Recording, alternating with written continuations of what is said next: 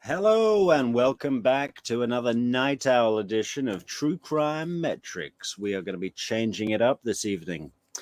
Let's just have a little recap, folks. We started off. Oh, double echo. That's me watching myself because I'm not self-obsessed at all. Anyway, so we started off this channel with a full breakdown of the Wendi Adelson interview, all 5.5 hours of it. It was a man, it was a long haul, but we stuck in it. We stuck it with you together as one against the Adelsons and for justice for Dan Markel. And then yesterday we began our series about the attorneys for Catherine Magbanawa in both of her trials. That's Tara Kawas, and I always go to say Nicholas DeCoste, but no, it's Christopher DeCoste. So if you haven't checked out those videos, I suggest you do that in your own time, and make sure that you do. And subscribe to the channel. But today we're going to be mixing it up a little bit. We've discovered playlists on YouTube, so not everything has to be in sequential or sequential.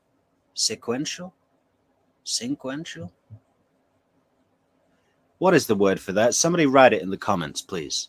Sequential or sequential? What? Sometimes when you're talking to a live stream, you forget your own vernacular and vocabulary and have to use words of a much simpler Tallahassee format. You know, words like the and bump and road works. Anyway, today we're starting off our series on Jeffrey Lacasse. Got to give a shout out to Mentor Lawyer. Link to his channel in the description for this video. But you know, Jeffrey Lacasse, star witness for the state, fantastic witness, possibly the most reliable, likable, trustworthy, clearly honest, not really a stake in the game, although that's not what the Adelsons would have you believe. He was a jolted lover. He was so sweaty. He was sweaty and horrible. He lied.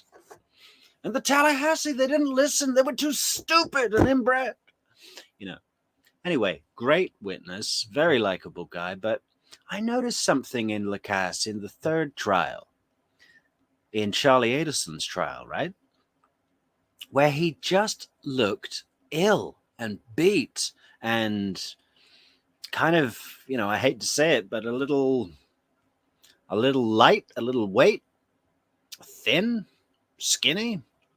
And I think if you imagine the fallout for this poor guy, I mean, he came out of it pretty well, considering that, in my opinion, he was the target fall guy for the patsy to be set up and framed and take the hit for the murder, which in Florida could have possibly landed him the death penalty, right? With the appropriate aggravating factors. Could those have come into play?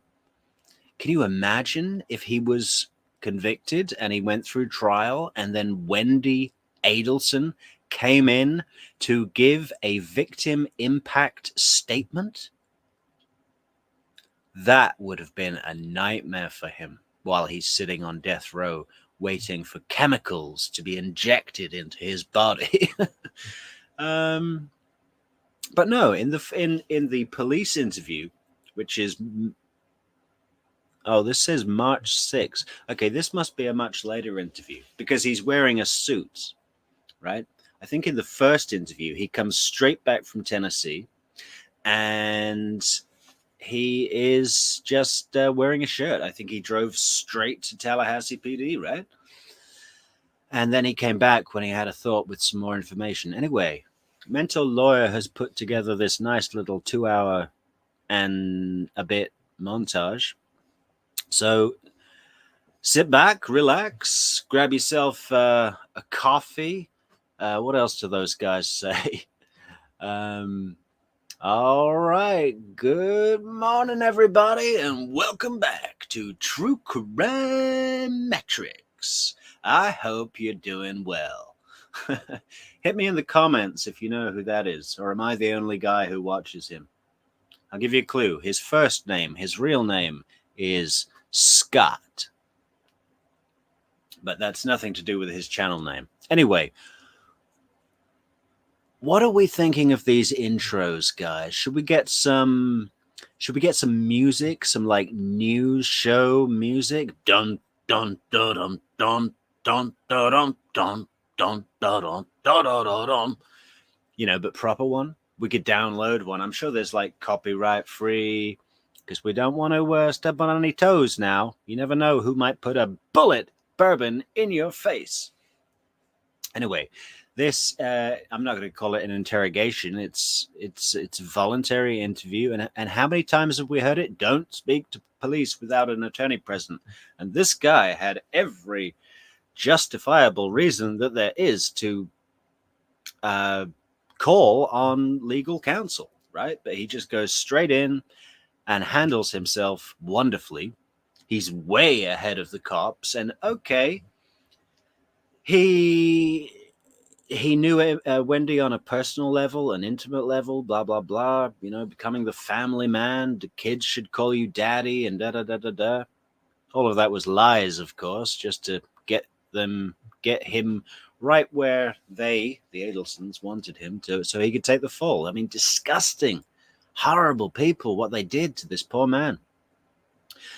But just going back to what I said a minute ago, in the first two trials, so we had the one for Sigfredo Garcia and Catherine Magbanower, where Sigfredo went to prison for the rest of his life, Katie got a mistrial, and then Katie had her retrial, right?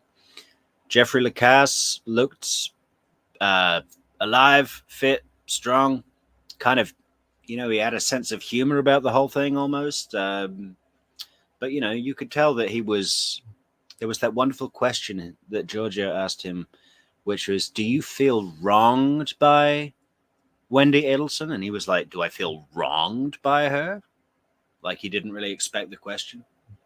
In a way that's like, why are my feelings important? You know, the guy's so nice and gentle. It's, yeah, well, but in the third trial, completely different energy, right? He had a croaky voice, and it just looked like he was ill. And I think the pressure of the self-doubt, you know, because this guy got stitched up, conned, lied to, and he's supposedly a professor. Well, not supposedly, he is a professor of social studies at Florida State University. He teaches students, you know, well, many things, but one of them would be how to read people, right?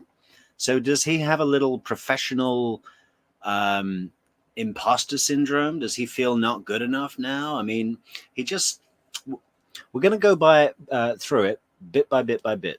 And we're starting right here. So I'm just going to stop talking and hit play. Oh, and by the way, guys, can you hear my fan in the background at all? Is it bothering you? Is it too loud? Because it's been raining here all day, and I'm trying to dry out my my duvet, so I can sleep tonight, which is going to be in a couple of hours. So we better get through this video lickety split. Top of the hour, too sweet to be sour. Let's see Jeffrey Lacasse in action. Oh, where is he? Here he is. All that in my head. I come to the conclusion, as you said a minute ago, that she was at least aware this was going to happen, and I think probably involved. I've said it before, but I just can't stand that picture, and it's not just because she looks like a bulldog's behind. You know, this is a person who must look pristine at all times. Does not let herself look like this. The reason she's looking like this on purpose is to have people come up to her and be, many people that will see this picture that know her on a personal level, even semi-personal level, will be shocked to see her in such a state. Shocked to see her clearly not caring about her appearance, putting this withdrawn face on. But then again, right in the middle of her chest, there's that owl. And okay, owls apparently are frequent, popular in Tallahassee. They've probably got a sports team called the Owls, right? Can we look that up? Somebody let me know in the comments what sports team that is. But her body shape as well. People go on, she's so attractive. I do not find her attractive.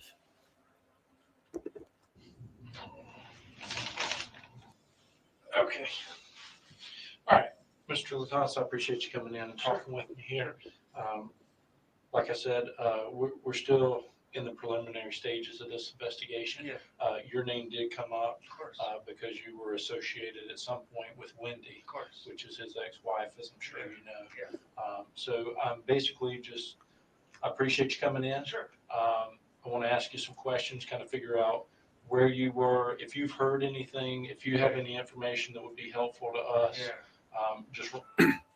By the way, if it was factual that this guy was guilty, all these body language experts would be piling into the YouTube universe going, yeah, he's covering his mouth. That's a sign that he wants to say something, but doesn't want to say the wrong thing. And they'd find all sorts of stuff like that. I believe there's a lot of confirmation bias in these body language experts. Yes, it is a science. And yes, there are universal indications, and they look for clusters and so on, and totally valid. And people that have been doing it for a long time, like those guys on the behavior panel, the guy who trains resistance to interrogation, what's his name? I forget his name, but the bald guy, you know the guy I'm talking about. I forget his name. Anyway, yeah, they pick anything and just say, yeah, no, this is clearly a deception. But in this, we know he's innocent, so. But it is a little weird. I guess he's a little nervous. I'd take a lawyer. Kind of run that whole gamut. Okay, so. Can I ask one question before you get started? Is this? I'm sorry. Is this on the record as I give you Yeah, this statement? it's on the record. Is there any opportunity to talk off the record, or that's not possible? No, it's possible. Okay, we do on the record first, and I have a couple theoretical things that Sure. I want to be quoted on, but. Yeah. Okay. Is that Windrush Village? It is. Apartment 41? Mhm. How do you like the neighborhood over there? It's cheap. It's $500 a month. I'm saving for a house. So. Oh, okay. You gotta do what you gotta do. Yeah. I used to live right over there off of Claremont, Yeah, sure, which sure. is right there across the road. That's from very us. nice. Well, like you said, it's kind of cheap over there. Yeah. That's where I first moved when I got out of college. But Gotcha. anyway, that's neither here nor there. Do you have any contact numbers that I can reach you at? Should I need to talk to you later? Sure. I think I talked to you on a 294 number. That's the number. That's the only number I have. That's your number. Okay, I got that one. You see, straight away in comparison, you can see the difference of the personality type, right? Here's a guy that's just, making his way through life. He's clearly naturally intelligent, articulate, professor, teacher, giving something to the community, living in what sounds like a bit of a dive basement apartment. No one really likes to live in a basement apartment, do they? I used to think it was so cool growing up in England to see basement apartments. It looked like the ultimate den in the woods. But the reality is that they are cold and dark and damp, and people piss down the stairs, That's the reality. But he's doing it not because he can't afford a nicer place, because he's saving for a house. He's living on life's terms, not demanding from life everything he wants in the order that he wants it, like all of the Adelsons, bar Robert, who was exiled for being of good moral fiber, right? Honest Abe, they called him. He would, if someone, when they were kids, if they would go into a store and the clerk would hand back too much change to Rob, he'd realize, go back and say, I think you've given me too much change, and give them back their $1.20 or whatever, you know. And Wendi and Charlie would make fun of him about this, going, oh, look, what a sucker. He could have kept the money, but he gave it back. And it's just like, doesn't that tell you something is, well, I was going to say genetically wrong with these people. But of course, Rob Adelson is of the same gene pool. So what is it? In the nature-nurture argument, how do you explain that?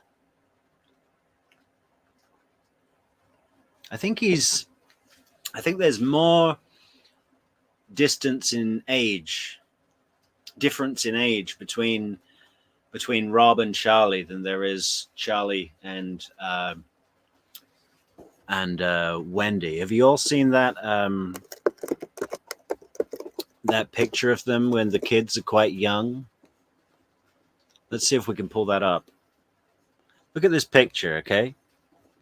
How do I do that? All right, I need to share, present. Okay, I got to stop this one, and we're just going to switch it to another tab. Okay, bear with me, guys. And let me know in the comments anything about the audio, because like I said, I'm running a fan today, because I need to.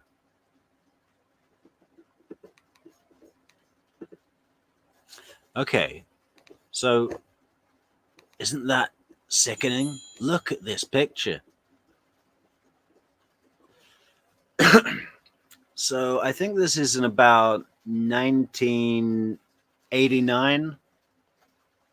It's around the same time that Donna Adelson went on the Wheel of Fortune and guessed the word mischief maker. And don't they all just look like a bunch of mischief makers? Apart from Rob. If you haven't guessed it, Rob's the one on the on the left. And I don't know. I mean, so I think Wendi's about 10, 11. Charlie's about 14, 13, 14. No, Wendi's 12. Charlie's 14, although he looks the youngest, really. And Rob looks about at least 18, right? Maybe 20. No. I'd say 18. So, yeah, not that much difference in age, but he's certainly a lot taller. Anyway, let's get back to the video. Any other good pictures here? Who's that? Okay, back to the video, guys. So, go to StreamYard, stop screen, and present.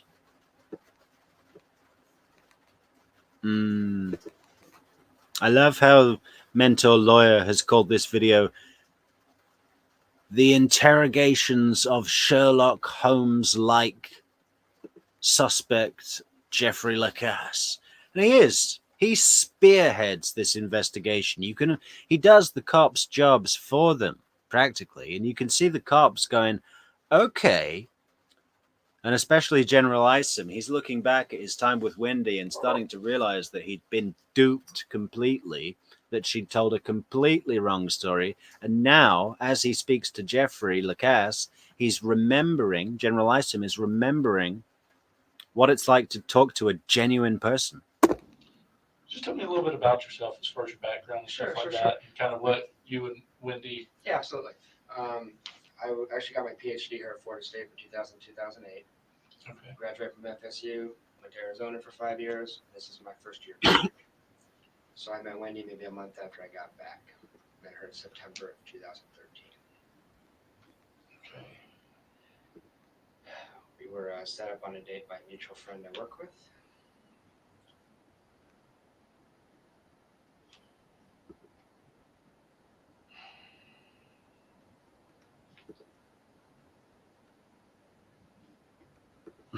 And bless him, he really doesn't know which details they need or where to go, and he's kind of waiting to be asked questions. But the cops, like is often the case in these situations, just want you to start talking, and then they'll ask questions as they come along.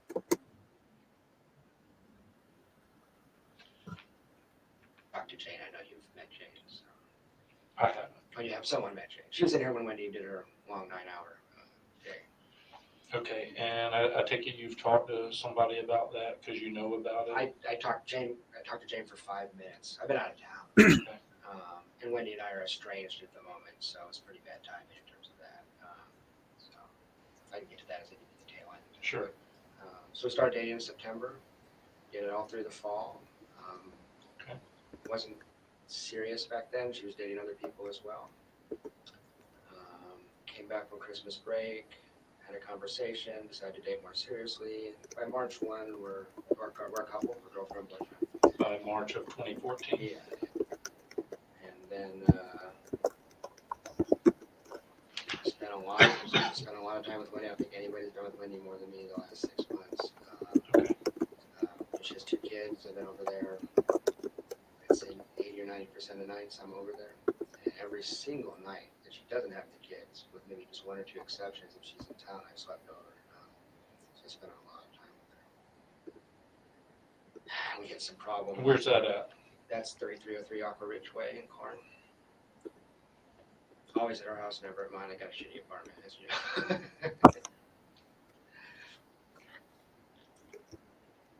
We ran into some problems in May and June.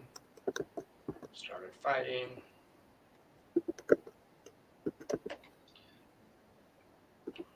And I'm not here to get into your personal life, Yeah, but I think Mr. it may better. Go ahead. but given the severity of this incident, I mean, I am going to pry a little bit. I hope you Try don't as get much as offended by that. I'm not offended. Ultimately, I mean, what our goal is to find out who did this and to bring them to justice. I get it. I get it. So, So anything you need to ask. That helps me because I don't want to volunteer or my BS. If it's not useful to you, so tell me what's useful to you. If anything you want. yeah, and with that, I'll just tell me everything, and I'll write down what's useful and discard the rest. Okay. So, what kind of problems were you getting into in May and June? Was it? Yeah. Jeez, this is gonna be public. This is fucked up. Wait, what was that? I said this. If this goes public, it's just I know how this works. It probably won't. Okay. What was that about? I was just same thing. I was just trying to say, look, let's just forgive him. Both of us will move on here, you know. But she wanted me to just roll over, and it's a little too stubborn. Didn't trust her anymore. It's damage done up here, probably. I was in love with this girl, man, so it was hard. We've been with the kids, like a co-parent, basically. It was really rough. How old are the kids? 3 and 4. Ben and Lincoln. So the next night, and by the way, while she's in South Florida, she is completely miserable. She gets depressed, she gets anxious, and she's got her baggage. But I never, even though we didn't have much contact, I never heard her as bad as she was this trip to South Florida. I mean, this blew up her world. And how do you know she was in a bad place? Just because when we talked, she was just. So she did call you like. Yeah. 14 days, I got 3 phone calls. When did you contact Jane? Contacted Jane on Saturday when I was emailed that Danny had been shot. I called Jane and I said, hey, I don't know if I should contact Wendi or not. This is way more important than a stupid no contact email. And she said, yeah, I contacted Jane, the one who was groomed to come into the interrogation room where Wendi was and practically spray paint my name in huge letters on the wall, and then a big arrow pointing to it with another word called jealous. yeah, just email, just text her. And I sent her just a nice text saying, you know, I care a lot about you and the kids. If you need anything, I know we're in a strange place, but if you need anything, please let me know. I'm always here, you know. She didn't even text back. When was that? That was Saturday. Saturday, 2 p.m. Well, I mean, she's got a lot on her mind right now. She does, but the thing was, she's texting with Jane. She's calling other mutual friends. She's in touch with lots of other people. Oh, okay. So, Yeah. and this may be too messy for her. Yeah. But I'm not trying to. I wouldn't take that personally. No, I'm not. At this point. No, I'm not. I know she's in a mess. I sent her a book for her little kids about bereavement. He sent her a little book for the kids about bereavement. What a good thought. What a nice thought. What a gesture. You know, I hope this guy went on and found a woman who's not a complete psychopathic user, manipulator, lying, scheming dirtbag. Was on, and that'd be the last contact I have. All right, you sent a text on Saturday 2 to p.m. her.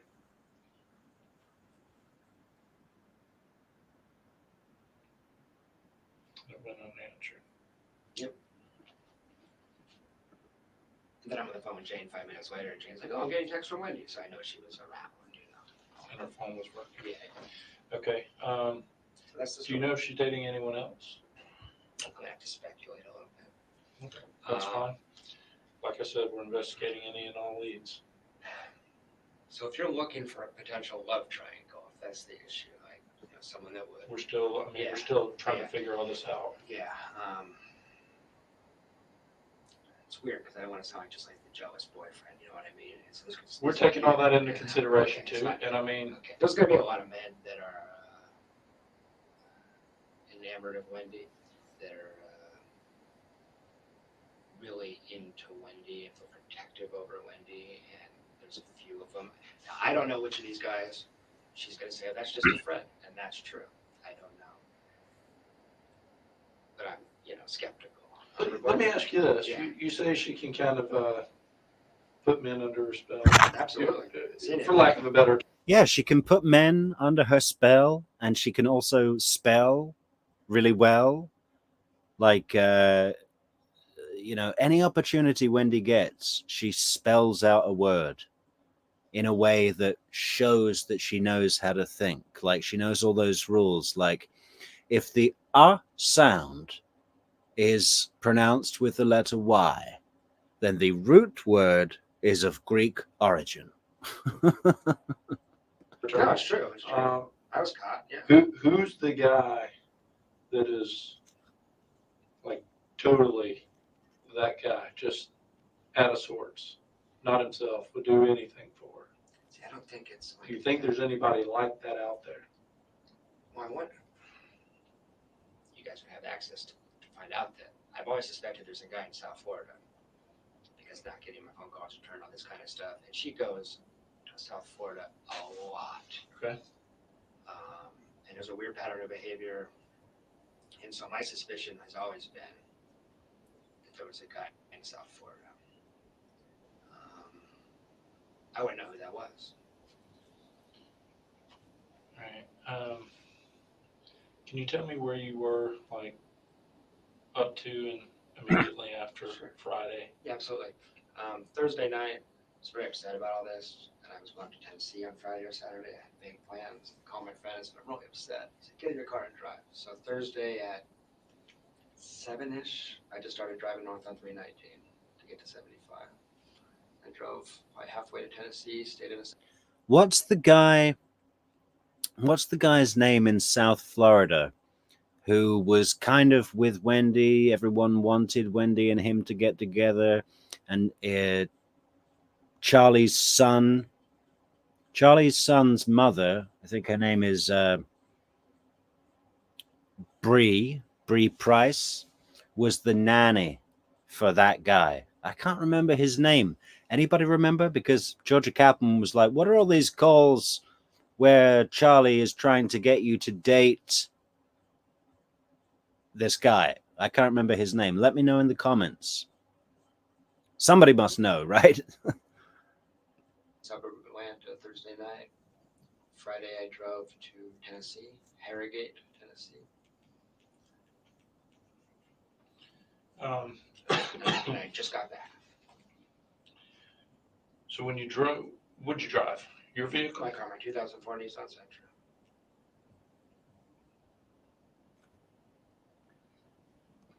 A 2004 Nissan Sentra, right? Let's just hang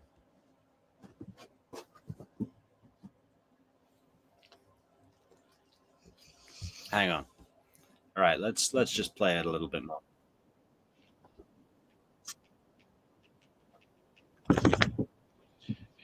said you stopped in the suburb of Atlanta. Mhm. Where was that? Can't remember. I stayed at a really crappy Days Inn, maybe 20 miles south of Atlanta.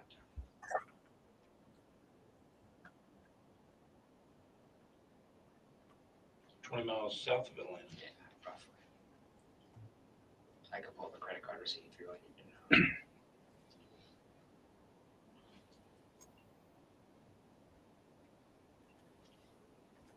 Okay, with a credit card. Yeah. Use my credit card on the whole trip.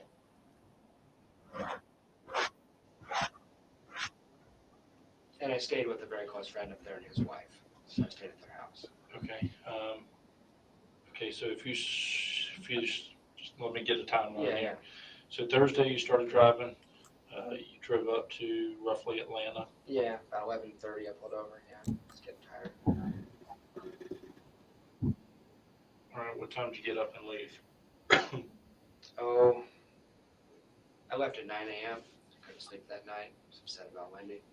So I was up watching TV till 2:30. I got up at 8:15. I took a shower, got out of there at 9. What time did you check out? 9.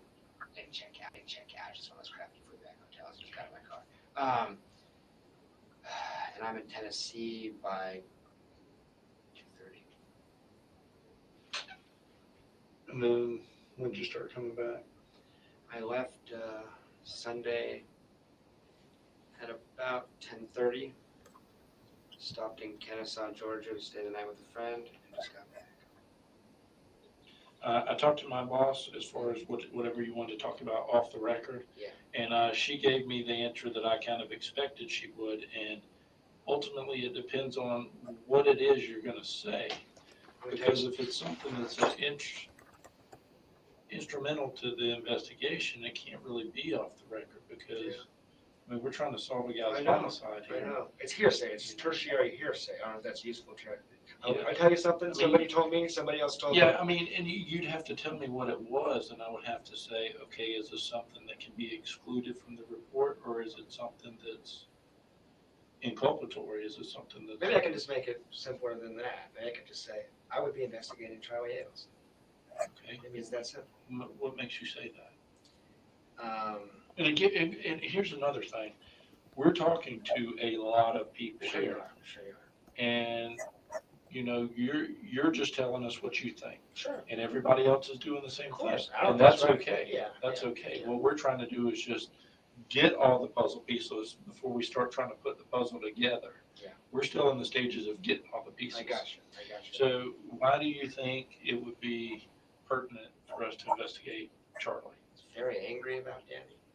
And if you met, I know he's down there, you can't get him in front of you, but you're, experienced investigator. If you got in front of this guy, he'd set off your radar, set off mine. I used to do juvenile justice, I used to do forensic psychiatry. Look at Charlie there. I mean, what is he, 25 there? He set off my radar a little bit. He's a weird guy, strange guy. He's a conduct disorder kid, and he hates Danny. And see if I can put it a little vaguely, or not, but just enough to be useful here. Let's not put it vague. Let's go with what you know specifically. Wendi had reported to me that Charlie had considered all the options possible to take care of this problem. Let's put it that way. Okay. And when she said it, When did she disclose this to you? I don't remember when. But she said it was chilling because she said, "Can I tell you something confidentially?" And I said, "Sure." She said, "I think Charlie kind of looked into some options, like literally saw how and why and how you would do this if you did it. I think this was last summer when she had a petition to relocate denied. That family wants her back there so bad."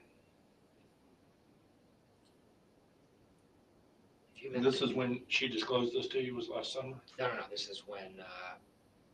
This is when Charlie had been examining all the options. Okay. He's a very successful dentist, but he reeks of antisocial behavior. Now, I could be 100% wrong, but I wouldn't want to miss that if I was investigating it. he's got a close friend who's a ex-special forces guy, like a Navy SEAL or something. He hangs out with all the time. What did she say to you specifically? I mean, when you say She said, all options. she said, Charles. I can't remember exactly, but it had something to do with the amount of money it would cost to have someone killed. What did she say? Something like Charlie looked into how much it would cost to have someone killed. Something like that. Some statement like that. I can't remember. Did she give you a dollar amount? Did she? But that's the other thing. He's a dentist, but he's an independent businessman. He has a bunch of practices. And he's a Ferrari. And what was all that about? You know, I've heard it said that she was practicing her story. I've heard it said that she has a problem with impulse control. But why on earth would you tell the guy that you are framing for the murder that was carried out by hitmen that your brother looked into hiring a hitman to take out Professor Markel? What was she thinking? I mean, crazy. I think is a millionaire, all this kind of stuff. She has a lot of resources. And, wow, this might screw them. I got from me talking to him myself in the hot tub one time, a few things Wendi said. When was this? March 15th-ish. I was there for the one day with him. I was staying at his house. Of this year? Yes. Wendi and him were talking. I'm just listening. I just met him an hour earlier. We're sitting in the hot tub having a beer. It's a really nice house. And I guess this is what occurred. Was anybody else in the hot tub? I mean, I just had a thought on that, you know. Maybe Wendi wanted to take Lacasse to see Charlie with his Ferrari and his car collection and his Whale Harbor house with a hot tub. And I saw some pictures of his house when it went up for sale, and it's not a modest house by any stretch of the imagination. It's not a enormous mansion, but it's certainly an expensive luxury sort of situation. I mean, did she take him there just to say, hey, listen, hey, Jeff, look, this is who you will never be, basement boy. And this is why you ain't welcome in our club. And this is why we're setting you up for murder. I mean, she wanted him to know, right? That's just a power trip that she can't resist. With you guys? Not during this part of the conversation. Another guy, his roommate came in eventually, and they just started to talk about girls and stuff like that. But I'm not trying to play cop here, but I do know one thing you'd be looking for is a lump sum of money moving around. Hey, Jeffrey, play cop all day long, man. You're doing their job for them. Man, where's Isom? Has he even come in yet? He's in the bathroom cleaning the donut sugar off his shirt as we speak. He's got jelly on his tie, and he's like Chief Wiggum, isn't he, from the Simpsons? Kind of crazy stuff happen, and I think there's a lot of financial irregularities. I think there's a lot of tax fraud kind of stuff, putting stuff in different people's names and moving money around, and there might be I don't know exactly what, but he's not doing anything on the up and up on his finances. It was pretty clear. He was pretty open about that. So I thought about it. If you guys do look into it, I don't know that. How the exact conversation in the hot tub go? He was just talking about, I put that in Dad's name, I put that in Mom's name, and it was just clear that hiding resources. Yeah. Monetary resources. Yeah. So if you have to do an investigation, that's something you guys should know, because I think there's a lot of, I don't know if it's illegal, but I know there's a lot of, he plays the system, Yeah, big gangster boy, huh? Little one-man gangster, little one-man mafia show. Yeah, moving money around. Oh, wow. Okay. Yeah. Petrified. That gave him the confidence to set up a hit with Bumble Blunder Brothers Lewis Rivera and Sigfredo Garcia shoot a hole in the Prius, get caught on every single bus camera in Tallahassee, rent the car in your own name, and yeah. This guy's so inappropriate. We're sitting. Please don't write this down. He's so inappropriate. We're sitting in the Jeff, we don't need to write it down, man. Do you see a pen? There's not a pen in the room. This is all on record, and we're going to be watching it all together as a group. And he starts talking about sex acts with his girlfriend that he did to punish her for bad behavior in front of his sister. Like, this is I didn't know what to do. I just met him, pretended with my girlfriend. This is just such weird, you know. It's like this guy's his social radar is way off. His sense of right or wrong, just norms just off. He's off my radar. Now, I don't know if he did this. If you're looking at somebody, don't miss him. Don't miss him. And I can also see him doing this without ever telling Wendi he didn't do it. I can see Wendi being innocent, puzzled, and Charlie didn't. I can totally see that scenario. He's very protective of her. I think that's more likely than romantic. All the romantic couplings are with highly educated, high elite status men. I don't want to throw that away. Who got a lot to lose. I mean, she doesn't slum that I know of at all. She doesn't. Well, I mean, this Charlie guy's a millionaire by your own admission. So Yes. Well, he is. He's got this buddy. he's got a lot to lose. He does. He does. He's also really cocky and arrogant and narcissistic. So, I wish you had him in front of you because I think he'd set off your alarm bells. That doesn't mean he did it, but he's aggressive. He's argumentative. He's self-focused on himself completely. He's got 3 girlfriends at a time, which some people do that, I know, but no qualms about it, you know. So you think he may be good for it? Assuming this isn't a botched burglary or something like that, he's the first. Charlie popped into my head within 20 seconds of hearing this.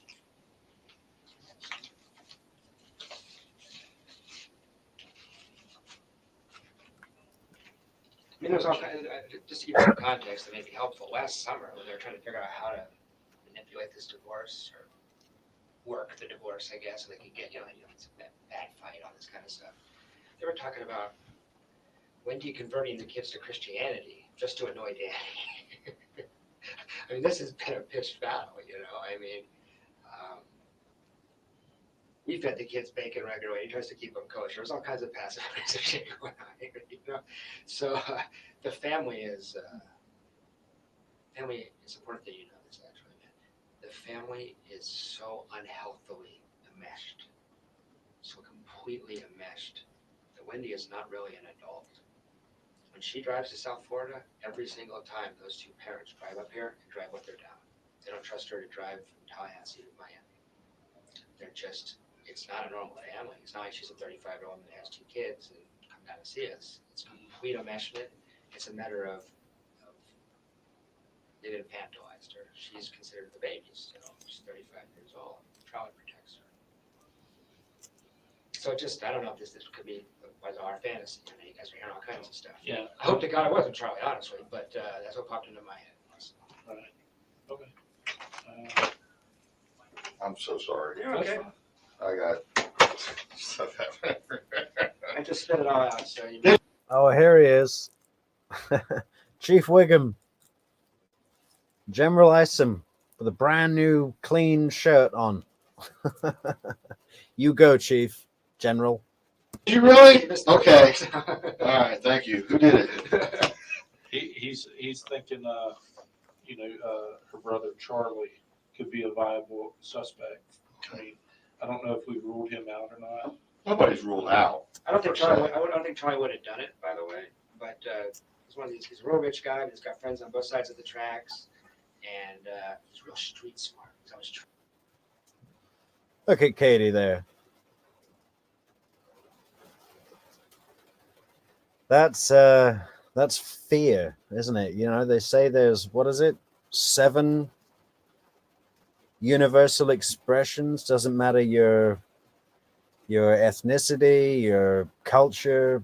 It's a human being thing, Homo sapien thing. There are 7 expressions that are the same for everybody. and they can't be faked, or they're very difficult to fake. Sadness, anger, contempt, disgust. Well, they're all fairly negative, aren't they? Joy or happiness. And are there any more? I can't remember the others. Does anybody know the others? Put it down in the comments so that everyone can learn together. That's what this community is, guys. Share your knowledge. Knowledge is power. Trade in and stuff like that. And got this buddy that's in the special forces. And so he's like a dentist, but he's hanging out with guys that different social class actually, and kind of antisocial, impulsive, angry, fiercely protective of Wendi. And I've heard him say, I'd like to kill that motherfucker. I mean, I've heard him say that so many times. Now, I've said that out loud too. And Hey, I've just seen we've got a message from Drone Ranger Pro. Hi, Drone Ranger Pro. Why did Wendi take Jeff to meet Charlie and Katie in the first place? What advantage would there be to that? Well, I was just asking a similar question. Didn't I just ask that? Okay, great minds, Drone Ranger Pro. Yeah, it seems high risk, right? If you take this, I mean, maybe Jeff was just so. Well, you have to remember these Adelsons. They're so confident in their abilities that they don't operate. They don't deal with risk the same way normal people would. They've got this real mentality of if you believe it, it'll happen. And we're cleverer than everybody else, so don't worry about it. And let's just play with these puppets. do it, but something different about Charlie. He reminds me of like an antisocial. Charlie's an older brother. Yeah, She's the baby girl. she's the baby girl. Is Charlie older or younger than this one up in Albany? He's the middle kid, I think. Charlie is? Yeah. If you had him in front of you, he'd set off your alarm bells. Okay. Doesn't mean he did it, but No, I know that, but why? Okay, well, all right. So you're basically saying out of, what's his name up in Albany? yeah, Rob, no way. He's the oldest? Yeah, he's the oldest, yeah. Out of Charlie, mom, dad, who else is there? It's just Charlie. Why does Jeffrey Lacasse say no way to Rob so quickly?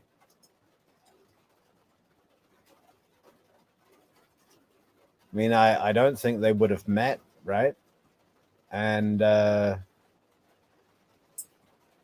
I'm guessing Wendi either doesn't talk about him at all or shits on him. Oh, sorry, YouTube. Defecates on Rob, right? I don't know. It's just interesting why Jeff would be so like, no. Rob, what are you, crazy? Never Rob. Honest Abe Rob? Not going to happen. My mom, dad, down there, that's okay. it. That's it. All right, out of those three, you're saying Charlie would be the most volatile to do something? What would he do? He'd get his buddy in the special forces to do this, or he'd get some CD guys down in the Cuban neighborhood or something like that. That's what he would do. There's not a Cuban in the room. Does that make any sense? God, I really want to, what do you call it? Sample Rashbaum saying, does that make any sense? And like put it on a piano keyboard so it can go higher and higher in octaves, just like he did in Closing Argument. Man, that drove me mad. Does that make any sense? Oh, Daniel Rashbaum. Something like that. I mean, the main thing I told him was that Wendi had told me that he had looked into how much it would cost last summer. Wendi told you that? She did. That Charlie had looked into how much it would cost. So She said it in a dead serious, chilling, uncomfortable kind of way. Not like I joke around. I like to kill Dan Markel. I'm sick of his shit. That's different. You know, this was like, she said confidentially. okay, so you and her one-on-one? One-on-one, late at night, and What'd you suppose that last? it was late at night, and she told me that. So, It was last summer when her petition to relocate was about to be denied. Oh, because she wanted to take the kids out. Well, they want her down there so bad. The family's so enmeshed, so tight, so unhealthy. She's like the baby. So if you met Charlie, he's an unusual guy. Okay, No. so if you just so I understand and I don't misinterpret, Yeah. what exactly? How did she say it, and what did she exactly say? Yeah, and I'm pulling it from memory, but Hey, Isom, if you hadn't been cleaning the taco stains out of your tie, desk lunch, Isom. That's what they call him in the office, you know. Desk lunch Isom. Sorry, I'm jumping on you tonight, Isom, but you know, I'm a little annoyed at you for being so enamored by Wendi Adelson, but I'm sure you're annoyed at yourself right before your retirement, your last case. At least he got to put the cuffs on McBanawa, huh? I bet he loved that. He made the 7-hour drive down to Miami just for that. something like I said. We're also talking about us because I was like, would you ever leave under any circumstances? Yeah, I know you don't love it here. Am I going to be dating you for 2 years and you just move? She's like, I can't because of Danny. And she said, yeah, as a matter of something about it would be convenient if Danny wasn't around anymore, but what's usually wanting to happen to him or something like that. She said, but Charlie actually looked into how that would be done and how much it would cost. She might have said, I think, Charlie. I don't remember. But it was chilling. In the moment, I was like, my stomach flipped. I was like, whoa. The crux of the statement is my brother Charlie has looked into how much it would cost to take care of somebody. Yeah. take care of somebody. This guy has very little empathy. He's just a weird guy. Okay. I'm not saying he did. I'm just saying if you're looking at something, you can't miss Charlie. Okay. I think that's more likely than a romantic thing. Well, that's you. Yeah, it's not me. The other guy's gone. Sack, wherever He's gone. He's gone. And by the way, make sure that she saw Sack once a week for 20 minutes of sex. I don't know the relationship. I don't think he gives a shit about Wendy, so I don't know. Yeah. Sorry. Size. Yeah. You know, I'd love to know what happened before this interrogation, whatever you want to call it, because they seem to have cleared him from being a suspect with some certainty already. We know he had his rock solid alibi, but he could have hired someone. How do they know he hasn't? From the cops' angle now. I know he's innocent, but from the cops' angle, maybe they've done some more digging around Charlie already, and I think we're a bit vacuous on that chapter of the story. But I don't have time for her.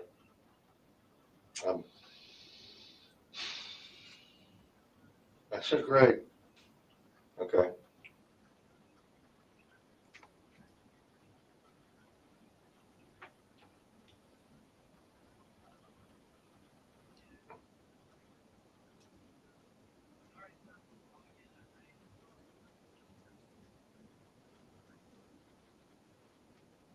Yeah. Thanks, buddy. Thanks. Bye. Before I forget, the other thing is that I didn't know about Sack for 9 months, and I was with boyfriend for 6. So I've always, I was telling him, I've always suspected there's a guy in South Florida I would know about. Maybe that's just a paranoid boyfriend. I wouldn't believe Wendy when she said stuff with Jeff. You got to start the ground zero. She lies. I mean, there's been a lot of men since September. You know what I mean? So, I just wonder if there's a guy in South Florida. She always drops out of sight when she's down there. Phone calls not returned. Voicemail. Did you go down there? No, she doesn't let me go. That's why I think there's a guy down there. Okay. Did Charlie come up here? Charlie never comes up here. Okay, how did you meet Charlie then? Oh, I went to Charlie. Sorry, I met Charlie one time. I went down there one time for one day. Okay. We were in Immokalee. We just drove over and spent an evening with them. So I've spent 4 hours with Charlie. What are you doing in Immokalee? I know where that is. Yeah, alternative spring break for FSU kids. Okay. So we're helping out the farm workers and stuff. Okay. So we spent a night in a hot tub with Charlie, and that was it. But I've always told him, I always suspected that, and I'm the paranoid ex-boyfriend, so right, but she goes to South Florida awful lot. Okay. She's always a little weird when she comes back, romantically and stuff like that. So I just always kind of suspected. So I wouldn't, obviously the connection is now she can go to South Florida. Right. I mean, No, we see that part. yeah. Again, he's just packing up the motive, the opportunity, all of the facts that the cops need to prosecute, and totally doing their job for them as the main suspect, or at least that's what Wendi was. Yeah, I'd like to talk to General Isom about a potential lead. Jeffrey Lacasse, very jealous. He flew into a rage. He flew into a rage. He scared me, and then he watched the kids. Who's this Green Beret? Did you say? And now I don't know anything about this guy. I just know that on Facebook there's a lot of pictures of him, and Wendy's told me stories about him. I guess the point is that Charlie doesn't just hang out with other dentists. He hangs out with all kinds of people. So it's not like he's some snobby dentist that's not gonna hang out with the guy. This guy did 5 years in Afghanistan, so it just popped into my head. Like, Charlie did? No, Charlie's friend did. Was Charlie in the military? Nah, he's a dentist. He's a dentist. So, Okay. but when Charlie talks, he talks about a cross section of people. I mean, he has friends all across the spectrum, including, you know, some unsavory characters. Let's go back to the statement that she made. I just want to clarify the stuff. She tells you, she goes, yeah, my brother, I think the phone was going off there. My brother has checked, or my brother has something along those lines, has inquired as to how much it would cost. Something like that. I can't give you an exact quote. It might have even been, I think Charlie, here's an example. She might have said, I think Charlie might have looked into how much it cost to actually have that done. You know, he's down there in Miami, it's not unheard of. Something like that. All right. It just had crossed Charlie's mind. Bottom line, it occurred to Charlie that was one way to take care of the problem. And he wants to help sis? He is fiercely protective of her. He wants her back in South Florida so bad. The whole family does. She never, you guys know the background. She never wanted to be here ever. That's not true. Actually, Jeff, all Charlie cares about is what Donna thinks about him. Whether Donna is going to see him as the golden boy, the diamond child, praise him, and make him feel like a champion. He doesn't care if Wendy's there. I don't think so. To me, they don't even seem that close. Certainly not now. Donna is the one that's pushing this. She's pushing Wendi. I mean, really pushing hard on Wendi. Guilt tripping, coming up with plans, schemes, telling her bit by bit, step by step. Take a picture in front of a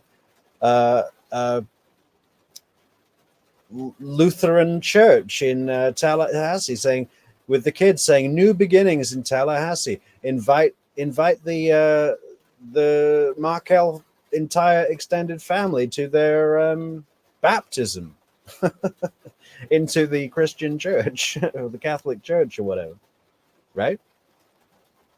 Charlie doesn't care about any of that. All Charlie cares is getting a little pat on the head from his mother. I mean, she came here with Markel. They're supposed to be here a year and then move on. He had a job at Miami. He was an asshole, so he lost it. He said, no, I'll go back to FSU and stay there. They're stuck here. So he's doing great. He's the Sandy Dunbar professor of law and all that stuff. When he gets a shitty job that she doesn't really like, doesn't like the area, she's doing her best to make it work. She hates it. Never wanted to live here. Never thought she lived here. This is Oh, Wendi Adelson doesn't like living on Aqua Ridge Way? You're kidding. Hates her job, thinks that all her co-workers are stupid. What, co-workers like Jane and Lynn and Alan and all those people that she set up? all from her, right? Yeah, it's all straight from her. Are you kidding me? I'm her boyfriend trying to convince her this is a great place to stay. Get a new attitude. This is a daily conversation. You know, I'm like, I love Tallahassee. I moved here on purpose. You know? So it's a daily conversation. Like, look, wake up. That's another video we've got coming up, guys. So make sure you've hit that subscribe button.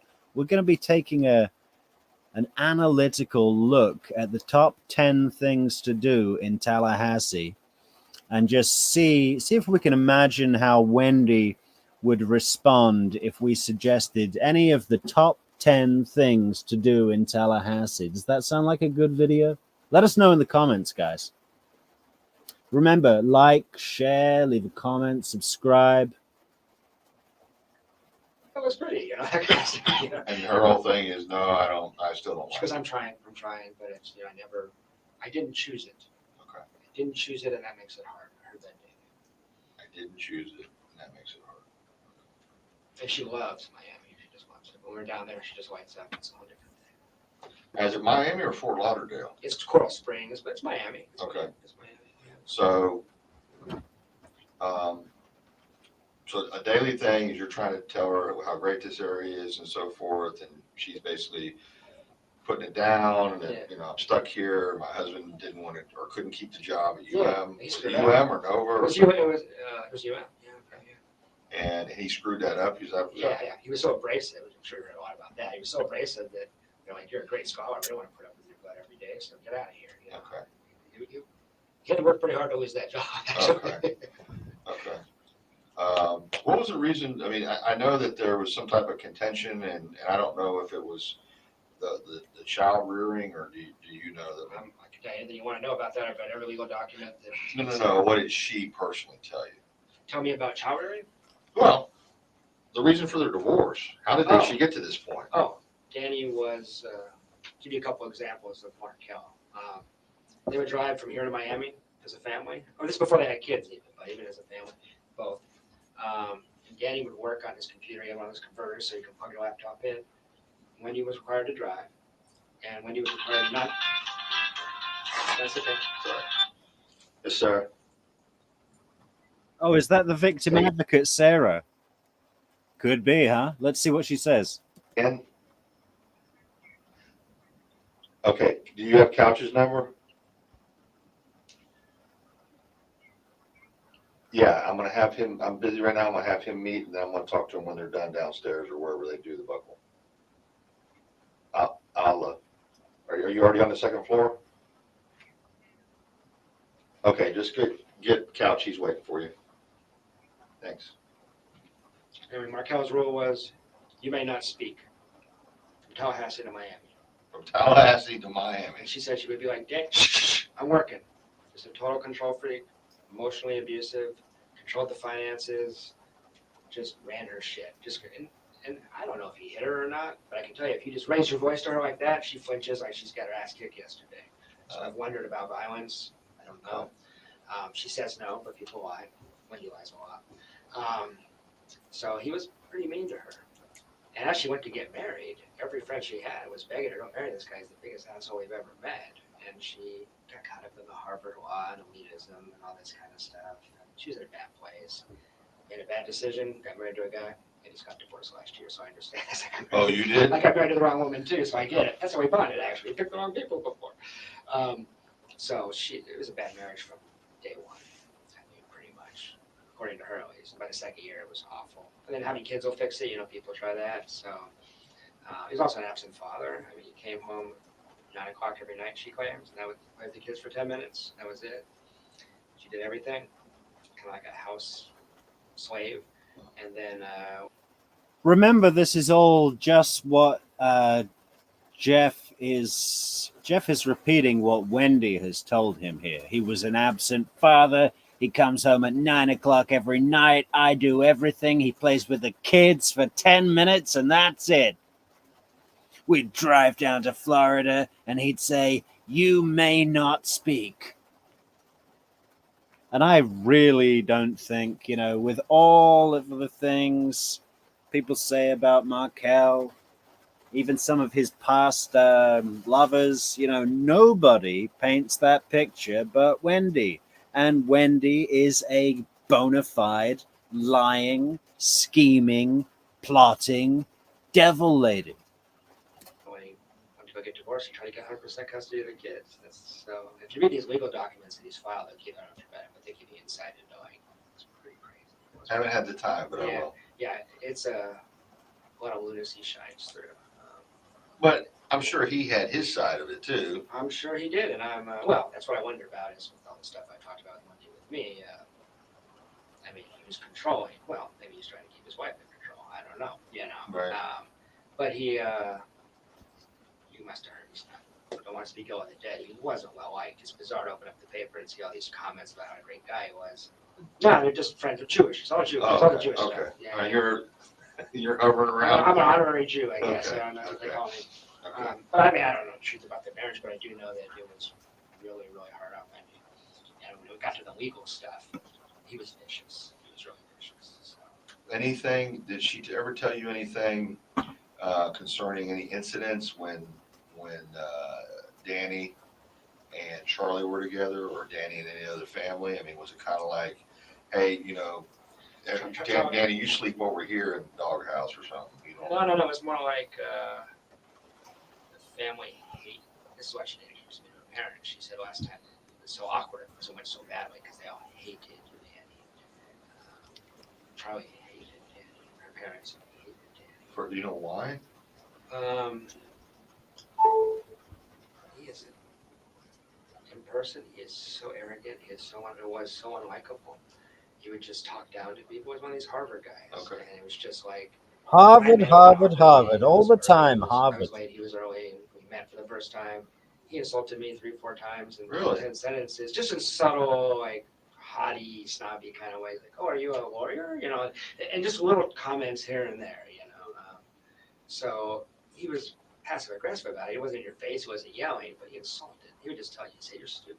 Okay. I mean, that's just how he talked. He thought he should. He's basically subtly insulting you the entire conversation. Yeah, he did. I mean, as far as Wendi and him, he did all kinds of little. He's not insulting Jeff Lacasse. They probably would have gotten along. What he's doing is, trying to annoy or bug off Wendi. Like he's trying to bug her right off, saying, "Oh, so you've gone and got with this guy who's never been to Harvard and isn't even a lawyer?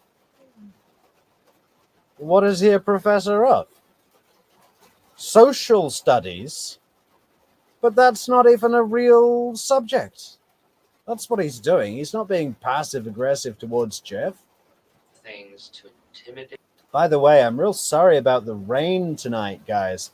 We're still having the new audio equipment installed in our $1 million top-of-the-line studio, which we're going to be back in maybe 3 days, maybe 4. But they're all in there at the moment. So today we are outside, and this rain noise, I can barely hear the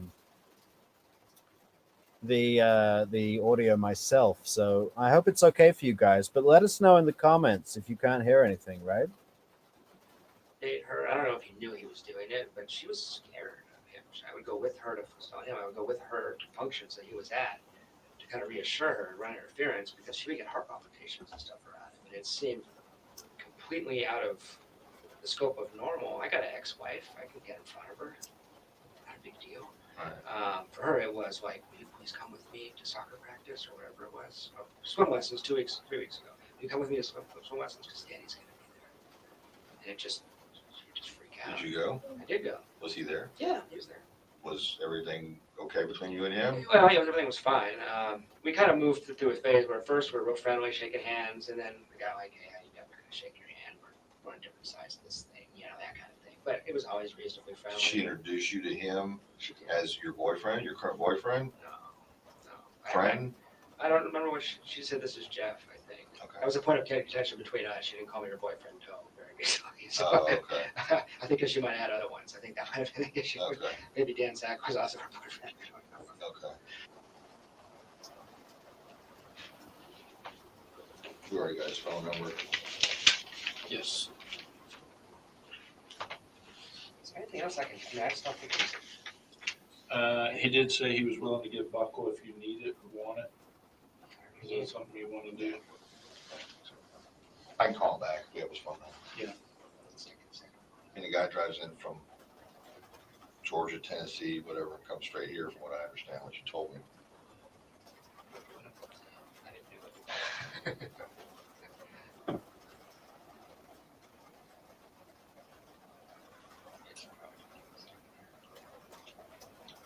Guys, I don't know. I think this rain is just too intense. I can barely hear the stream. I'm pretty sure it's coming through on your audio badly. But there's nothing we can do. What should we do? Should we stop the stream?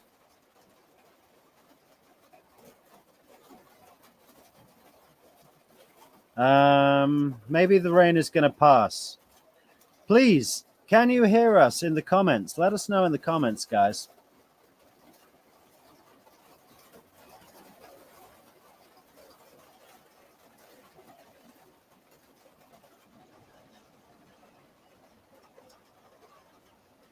I guess the thing that keeps popping up in my head is,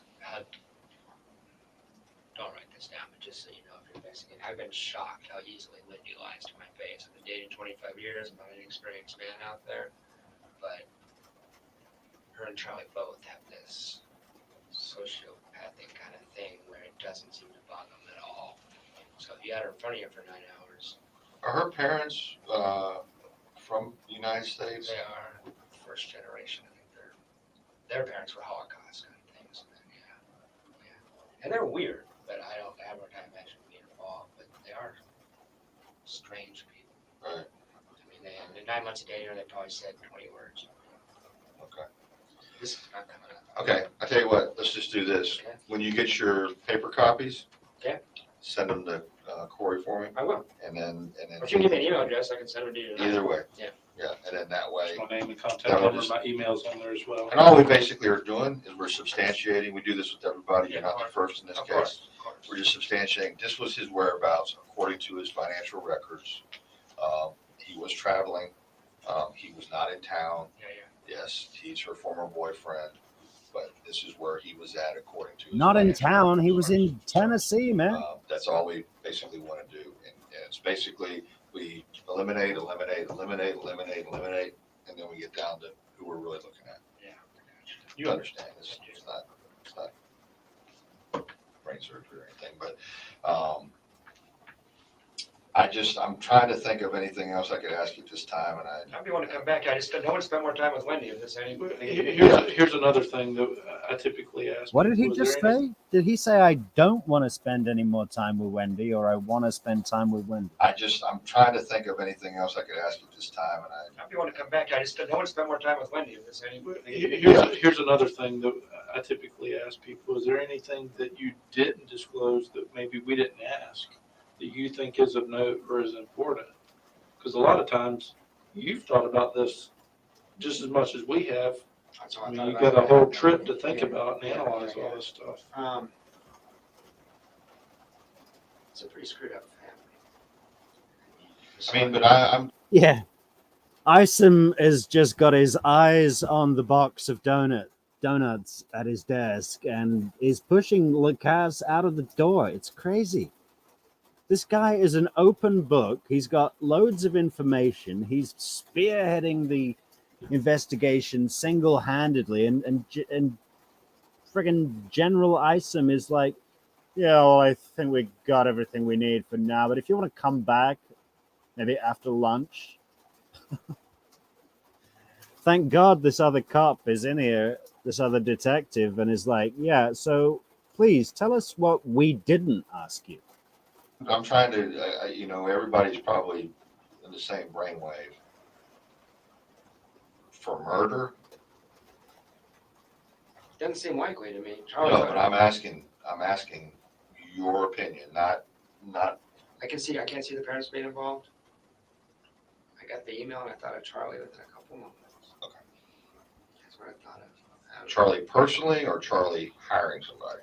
Hiring someone. No way, Charlie. No way. Can't. Wouldn't do. Couldn't pull the trigger. I don't know about that. I don't know him that well. I was telling him I used to work criminal justice a little bit in forensic psychiatry. He gave me the creeps. But I could see him hiring. I could see him. You don't follow the rules, man. I mean, that's how he lives his life.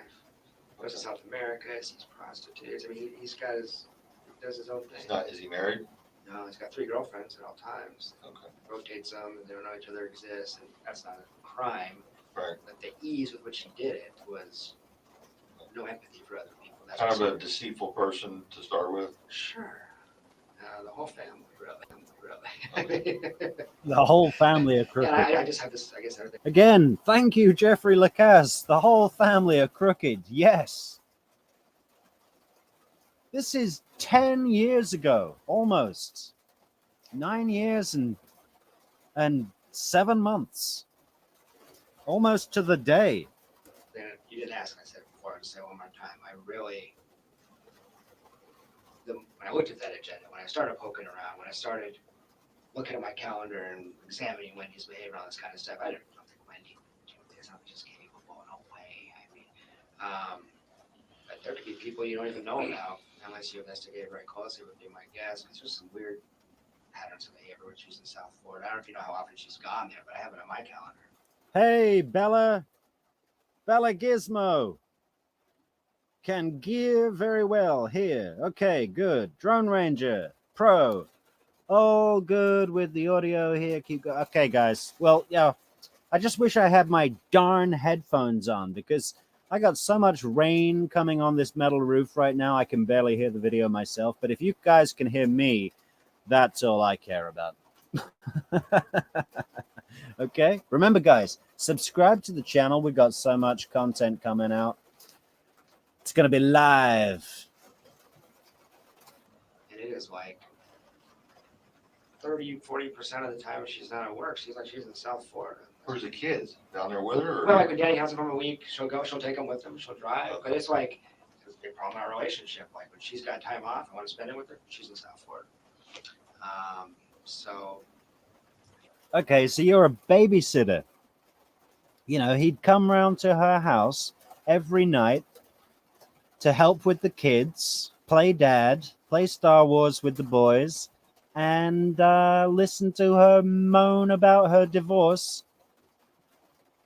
And as far as Wendy tells it, he never slept at her house. And she never slept at his house. She said she went there one time and he was embarrassed because it was such a dive. So when did they hook up? When did they get it on? Now, Lacasse says he slept at the house. So I guess he slept at the house because Lacasse is honest and Wendy is a lying scumbag.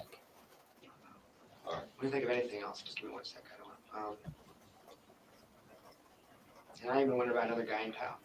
I mean, there's just been so much deceit that I wouldn't be shocked. I was telling him she has a lot of free time. Teaches 4 hours a week. Other than that, she's on her own schedule. Okay. So. Well, that's enough for today. Okay, great. If there's something else comes up, Yeah. give Corey a call. Or I will. Donut time. It's donut o'clock for General Isim. That's enough for today. I'm having low blood sugar, and if I don't put a donut in my mouth in 30 seconds, I'm going to faint. we might have to call you back. Call me back if you need me. Okay, buddy. Good to meet you. Thank you. Appreciate it. I'll walk you down. Okay, great.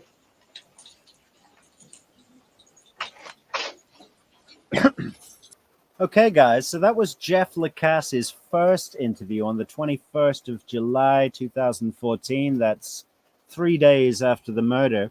Like I said at the beginning, I believe that he just you know, he was in Tennessee or South Georgia when it happened. Then he went to Tennessee, did his meetings or whatever. I think it was a business trip, and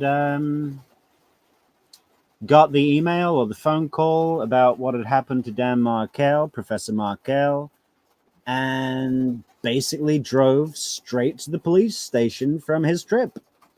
Now, I don't know exactly how far Tennessee is from Tallahassee, but it's got to be close to 1,000 miles. It's at least 500 or 600 miles, right? Maybe we should check that out. Why don't we check that out together as a group? How do we do that? Maps.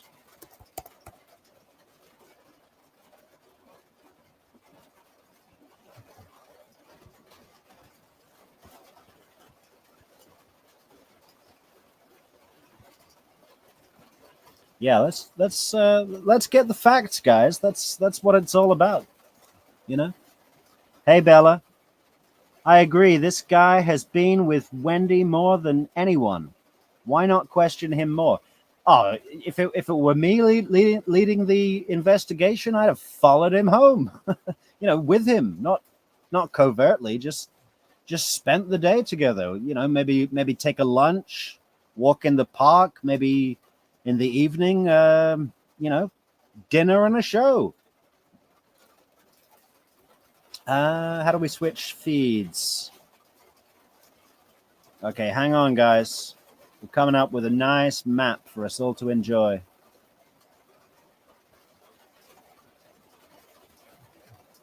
Okay, so you got to go.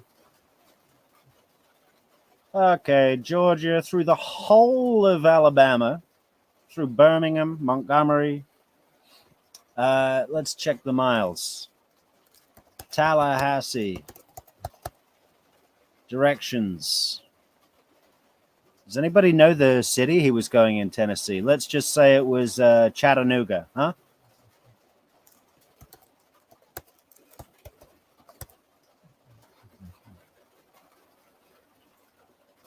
Okay, a lot less than I thought. I thought it was closer, you know, at least 500 or 600 miles. It's to Chattanooga, it's 380 miles. And even if he went up to Nashville or Knoxville, that's not more than another 100 miles. So, yeah, maybe 500 miles. So 1,000 round trip. See, I found a way to make myself correct. Okay, let's go back to the video here, huh? Because I think his second interview, you know, he gives himself the time to go away and think about this and process the details for a couple of months. He speaks it through with a therapist who says to him, listen, I feel like you're dealing with a bona fide sociopath, which I think we all agree is 100% accurate, if not psychopath. I'd love to challenge everybody who's watching, okay? I'd love to challenge you all to name one single time that Wendi has displayed the slightest bit of empathy, understanding, compassion, even for her sons, which supposedly are so important to her.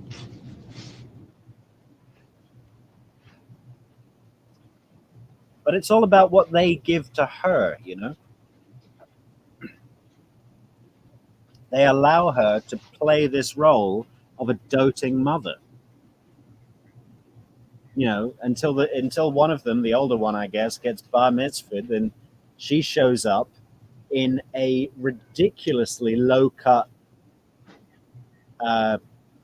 suit, you know, what do you call it, skirt suit, with her breasts, like, basically on full display. She's not even wearing a blouse. The cleavage is just sticking out of the lapels of her suit jacket, and it's bright red. You can just sit right here, and I'll sit right here with you. You know, and Roberta Glass was talking about this the other night and saying whether whether she would catch some hate for like body shaming or style shaming, or a woman can dress how you want, and I agree. A woman can dress how they want if that's your culture, and you have to remember that not all women want to dress like that. Some women like to dress modestly, and that's fine too. Everybody's decisions can be their own, but there's a time and a place for everything, right? Wendi would dress in the low-cut red suit jacket when she's going to a what? Not her son's bar mitzvah. Who is she showing her boobs to? The rabbi? Schneer Eurichman? That's actually his name. God, I'm still crazy about that. Then when they were all joking, Wendi, about the they were laughing because the rabbi has, like, as they would say, a stupid name, but they just hate anything to do with Judaism, it seems. Totally crazy. I've never seen anything like it, this family. Made a couple of notes I've been thinking. Okay, so this is just 2 days later. So this isn't the interview where he's gone away for a few months. I think he comes back later in a suit, or he's more he's dressed more professionally. Not that matters. It just shows a different time. He's got a T-shirt on again here. Okay. Do you have a credit card? I do. The one that you sent me the email I got it right here. on? Can I just make a copy of that? Yeah. I'm not going to charge anything to you. That's fine. That's fine. But I just got to show. You can't trust the police to hold on to your credit card. Well, here's the thing. Your account doesn't necessarily show that you are the account holder. There's nothing in that Gotcha. correspondence. Gotcha. So I'm just going to make a copy of this. And really what this is doing is just working to exclude you as a suspect. Absolutely. Yeah. I can also And give you you've one. pretty much done that. Well, I thought so. I'm sure my cell phone records would show that to you. Well, I kind of showed this to my boss, and they're like, well, let's just go ahead and verify that he has this account number. Sure, gotcha. And you weren't locking on to somebody else. Yeah. Conspiracy theory stuff, I know. But Gotcha. Well, no, you guys gotta be careful. yeah, we got to check everything out. So I'll be right back. Yeah, sure. I'll make a copy of this, and then I'll come right back. I just thought of a few things that might be useful to you. Okay. Sorry, got a million things going on here. Sure you do.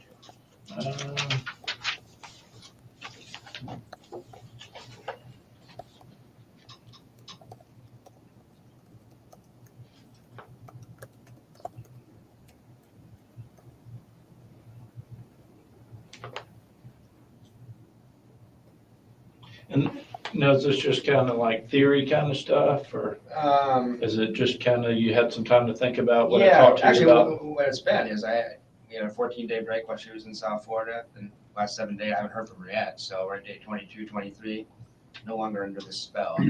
Yeah. Bella Gizmo says, never saw any empathy from Wendi. And then I said, writing, I don't know why I didn't just speak it on here, she is completely void of any human emotion. I think if and when she gets convicted, they should okay, that was supposed to be donate. Donate her to science so she can be so she can be studied. We may have found a new species. The new species, Homo Adelson. You have Homo erectus, Homo sapien, and now Homo Adelson. Starting to see a few things a little more clearly. Okay. It's been a And they need to be controlled before these dentists start multiplying. I mean, these poor boys, Ben and Lincoln, I almost want to write them a letter, I might actually dedicate an episode as a kind of open letter addressed to Ben and Lincoln. But maybe I want to do that. Maybe I don't. If I do, it's the kind of thing that I'd really want to think about because, truly they have done nothing wrong. You could even say that Professor Markel had some part in this. And granted, they were all morally justified. He just picked the wrong fight, you know?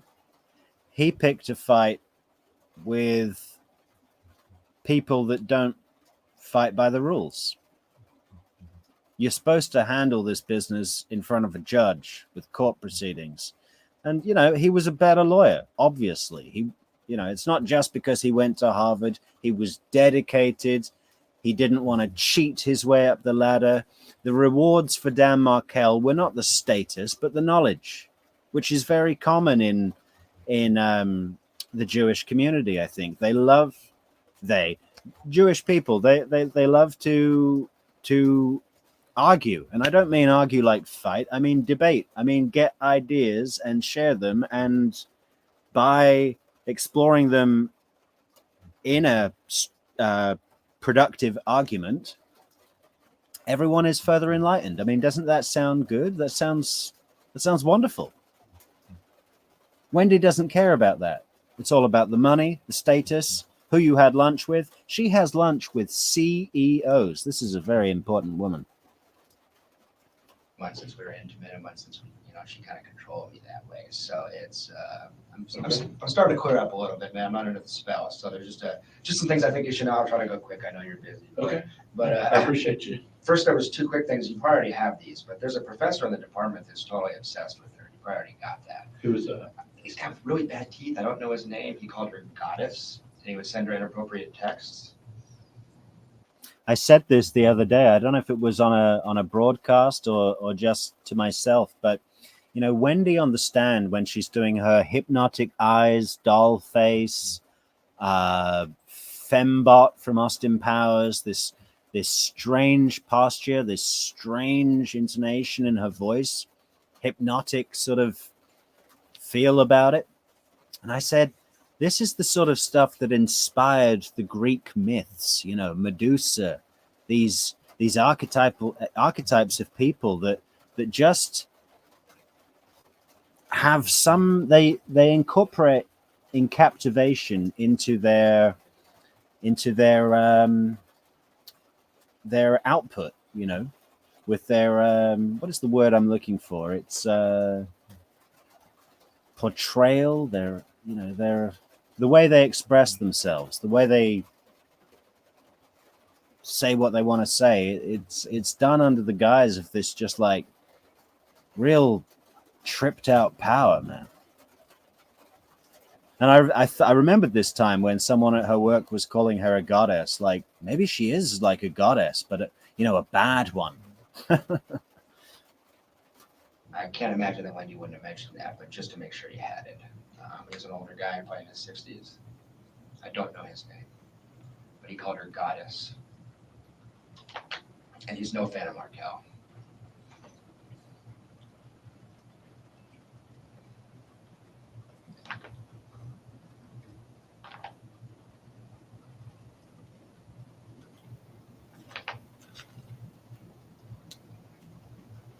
I think I know who you're talking about. I haven't talked to him specifically, but Yeah, seems unlikely, but I figured you want everything. Okay. And there was this was one that I thought of. There was a student in the fall that was really inappropriate with her. She forwarded a couple of emails to me, and he actually kissed her on the mouth during a teacher-student meeting in her office. That was kind of weird. So I don't know his name or anything else, but there was the student that, if you're looking for obsession, that was strange for a student to lean in and kiss a professor on the mouth. yeah. So that's just, when you would know the name, she forwarded the email, she was disturbed. Yeah, and when Wendi and Professor Markel met, he was already a professor. I think he's about 6 or 7 years older than her, so he was already a professor and she was still a student. I don't know if she was in his class or if it was just like,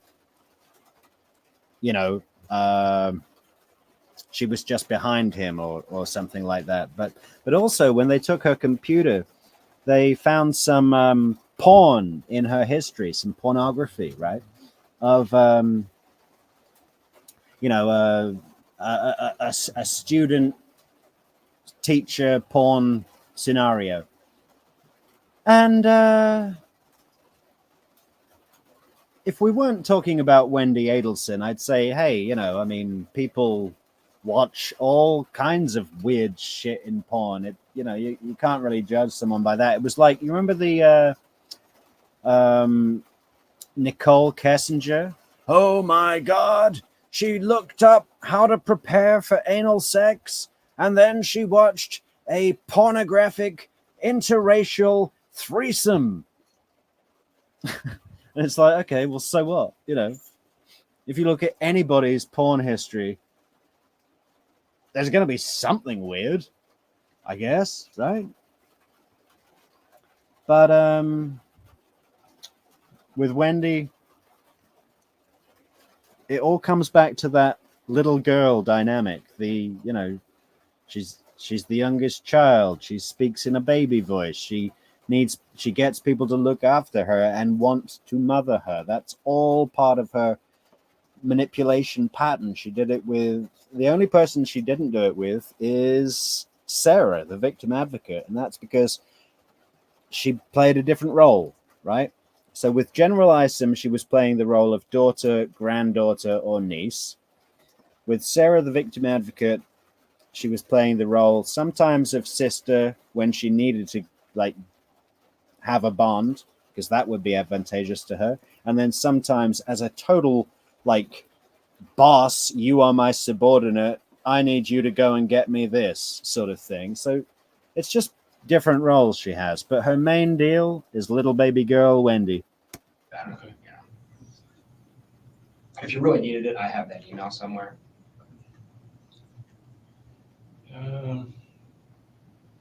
Might have been a cocky student trying to pick up his hot prof. I don't know, but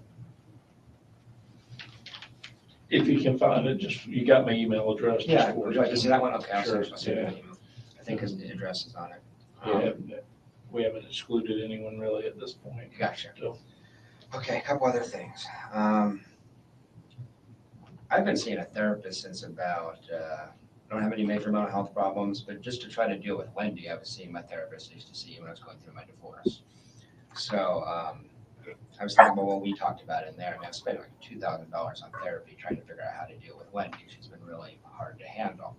And I realized I never put it together, but he for months has been concerned that she's a sociopath. And I didn't tell you guys that before. I still love Wendi. I was under her spell. She'd call me tomorrow if I go back to her. But there's a lot of stuff that, as I look back, is really strange. Just to give you a couple examples. Well, I guess one of the things I worry about is Wendi has this public persona. And she's a very good actress. She's very charismatic and all this kind of stuff. And she knows a lot of people. Everybody in Tallahassee knows Wendi. You probably discovered that already. I mean, she's in every social circle. She's very social butterfly-esque and out there and stuff. But in terms of people that know her intimately, have spent a lot of time with her and seen behind the curtain, I think it's Markel, me, and maybe that SAC guy in the last 12, 13 years. I mean, she doesn't, you know what I mean? So some of the stuff I had seen was pretty crazy stuff. I mean, no sense of guilt, no empathy, hypersensitivity to criticism. When I said, hey, you cheated, I mean, that's fucked up. She would not apologize. She would not say she felt bad. She would not say she made a mistake.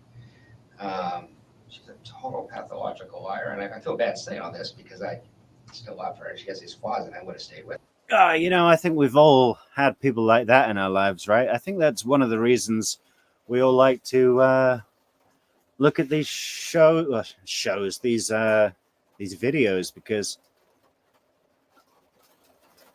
it really puts the pieces together that, well, I don't know what I'm trying to say there. I need a therapist. With her. But if you look back at Markel's legal documents, he's constantly talking about her systematic pattern of deception, how she lies all the time. And she told me once, I have a really hard time telling the truth when it's inconvenient or unpleasant. I lie all the time. I mean, she said that to me. So I never would have thought that Wendi was, I know she didn't pull the trigger or anything like that. But the more I thought about it, how much I was manipulated, how much of a spell I was under, and all that kind of stuff, I feel kind of creeped out right now that not, I don't know if she's a suspect or not. The paper says she isn't. But as an accessory, it makes a lot of sense to me at a certain point. So, and I don't know that many people that know her that well. Mhm. When you see behind the curtain, she's a total train wreck. My psychologist was saying, man, she just meets the checklist of an I think the cops listening to that and thinking they might have seen Jeff Lacasse to grab an opportunity to falsely accuse Wendi, maybe, you know. Have the cops clocked on to Wendi yet, or are they just looking at Charlie? Let's see where it goes. narcissistic sociopath. Go down the list. So obviously she's already a person of interest in all that. Hey, Rabbit, how you doing? Our number one fan. So good to see you. Yeah.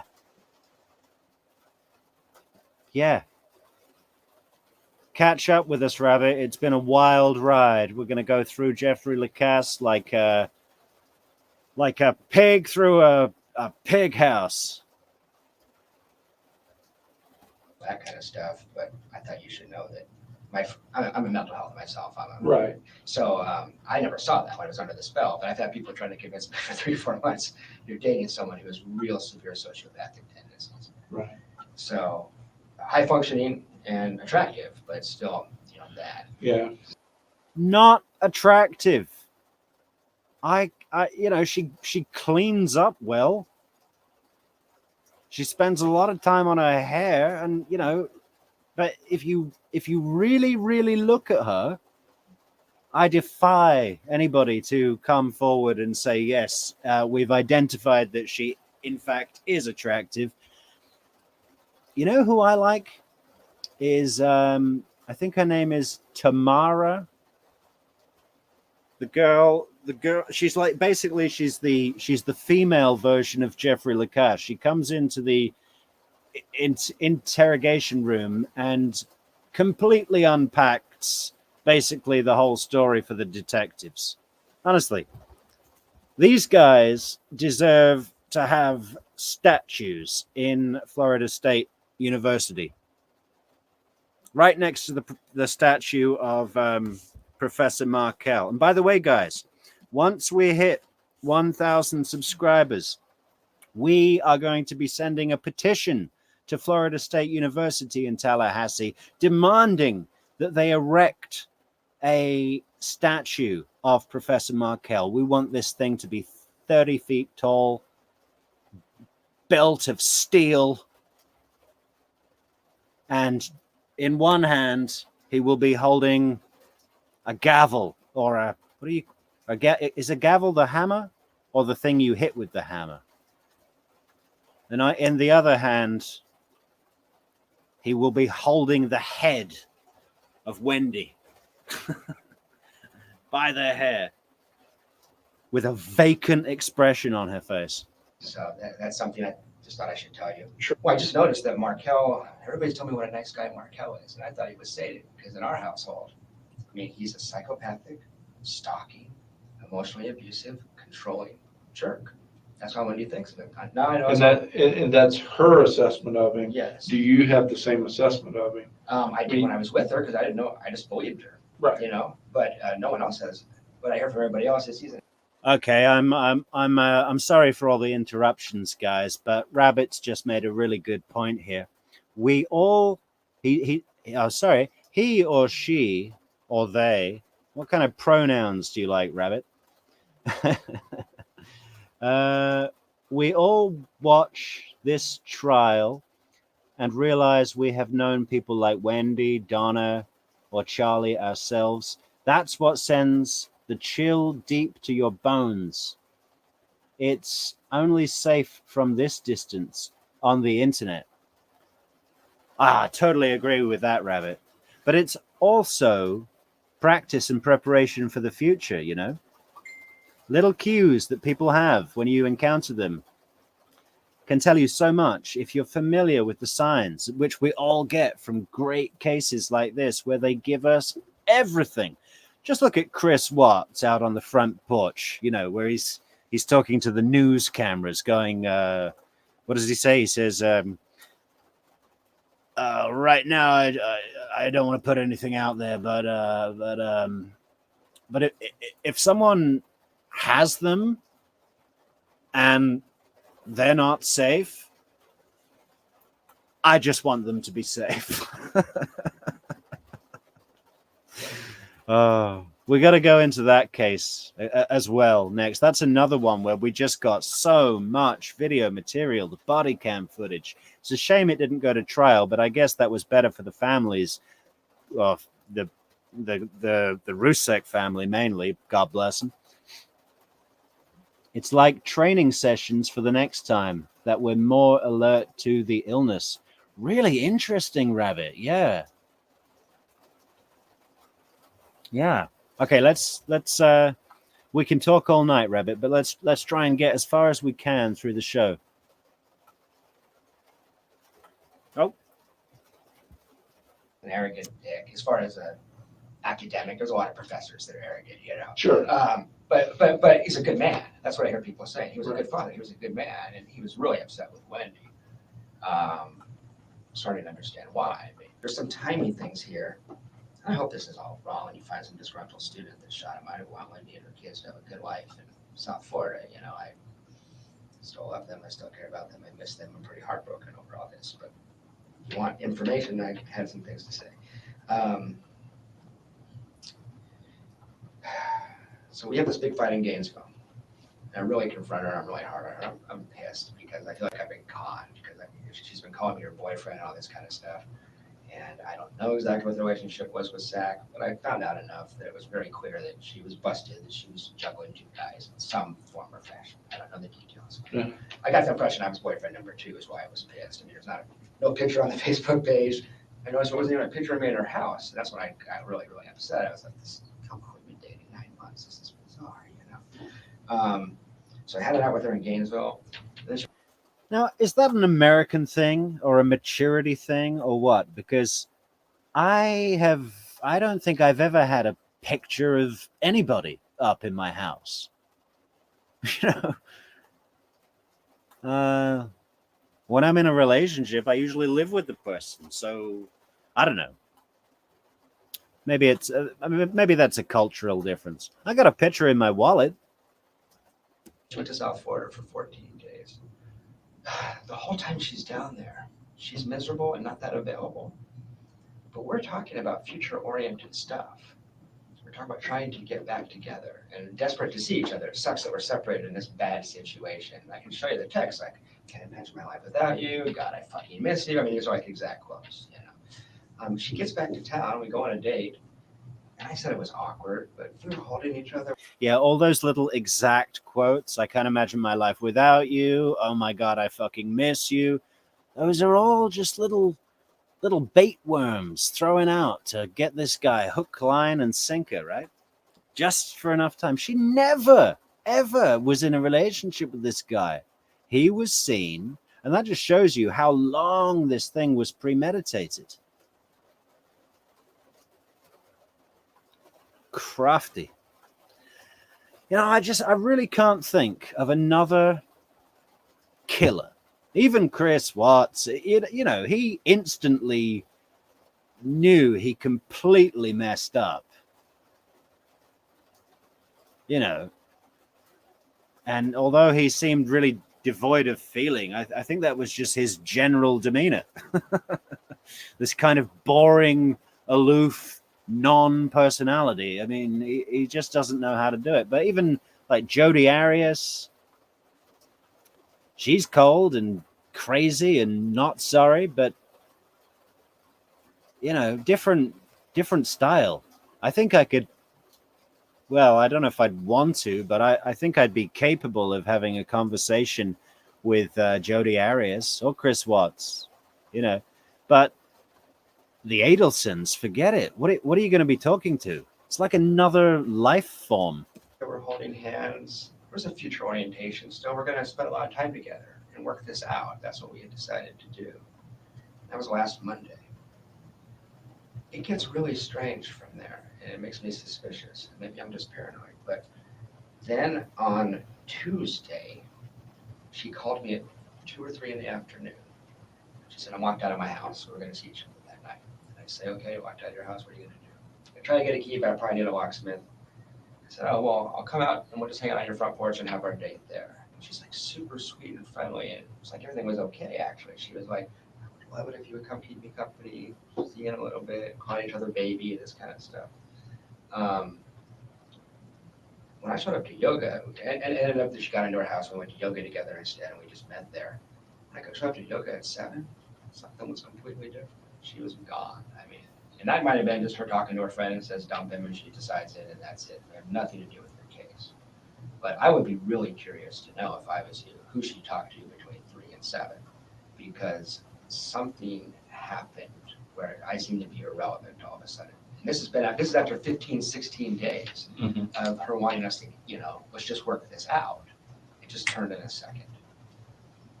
And then it gets a little stranger from there, actually. And this was Tuesday preceding the 18th. Exactly. Anyway, so I'm At never. what point did she send you the email? That was that recite night. it That from was memory. that Tuesday night. That was Tuesday Okay. night, which I suspect was already in her head because Well, that may have been, she maybe came to a finalization that she was going to do that. she may have. I mean, I don't want to make this all about me. There's some bigger things here, but I did notice some things. I mean, so she's done with me, right? Okay, I'm looking at her. It's not right. Something's wrong here. I walk out to the car, and it's really awkward.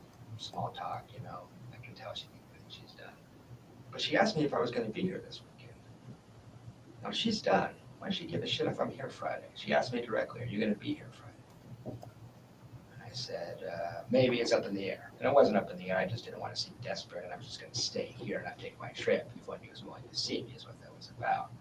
But she was really interested. Oh, why is it up in the air? Oh, because, his end was a thing. Okay, well, okay, talk to you And later. this was prior to her sending you the email. Prior to sending me the email, and the last thing I ever heard from Wendi, last words I exchanged with Wendi were, are you going to be here Friday? I just thought you should know that. It may mean nothing, but it was kind of strange. Then the no comment. Whoa, wouldn't it be great if that meant nothing, Jeffrey? You're adorable, Jeffrey. Yeah. Hey, Jeff, I don't want to see you for a week. No contact. Now about that trip. Are you going to go? Well, if you weren't going to go, why wouldn't you go? What would stop you from going on that trip while we won't be speaking for another 4 days after that trip? What is happening with the trip, Jeff? Contact order was also kind of strange to me. Big card for the prosecution. Georgia Kappelman has that on a whiteboard in the center. In the center of a whiteboard with a big circle around it. Asked Jeff about the trip on Friday to Tennessee. Usually you would just send someone an email and say, hey, I need some time to think. She was very strict about that no contact thing. It was almost like she didn't want to be in front of me. I just busted her for that. And Roberta Glass brought up a really good point the other day about how she would be curious to know if Wendi had ever done anything like that before in any other previous relationship. I need time to I have a heavy heart. I need time to think. My mind and my heart are saying two different things, and we need no contact. Or was that just this one occasion? Because if it's the latter, well, that shows a deviation from normal behavior, right? And whenever you have a deviation from normal behavior, you have to ask why. And then you find other deviations from normal behavior, and that's called circumstantial evidence. And there's a lot of it, believe me. We need to make a list. I might get a whiteboard myself. Probably didn't want you to try and talk her out of it. Maybe. I don't know. That was my thinking. Maybe. Or maybe she knew something was going to go down and didn't want me in front of her because I read her pretty well. And I just busted her on a whole host of lies,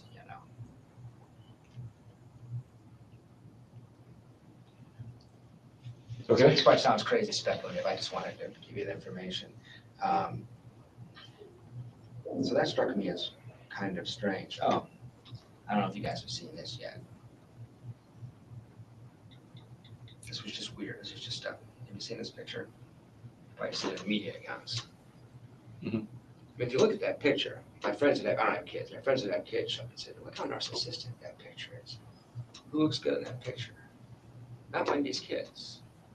Wendi. This comes out. Okay, I'm pretty sure he's talking about the picture where Wendi is in a short purple dress on the couch with her two boys. And the only version of the picture I've seen, the boys' heads or faces are blurred out. But I gather from what Jeff is saying that they're not looking at the camera, not particularly looking happy. And, you know, he's absolutely right. Another piece of circumstantial evidence. You changed your picture to one that you would like everyone to see the day before you knew people were going to be all over your social media profile. Thursday night, she changes this. This is the one that you said she was taunting you with, or Well, whatever, maybe. or you thought she was. What the other speculation in the community, which is not for me, is like, Wendi looks good, but this is a Photoshop picture. Her dad does photography stuff, you know? So she looks way better than normal in this picture. If you knew you were going to be all over the media, that's how Wendi would want to look. So that may sound crazy to you, but just something to think about. I mean, when you want to picture your kids look good. There's other pictures in this photo set where the kids looking at the camera and are smiling and look great. Right. See, there's other pictures in the same photo set where the kids are smiling and look great, he says. So it's just weird. And I'm not trying to do your job for you to be like an FBI profiler, but it was a thing. Right. And that one of the last things would be, it still is, I don't want to be a disgruntled ex-boyfriend, but it's really strange to me that she's never contacted. It's very strange. We were co-parenting for 6 months. We've talked about Danny for hundreds of hours. No one knows that case better than, as far as her friends, than me. It's really, really odd. I mean, your ex-wife and you are estranged, you're fighting, you're separated, her dad gets hit by a car. You pick up the phone and call, usually, you know? So there's a rigidity to this no contact thing. It just strikes me as very, very odd. She is, I know you said, hey, I wouldn't take that personally. I'm not taking it personally. We're done. I get it, you know. But what I am taking it as is, it almost looks guilty to me. It looks really strange. Why wouldn't you call for putting these kids to bed for the last 6 months? And ride around in a minivan with them. You care about these kids. She knows that. Even if we're over, not a text message, not a phone call. It looks strange to me. So. Right. And even more so in lieu of recent events. Well, that's what I mean, is that when that happened, I didn't expect to hear from her that day. You guys hit her on, you know, into the night. I know all that kind of stuff. But I still haven't heard a thing. That just is very, very strange. Maybe she's just a cold-blooded, damaged, needy woman that decided she was done with me, maybe. But if there's any interest in her at all, there's a lot of sociopathic stuff here, it seems like. The ease with which she lies is really disturbing. So that's all I had to say. I just thought you'd want to know that. Okay. Yeah, well, I got you here. I did want to run down on some of your, I printed out your stuff that you sent me here. Yeah, okay, let's pause the stream to discuss Wendy's wardrobe. Yeah, Rabbit, hey, I have seen the red dress for the bar mitzvah. What the hell is that? They're calling it bra mitzvah. She needs a bra. Does she have any blouse on whatsoever? It's just like, you know what she looks like? Like Jessica Rabbit. You know, from the Roger Rabbit cartoon. I mean, to me, it's revolting. And people are so worried, oh, you're body shaming. Oh, a woman can dress how she wants. Well, you're in a synagogue, and your position is of the mother who has just become of the mother of a son who has just become a man, and you're dressed with your breasts out that far, and you know, I'm amazed there wasn't a little bit of nipple showing. You know, there's practically a side boob. What are you doing? And apparently, you're not even supposed to wear red in a synagogue or at a bar mitzvah because it's it's a attention seeking color, right? Grabs your attention. Let's see what else we got in the comments here. 2 seconds, guys. We got to scroll back. Poor Jeffrey, Rabbit says, poor Jeffrey, divorced and meets Wendi. Never open the door to what you think is a lesser evil, for other and greater ones invariably slink in after it. Wow. Hey, Rabbit, you sound more traumatized than me. What's your story? Metrix. I don't know your name on Roberta Glass. Will you say hello to me in chat on her channel, please? My name on Roberta Glass is True Crime Metrix. But sure, I'll say hello. It's not like I know her or anything. She's all the way in New York, and I'm in Portugal. Yeah. She's got the better time slot. I'd have to stay up till like 1 a.m. to get the good time slot. Yeah, if I could get like 5% of her viewers, that'd be great. Maybe I should contact Roberta Glass and say, hey, Roberta, how about you pitch my channel? What else are we saying here? Seinfeld. Yeah.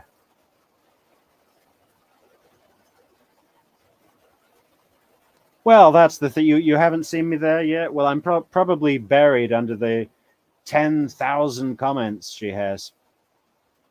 In North Carolina, really?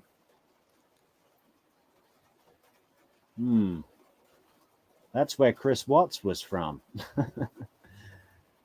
And Paul from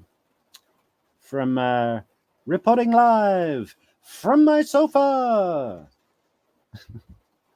Another good channel, reporting live from my sofa. He does good work. I like Paul's channel. Okay, let's get back to the video. Rabbit, you and me can talk backstage after the show.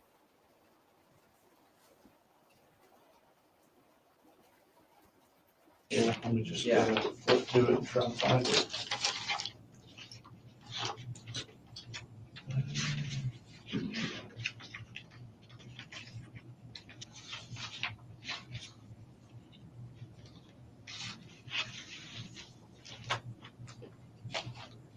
Okay, and this actually is a little bit better to kind of have something tangible to look at, to kind of see where you are and where you were going and stuff like that. A little out of order because when they cleared, but yeah. Okay, so this day's end was actually, even though it says the 18th, I talked to the clerk and she said you were there on the 17th. Thursday night. Thursday night, which is what you said. Yeah. So this is mainly done for exclusionary purposes. I'm not worried. So I got you here. And then when did this transaction occur? Like it doesn't have a time. Can you give me kind of more of a specific time? Thomasville? Yes. That would have been on the way there, so 9, 10 o'clock.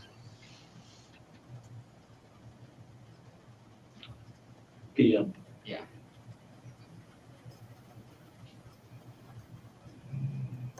And do you remember what time you got into the day's end? Before midnight. What's think about it? I left here around 8. I wasn't going to drive past midnight. It might have been 12:15 or something. But I went from here to South and landed, average of 75 or something like that.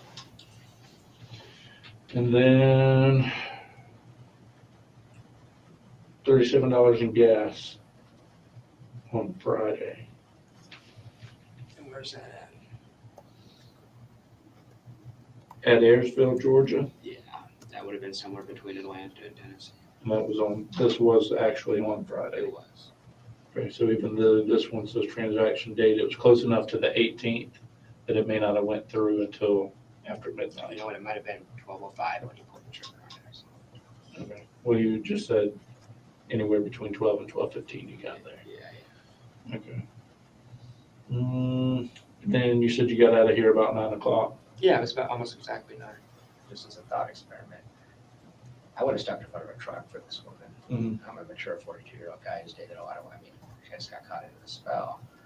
So that combined with just the, that's kind of unusual when you have 2 boyfriends. I think that takes a certain lack of conscience, you know what I mean? So that's how easily she did that. Mhm. Just makes me wonder, I really hope she's not involved at all. In Yeah, anything. I mean, I don't think she is, but I mean, time will tell. I don't think she'd be directly involved, but as an accessory at this point, I gotta tell you, that's in my head. So I just wanted you to know that. I don't know, you know a lot more data than I do. Sure, yeah. Well, if you don't have anything else. Nope, that's it. I appreciate you coming in, and if you want to go ahead and send me that email, if you still got it. Yeah, I'll find that email. And then, like I said, you got my email, you got my phone number. Anything else arises, let me know. If you do have subsequent contact with her, Yeah, and you guys have a conversation that you think is of note, I'll let you know. Yeah, But let I me think, know. I think we're probably done. If you need anything from me, let me know, but that's all I had. Okay. All right. I appreciate you coming in.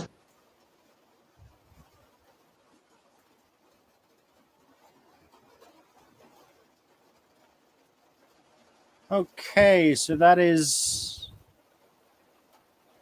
Well, what does this say? On August 12th. That's how you guys do it over there, right? August 12th, not the 8th of December. On August 12th, Jeffrey Lacasse came to the police department after calling me and asking to meet with me the day prior. He advised me he was going through old text messages and discovered the following. He and his ex-girlfriend, Wendi Adelson, were supposed to go to California July 11th to 17th. He advised they made reservations on April 30th, and Wendi Adelson later canceled the reservations on June 4th. 2014. He also advised that he heard from Wendi and other friends that Wendy's brother Charlie texted her last week and asked to go out and celebrate. That should be underlined. Celebration. He further stated that while Wendi was at dinner with Charlie, she vomited at the table. He thought all of this to be highly suspicious in lieu of the recent homicide. I'll say, Lacasse further advised Wendi went to Guatemala March 13th to 15th. Well, that's a short trip to Guatemala. That's where is that? That's like the southern tip of Central America, like next to Honduras, isn't it? That's got to be like a 5-hour, 6-hour flight. Well, it's almost like driving from Tallahassee to Miami. He stated she seemed different after her trip to that country. Lacasse did not elaborate any further. He provided that Wendi told him over the telephone that people were saying that she wanted to leave Tallahassee, and she told him that she did not want to leave Tallahassee. Huh? Say, I need to read that again. He provided that Wendi told him over the telephone that people were saying that she wanted to leave Tallahassee, and she told him that she did not want to leave Tallahassee. Okay. Because she loves Tallahassee. Wow, man, the heavens are opening here. I'm going to be flooded out. Lacasse told me that this statement was completely contradictory to the way she felt about Tallahassee and wanting to go south to South Florida. He also told me that Wendi had a boyfriend in South Florida. He did not know who this individual was and could not provide any further information. In speaking to Lacasse, he believed that Wendi Adelson may be indirectly responsible for the murder of her ex-husband, Daniel Markel. When I informed him that Wendi was not a suspect, he stated, well, she should be.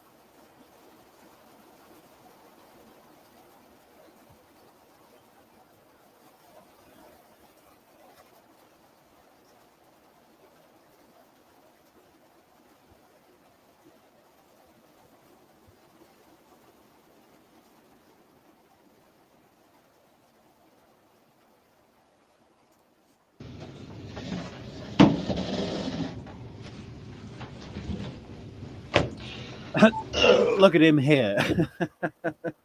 He looks like he's doing an impression of a hot dog. Have you all seen Mrs. Doubtfire? This is my impression of a hot dog. Oh man. Okay, so this is what, 9 months after the murder? So he's had some real time to think about this here.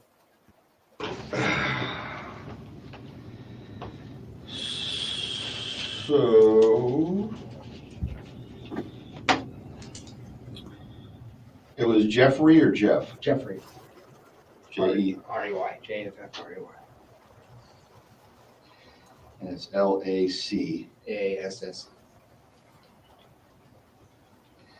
Let me get your date of birth, Jeff. Sure, 10/18/71.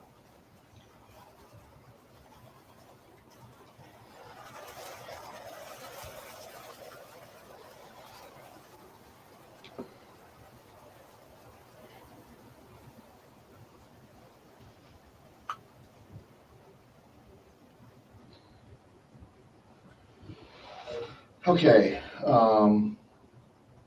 So what's up? Corey said, and we talked on the phone a little bit, that you wanted to. And you can start at the very beginning, however you want to do it. I got some notes. Do you mind that? No, absolutely not. I don't want to forget stuff, so I've been writing stuff down last few months. That we might end up. Well, here's the thing, and just to give you the broad overview quickly. I felt like when I first talked to the investigator Hale, I was shattered. I mean, you can imagine I used to see violent crime all the time. So I think he saw a lot of noise, and a lot of the stuff I told him, but I don't know how it came across. The last couple of meetings we had, he seemed to think I was a disgruntled ex-boyfriend that got my heart broken, and that was why I was upset. And there was some truth to that. I was upset. But over time, got some clarity on some things. So I guess I'll just give you my overall impression. And just want to tell you things I saw with my own two eyes that were very suspicious to me that I didn't feel really hurt previously. Or maybe they were hurt and not seen as credible. I don't know. But just so you get the context for it, as far as the relationship stuff, that sucked. But that last 3-4 months, I moved on with my life. Actually, her moving away was the best thing that ever happened to me in terms of my personal life. It was a bad relationship. So this isn't any animosity towards her for being an unfaithful girlfriend. This is more deeply concerning stuff about someone getting killed. So I started dating Wendi in fall of 20. Okay, I really like this this version of Lacasse because he's no longer making decisions emotionally, right? He's out of that headspace. In the last interview, he was saying, "Oh, if she called me tomorrow and said you want to get back together, I'd be like, yeah." Well, I know that feeling. We all do, huh? But now he's had some time to think. He's talked with a professional, a therapist, a counselor, whatever. Talked with friends. He's realized that there really was no relationship. He was always being used as this patsy. And this is the seed that was planted in Lacasse that I believe has led to him, having some adverse issues in his life, in his definition of who he is, which is really sad because he's an innocent party. He got duped, not because he's unintelligent, because he needed something and he thought he found it. And sometimes when you need something, you see what you want to see. Right? So he's had all that broken down for him, but the advantage of it is he can now think like a person and not some lovesick puppy, which is good for him. But as we'll see when we go through the trials, his testimony in the 3 trials so far, and anything else we can find on the guy, maybe him and Tamara should get together. Wouldn't that be great? They seem like both real decent people. They both spearheaded the the investigation. I hope they've met. That'd be really cool. 2013. We have mutual friends. A lot of our friends are in the Jewish community at the School of Social Works. We both talk to a lot of the same people. Throughout the investigation. Your name came up a couple of times. And we just have a lot of like mutual friends and stuff. So that's how we met. So we dated casually in the fall. She just got divorced, so had I actually. And at the time, I came in here before, like, I thought Markel was a dick. That's what I had been taught by Wendi over time. I realized I was kind of misled. But in the fall, it was. Hey guys, I gotta leave this with you for a couple of minutes. I'm gonna leave the stream running, but if I miss anything real important, Rabbit, I'm counting on you. Let me know in the comments. It was interesting. Let me start. Danny had been describing Wendi as a pathological liar and a mentally ill. I'll be back in 5, people. Narcissistic sociopath in a semi-joking manner, but To you? to other people. I just heard Okay. that through the grapevine because people said, "Be careful with Wendi. She's a little unbalanced." And I said, "Well, she seems upset about her divorce, but I don't know if she's unbalanced." I didn't take it seriously at the time. That sounds extreme, right? I thought these two people were having a nasty divorce. He's calling names. I thought it was totally out of line. It's one of the reasons I was upset with him because you've seen the court documents. He got sick of her and really went after her legally in a really aggressive way, and not knowing the background. I thought it was inappropriate, I thought it was taking things too far to try to disbar your ex-wife, But one impression I'm left with is, I don't think I said this before, like in December and January, I thought that was totally out of line. By May, I don't know if those are technically the correct words, but by May, I knew exactly what he was talking about. And this is a very troubled person, it's a deeply troubled person. And at first, she's gorgeous, she's smart, she's funny. I fell for this girl like a ton of bricks. Most men would. That was one reason I stuck around too long. But just an overall impression of her. And Danny says this in court documents, actually.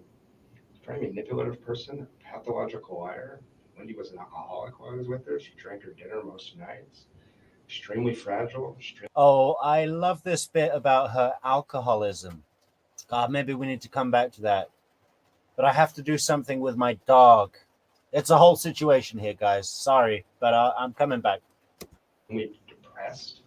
Many, many nights sitting, hated Tallahassee so much that I thought we're a bunch of country bumpkins and we liked Tallahassee because she's from Miami. Didn't hide that fact. Thought it was bizarre that I moved here from Phoenix. And the 2 conversations that we had every single day for 9 months were, Danny is an evil monster. Tallahassee is the worst place in the world to live, and I can't believe I got stuck here because of Danny Markel. And she was obsessed with those 2 concepts. So I got really tired of hearing that, but I heard that every day for 9 months.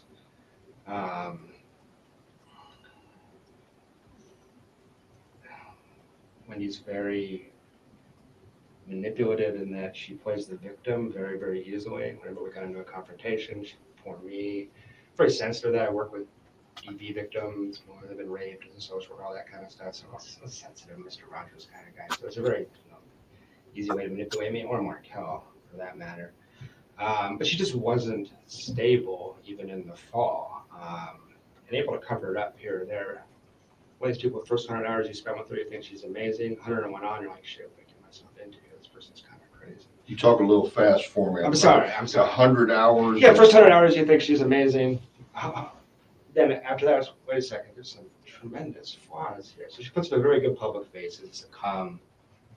But as far as seeing stuff pertinent to the crime, I met her brother Charlie when I was down there in Miami for Immokalee. You may recall that I said I found him to be a very strange person, very aggressive, verbally. He takes sex tourism trips to South America to have sex with underage prostitutes. Wait a minute, back up a second. Yeah, he takes sex tourism trips to South America to have sex with underage prostitutes. Sex tourism. Yeah, Okay. yeah, South America. I'm kind of a sheltered guy. Well, I was shocked not only that he would tell people he did that, but he would tell his younger sister. That was strange. Very odd. And there's this odd dynamic between them. The whole family is real weird. He talked in the hot tub about punishing a girl by anally violating her in front of Wendi and I, like bragging about the fact that he hurt this girl because she got in an uncomfortable situation. So he came off like an offender to me. He came off like kind of sociopathic. Like, this is strange. He just met me. He's telling me this. It was really, really weird. Okay, you. Yeah, go ahead. I know. I'm just trying to rein you in a little Yeah, go bit ahead, so go I ahead. can make sure I Yeah. get it right. Yeah, please. I do recall something about a hot tub, Yeah. but I think you it may have been something I read from Corey Hale's report. It might have been. Yeah, I talked to him. But are you saying you're in the hot tub I'm in the hot tub. after the Immokalee Yeah, exactly. retreat? Exactly. We went from Immokalee to Miami and hung out with my brother. And he was Okay. the first. So you're in Miami at his place, I Yeah, guess? exactly. It's very well. He's got a really nice house in Miami Beach area. Miami Beach. Yeah. Okay, so you're there Yeah. and you're in the hot tub. Yeah. She's in the hot tub. Yeah. And the brother Charlie's in the hot tub. Yeah. Okay. Charlie's talking about punishing girls for anally violating them in front of his sister. It's just. Is it braggadocious? Yeah. Like, she got him punched out at a wedding. Their Korean girlfriend that brought him as the only white guy to 400 Korean people, and just him. Some of the men took offense, and he got punched out. Charlie did. Yeah. So the way he handled that was to anally violate her and then brag about it the next day. I mean, it was really, really weird. That had happened the day before y'all got in the hot tub? No, I misspoke there. It was pretty recent. It wasn't that day, but Okay. it was last month, last week, something like that. So he goes to a Korean wedding Yeah. as the only Anglo, Yeah, exactly. and some men took offense because he was a date for one of the Exactly. Korean girls that was at the wedding. Exactly. And he got punched. And he probably opened his mouth or something. So, He says he got sucker punched, but I don't know. okay, so he gets, and so his way of getting retribution is the girl that brought him to the wedding is to Yeah. rape her? Or I did just- not rape. It wasn't rape. It was consensual sex. But he was bragging about the fact that he made it hurt a lot and that kind of stuff. Oh, okay. And that was just. And that was anal penetration Yeah. that he's bragging about. It was 20 minutes after I met him. I got you. So I'm just like, this is not normal. This is strange. Guys will talk to their guy friends. Although I've never said anything like that. I would never want to hurt a woman. It's, Right. You know, so it's. So it just struck me as very, very odd. Fast forward to May, with that incident in the coffee shop that we discussed, that Officer Hale and we were assuming that's one of the reasons you guys were interested in talking to me in the first place. But just to remind you, I just walked into All Saints Coffee and there's my girlfriend with another guy. But that was a big deal in our relationship. And, Right, because you see her there and she's with this guy Yeah. and you don't know who the guy is. Maybe I got that wrong. You knew that she was seeing a guy? That's one of the things that concerned me is that she would bring him up from time to time. And there was other signs. Like there's, I think, 5 to 10 other men who I'm still in denial about it in this time period. That's not a crime, obviously, but she's very impulsive, very erratic, doesn't think things through. She will do them and then worry about the consequences later. She was remarkably sloppy about cheating on me in terms of, well, that's what was interesting. Up until about early June, she was covering her tracks pretty well, actually. And, after that fight, we had not a huge fight, we had a mild fight about that. And things started to get really, really strange. This is what I think I had a hard time getting across to Investigator Hale. So we have that fight. She goes to Portland for a weekend. She comes back. It's now June. In June, I was walking around saying to all my friends, I don't know what is going on. Something is going on. Okay. He's going to go into the marching drum towards the 18th of July. I heard a couple of good things. We got the sex tourism trips, and Isom's like, sex tourism. I'm kind of a sheltered guy. He's like, where can I book my ticket? Not for underage, not saying that, but Charlie Adelson liked him young, didn't he? Vietnam, Philippines. I mean, you can get anything you want over there, apparently. South America. They don't ask questions. What else did I hear? I heard something else good. Rabbit's got my back. Yeah, Rabbit's got all our backs from North Carolina.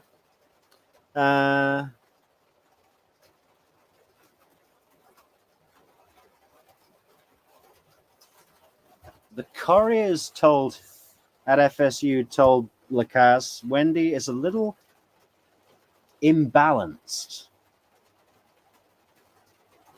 Sadly, their good manners were too insufficient to save him.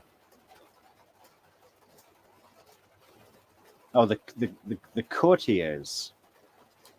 What's a courtier? That sounds like something Wendi should have been wearing at her bar mitzvah.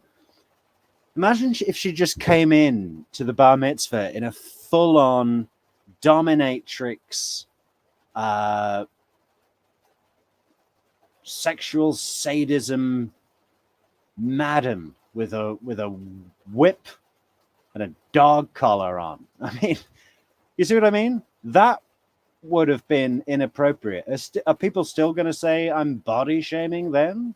I mean, it's about showing respect for the occasion, for the tradition, for the principles, for your son's embarrassment. You know, how does that feel knowing that all of your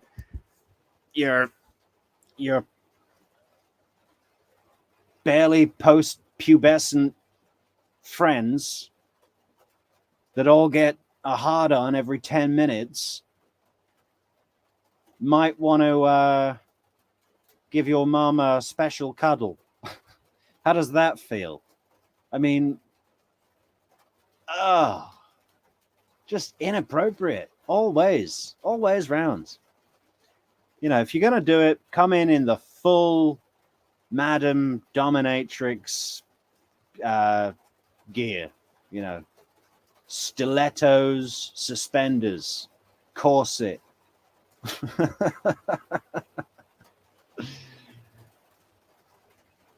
And to say she's imbalanced is an understatement. I think she's certifiably dangerous. I think if this really goes south, she could harm those boys, you know. We've seen stuff like that happen. Remember the guy up in where was it now? I think it was in Utah, where the guy had a court-ordered supervised visit with his sons, and the court official brought the two boys to the sons. The father opens the door, pulls the boys in, slams the door shut, and the court lady is calling the cops, saying what just happened, and then the whole house explodes because he hit the boys with a hatchet and then just blew the house up with him in it. I mean, you know, when you get someone really in a corner, especially if they're like this, they're incredibly dangerous. Yeah. We had that very frank talk about that and decided to stay together. She said, it's one guy. He's gone. He literally moved out of the area, as you probably know. So in June, I was walking around saying to my friends, I don't know what's going on. It's just uncanny to think back on it now.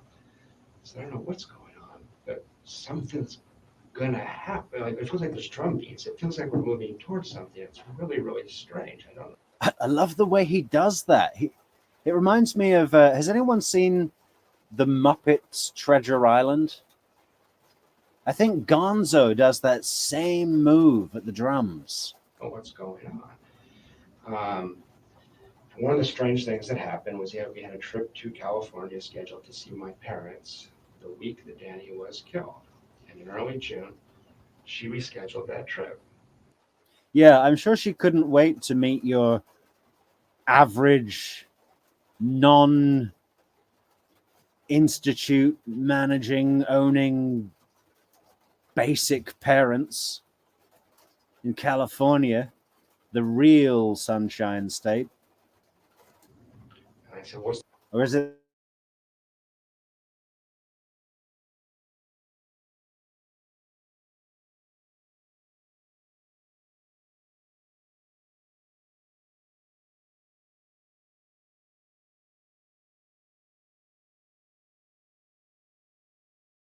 The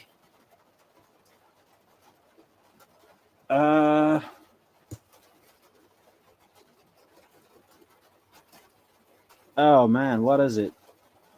Connecticut's the constitutional state. Delaware's the first state. New Hampshire is the granite state.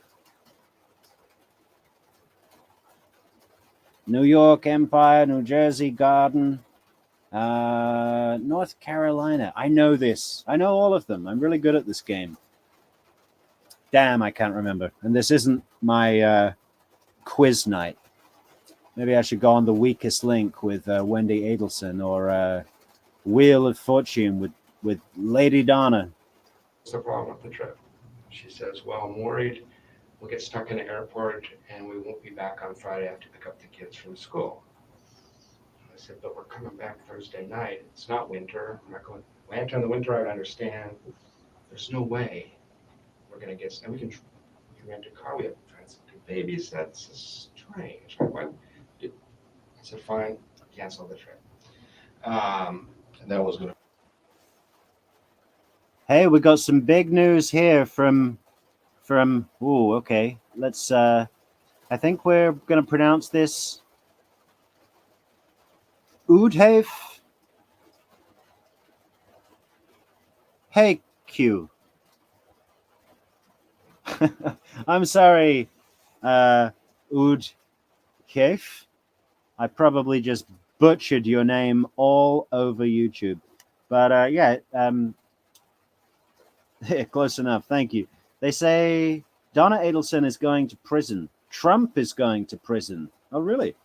It will be a good year for justice. Hey, you know what? I've been so out of the loop with news of the real world. To be honest, I only watch Court at the moment. I'm stuck in the court loop, but I must go and learn about that Trump thing. Did you know that Trump had the same lawyer as Wendi Adelson? John Lauro. They had the same lawyer. So Wendi Adelson hires a lawyer, and that lawyer is also the lawyer for the former president of the United States. That is top tier inner circle of the upper crust. I was really impressed at that. Crazy, huh? But it shows you she really does have something. I've always suspected that the Adelsons, maybe they have some dirt on a dirty senator that makes them feel really comfortable, because try and explain the amount of confidence that they have. I mean, aside from just good old-fashioned arrogance.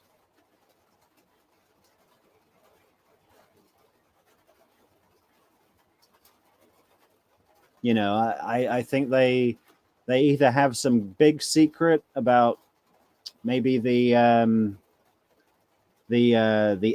Epstein list, or you know, maybe that. I don't know. Anyway, we could sit here and talk politics all night, but we've got to get through this, guys. How do we press play? Let's go. It'll be in early June. The trip was going to be the week that Danny was killed. Oh, okay. That was the trip? 11th to 19th was supposed to be the trip.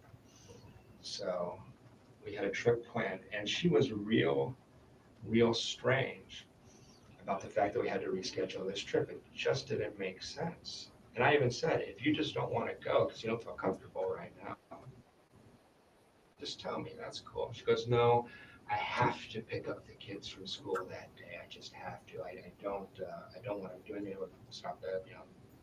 And she said, I'll miss the kids at that point. I said, okay. A couple of days later, I say, well, she said, but I want to spend that time with you. This is another huge thing of circumstantial evidence for the Georgia Cappleman when she gets around to prosecuting Wendi. It's like, what about this? You had to be back for Friday thing. You could not take any chance. You were just going to chain yourself to Tallahassee for the entire week, so you knew you'd be there to take the kids, when there's probably about 100 people she could call if she had to, right? See on Friday. And what's her excuse going to be? Oh, well, Danny was leaving for New York. All right. But, you know, Dan was shot and you were in the police station. And guess what? Someone got the kids. No one's going to turn her down. Are you crazy? She can make people do things. She just knows how to pick people that will serve her, like that Jane woman, like Lynn, and even victim advocate Sarah. For there, you know, I know that there were times when Sarah was getting a little bit, something's not right here, bordering on suspicion. I just don't think she had the confidence to, or felt like she had the experience to say to General Isom, look, something's not right here. I'm trained in studying people, and I'm telling you, something's not right. But part of that was Isom's fault, because he'd got into this whole father figure thing, this fatherly manner, this, oh, I know you didn't mean to do that, you know, all just totally sucker punched. But, you know, there were also times when victim advocate Sarah was eating out of Wendy's hand. And it's no special skill. Well, the special skill is with these people is picking victims. They know how to select people. And if you're not an appropriate victim, you are no use. That's the bottom line. She said, I want to spend that Monday through Thursday with you. I said, great. You want to go to St. Augustine? She loves the beach. She hates Tallahassee. This, again, is just very strange and suspicious to me. Wendi Adelson tells me, what I want to do is a staycation. I want to stay home in Tallahassee. I said, you want to stay in Tallahassee the hottest week of the year? He goes, yeah, we'll go to Tom Brown Park. We'll do this. I said, you hate it here. I'm offering to take you away. Why wouldn't you? It's just really strange at the time. I remember saying to my friends, like, Wendi wants. People laugh. I said, Wendi says she wants to stay in Tallahassee. Like, she leaves town. Sure, you know, every chance she gets, she leaves town. Why would she want to stay? I said, I don't know. I have no idea. Finally managed to convince her to do a trip to St. Augustine, but we had to schedule it so that we were back basically by the time of the shooting. So that was just strange. It was peculiar. Are you guys familiar with the Mike Dunn case down in Jacksonville? He lives in Satellite Beach, but, you know, he shot that black teenager in Jacksonville after his son's wedding in 2012. And his plan for the weekend was to take his fiance down to St. Augustine. I wonder if they booked the same hotel. Wouldn't that be weird? You know, another coincidence I discovered the other day. I think it's Luis Rivera, Jodi Arias, and Stephen Avery all have the same birthday, 9th of July, I think, July 9th. Kind of weird, huh? I mean, there's only 365 days in the year, so you're gonna have crossovers. But I'm glad that's not my birthday. At the time, when we scheduled that trip to St. Augustine, I was sitting her, she has her calendar open. You have to schedule everything with her. That's just how she was. There was just, at the time, I can remember sitting in her office trying to schedule this, and there's this weirdness about that weekend. We're scheduling other things, no problem. But that weekend, she just was intent on. That day meant something to me before Danny was shot. Like, there's something weird about that week. I don't know what it is. There's something weird about that week. If we keep going through June, other things I noticed in June that were really crazy. Let me back up a second so I get this right. Yeah. July 11th through 19th, you're supposed to go to California. Yeah. Leave on the 11th, come back on the 19th. I can look it up for you. It might be 12th to 19th, but it was the week that Danny was shot. Yes. Okay. Yeah. So when is she saying, I can't do it? What date? What date are we talking about when she's telling you I can't? Early June. I can pull up exactly. Early June. Early June. Yeah. So you're supposed to go to California with her, just you two. We have plane tickets purchased. And she sat me down. I think it was June 5th or 7th. I will find out for you if you would like. Yeah. And she just said, I can't do that. Hey, hey, Rabbit. Thanks for the general knowledge. The Tar Heel State, huh? God, I wouldn't have remembered that though. Though now you say it, I think I have heard that before. What's on the? And that's an interesting story. After Native American Indians walked through creeks with pine sap in the sand and gravel, would transfer onto their feet. So what they? You saying that they used that like shoes? That's interesting. What does it say on the license plates over there, Rabbit? And tell us the state flower while you're at it. Give us all the details, Rabbit.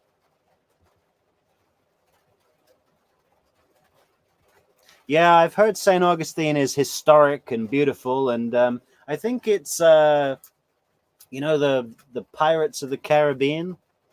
Like I think it was a really old port of that kind of stuff, right? I know very little about St. Augustine, but I did see something about it. Looks nice. I don't really have any desire to go to Florida. Certainly not Miami. I would quite like to go to Tallahassee now, just to see how awful it is, you know. But yeah, St. Augustine would be good for a look too. Maybe that's where we'll hold our first international conference. The True Crime Metrix Conference 1, St. Augustine. North Carolina license plates say first in flight as the Wright brothers first. Yeah, okay. Yeah, I knew that one. Yeah, and another bit about your state's history is what's the island off of Raleigh, right? Or is that's the city? That's the capital. But that's after Walter Raleigh, and we're getting sidetracked. Back to the show. Love you, Rabbit. You're super cool. Thanks for the knowledge. Hey. Oodhafe says Tallahassee blows. Go to St. Augustine. It's lovely. Yeah, but I want to go and see how much it blows, and like maybe do a live show right from the courthouse. Speaking of which, we're going to be doing a new video series, Top 10 Things to Do in Tallahassee from the perspective of an Adelson. We're going to be channeling what they think of the top 10 things to do in Tallahassee and how great of a day they will have. So make sure you're all subscribed to the channel, notifications, ring the bell, like, share, leave a comment. Love you all. Thank you very much. Back to the show. And it just didn't make sense. It just didn't make any sense. So she'd already said that date was that window of She said, this is the 1 week I have to go see your parents. And I said, 11th through the 19th. but that was in May we booked that. So 3 different times she canceled plans with me. And the 2 or 3 day period with Danny. What you're leading to is this is highly suspicious that she needs to be here on the 18th of July. Yeah, just anecdotally, subjectively, whatever it's worth, it was really weird. It was really strange. I know this woman. I know her really well. And there was something at the time, me saying to my friends, what's going on? It's just really, really strange. It's just really. She'd never done anything like this before. No, she had canceled and recanceled, and she did that all the time. Completely disorganized person. But it usually made sense. Usually had a reason. And usually the reason was something about court with Danny, or parents wanted to come down to South Florida. Every other time but this, I understood. This time I was completely puzzled. It didn't make sense. And it was very, very strange. Okay, so she cancels this trip to California. Did you go anyway? No, of course you didn't. You were okay. Wish I had. Yeah. And so what happens to these plane tickets? Her ticket, I have no idea. So she bought her own? Yeah, we got separate plane tickets. As a matter of fact, I don't know that she did buy a plane ticket.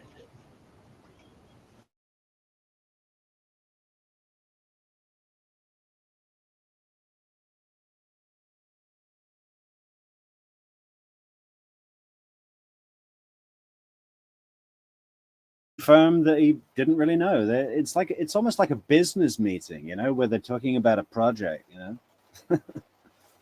Even the way they're sitting, doesn't that look like a business meeting? She told me she did. Same airline, same So flight. I can find out if I can send you my reservation, because we had a discussion about getting our seats moved together, so I think she probably bought a ticket, actually, but I never saw the ticket. It wasn't discussed any further. I can't recall.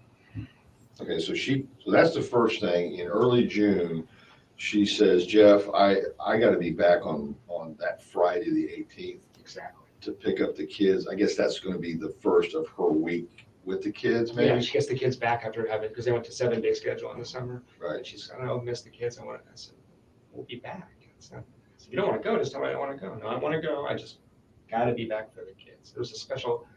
Okay, why not adjust the flight or adjust Well, she had the kids the previous week. This was her one free week. She's also booked all summer. Well, the 18th is a Friday. Yeah, it is. Okay, so, going backwards, the 11th should have been a Thursday, I'm thinking.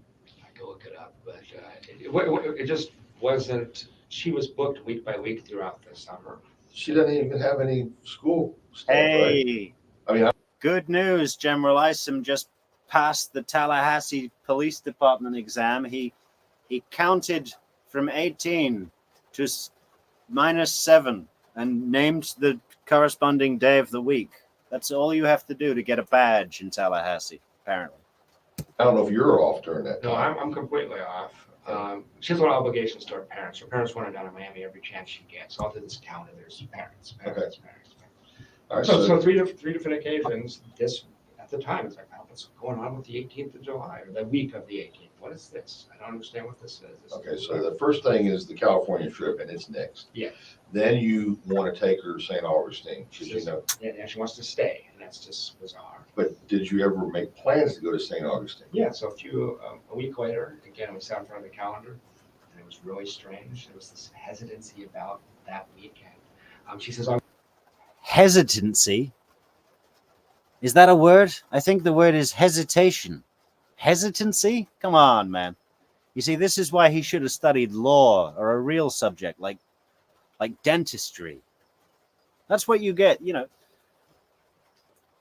One thing about the Adelsons, they can spell, and they can put spells on you. I'll go to St. Augustine, but we have to be back early on Friday. Early on Friday. Early on Friday. What is early on Friday? We were going to wake up and come straight back from St. Augustine, so we would have got up at 7, been here by 9 or 10. Okay. She had to pick up the kids from school till 4. It didn't make sense. Okay. So I said fine, and my thing was I was going to drop her off and then drive up to Atlanta. I was going to drop her off and go. So that was just strange. It just stuck in my head. Like, what? Because your trip to your friend up in Tennessee, what was the date you were supposed to go? I was supposed to leave at about 10 or 11 a.m. on Friday the 18th.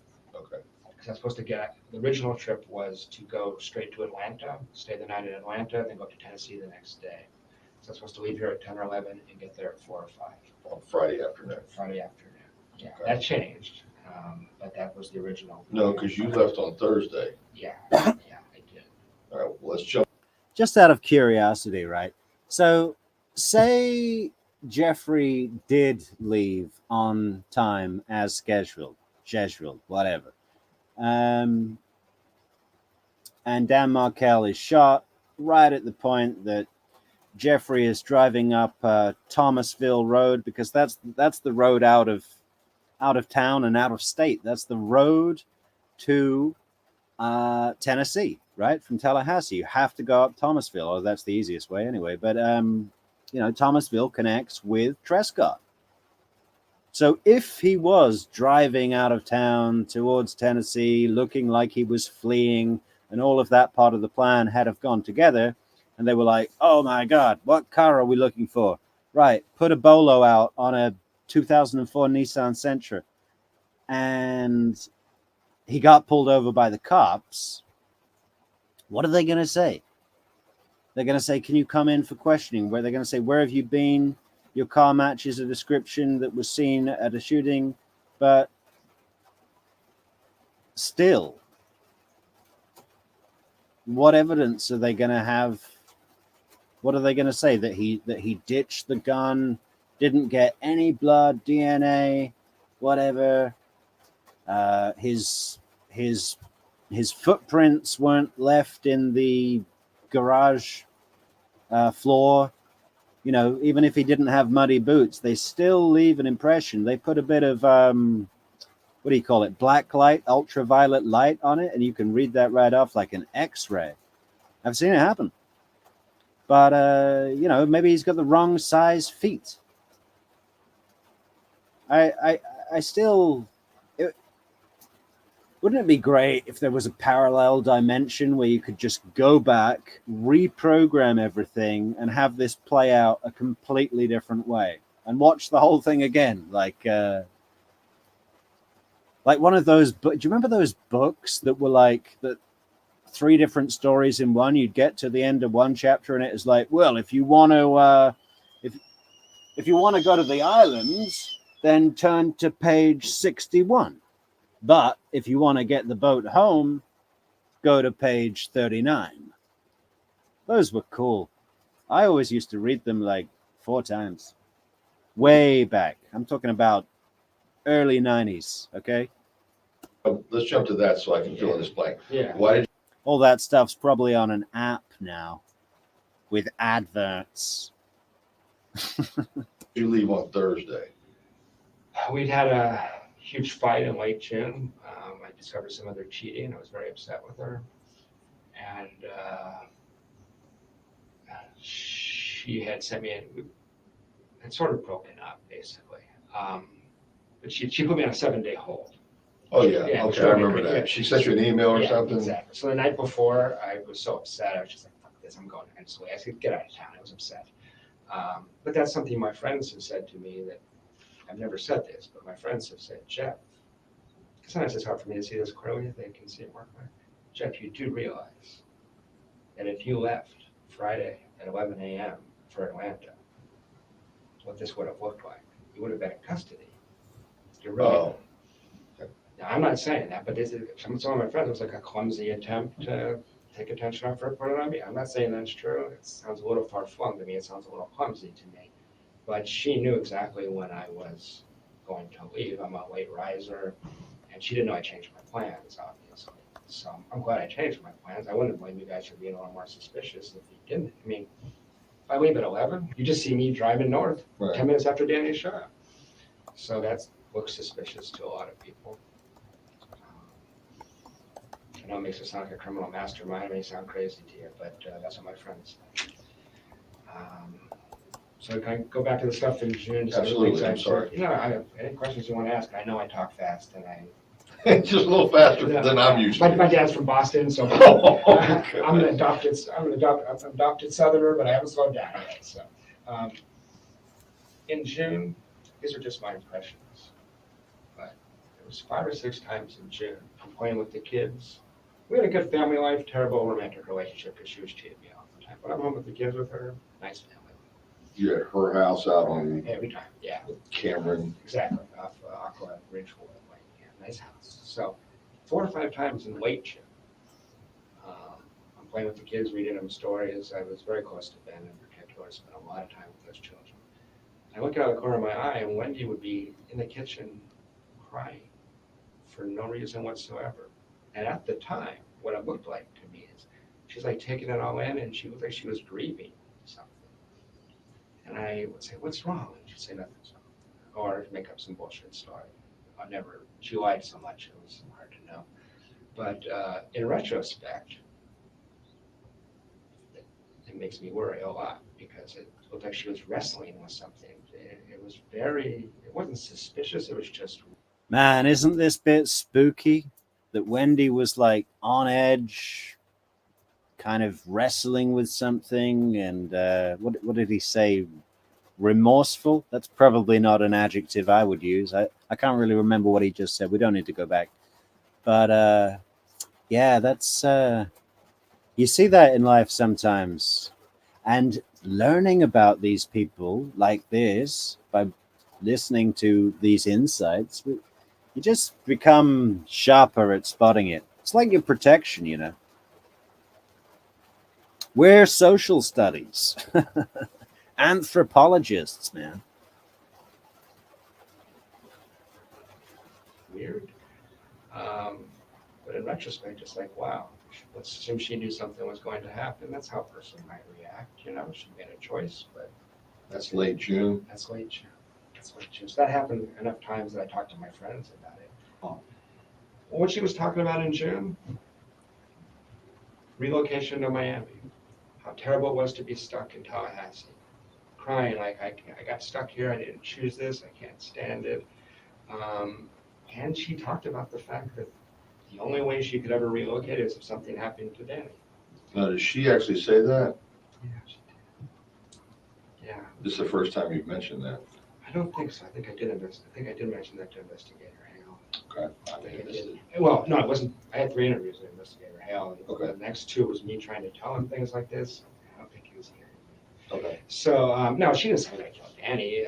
She didn't say that word for word. But it was, because I was saying, hey, we're about to like get serious here. Are you going to be here? Because she hated it so much. I need to know what's going to happen. And she's like, well, the only way that, let me give you the context. The only way I could leave is if something happened to Danny. But if that did happen, that would be a tough decision. I would probably need to go back to Miami to be with my parents. So that scenario came from her. But it was a response to a question from me. So, I mean, I guess I need to be fair about that one. Sure. But it was, and it's true, right? I mean, it was. No, this interview's been around for a while. It's on Mentor Lawyer's channel with a load of other great content. I'm sure you guys have heard of him, but if you haven't, go and check him out. I mean, it's an excellent channel. There's quite a lot of like legal mumbo jumbo. So if that's your thing, that's your thing. You know, he's a lawyer and he goes through procedures and what happens when, and you know, he knows how to obtain the documents pretty quick. So for me, for this little old channel here, it's a great resource to grab some material. Now, I've watched this Lacasse interview maybe 3 or 4 times before. I don't know when it was released, but yeah, it's fascinating. It's great. I asked if Danny might move with her. She said she would not be willing to do that. But she was talking about that. She would not be willing to do that. No, she did. Well, Danny had job offers from all over the country constantly, and she didn't want to live in Houston or St. Louis or things like that. I mean, she was miserable here. She was here just because she came with Danny. She didn't like her job. She didn't like the area. She didn't like split custody. I don't know that people knew how upset she was. I mentioned to you before you came into the room when I said this, but this is the time period. I don't know the exact day. I'm so distracted by relationships, I can't quite remember. But she told me that Charlie had looked into having Danny killed in the summer of 2013. She meant it dead serious. I wish to God I'd follow up on that at the time, trying to figure out us. And I thought, well, Charlie's crazy. I can imagine that, but certainly he's not crazy enough to do that. Yeah, what are you going to do? Call the cops and say my girlfriend just said that her brother looked into having Professor Markel killed a year ago? I mean, they're going to laugh you out the door. That's like 3 levels of hearsay that was never acted upon. I mean, what are they going to do? Send a squad out to Markel's house to sit outside and wait for a killer? So I didn't worry about it. That's your interpretation. Something. No, let's back up. Yeah, go ahead. Let's get into the context of your conversation with her where that comes up about Please. Charlie. Please. So She just, she's talking about Danny. She's completely. where are we at? We're at her house in the living room in late June. Late June of 2013. Yeah, 2014. Yeah, I'm sorry, 2014. Yeah, late June. And you know what this might have even been? This is sometime between June 20th and the Monday before Danny was shot. Okay. And I want to say it was right before, but I don't trust my memory on that, the date. And she's talking about Danny because it's all she ever talked about. Danny wasn't a human being, he was Satan. He was what? He was Satan. Satan, Yeah. okay. And what was real strange about this was that in January, February, March, they had a lot of court stuff, and I could see why she'd be so pissed off at Danny. Danny had calmed down. He liked his new girlfriend. The judge had read him the riot act in court when they went to court the one time and told the other attorney, you need to calm your client down and stop having your client write his own legal briefs. I'm sick of reading this crap. Danny was going to get his butt handed to him by the court, and Wendi was going to have to concede a couple things, but she was going to win everybody thought. And he had calmed down. He really had. So I was trying to say, we could talk about Danny a little less. Danny's chill. Danny's happy with Amy. This is good. This is good for us, I was starting to see Danny a little more realistic at that point. So she's in the middle of these conversations, just ranting and raving about Danny. Very angry with Danny.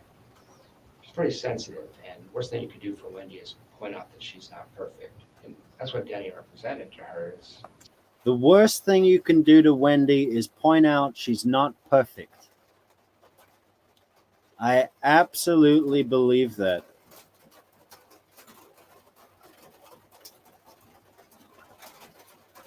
Say you're a liar, things like that. Anyway, she just comes out of the blue, and I said, well, I just wish something.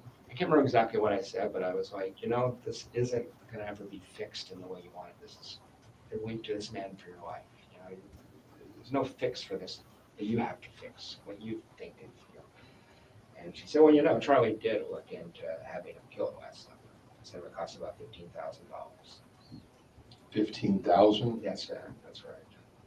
Seems cheap to me, but you would know better than I. And It's, I want to make sure I understand this completely. please. So June, what was the date? Between June 20th and March 14th, let's say. I think it's probably, I think it's closer to July, between June 20th and July 14th. I think it's closer to July 14th. Okay. She says, Charlie Charlie did actually look into having him killed last summer. And But how many times does he need to say this? I'm sorry to keep jumping on General Isom, but does everyone else see it? He's a bit slow. What is the deal? It's frustrating. It's like, can we get someone in here with some pushing energy? I don't know. I just, of course, my comments are all in the retrospective, and I'm not right there in the room, in the moment with what he has. We've seen so much. You guys in the States, you call it Monday morning quarterback, yeah? Right. Well, we don't have football in Europe. We do. It's called soccer, but we call it football. And there's no quarterback, so whatever. Next. he was told it would cost $15,000.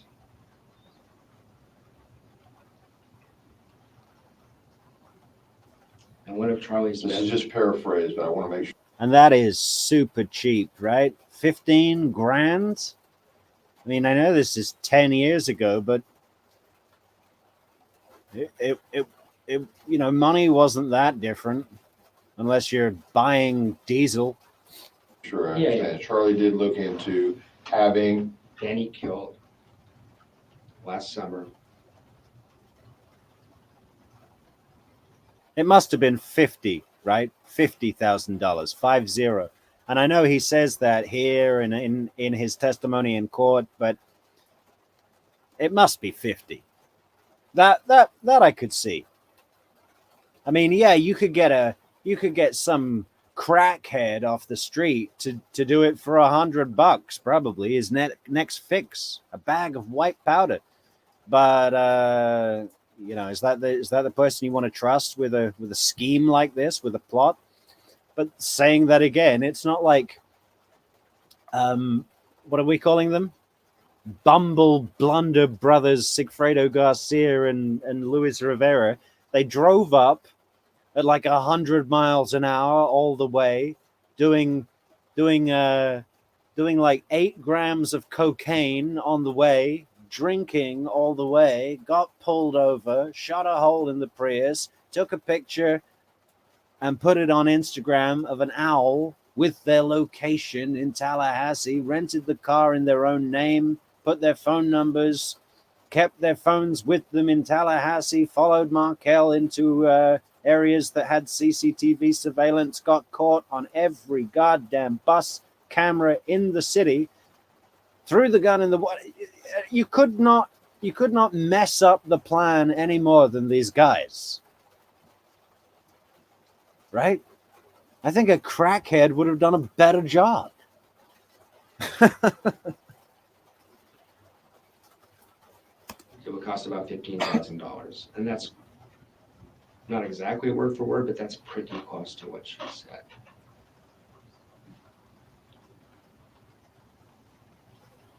Wish to God I had followed up. But how do you respond to that? What do you say? What did you say? I changed the subject to us. I was interested in working our relationship out. She ever bring that up again? No. Never again. But what worries me is Hey, we just figured out how to do these things. So Rabbit says, Lacasse is being so patient waiting for Isom to repeat. I agree. You can see Lacasse is super fast talker. He's like kind of ADHD, isn't he? He's like energetic. He's had a lot of Cheerios this morning.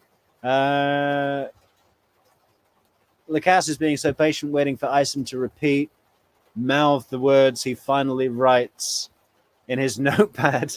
Isom's just from the shallow end of the IQ pool. It's pitiful, but he's trying. Yeah. It's almost like a remedial student, you know, where you have to have this patience and you want to be rewarding, you know.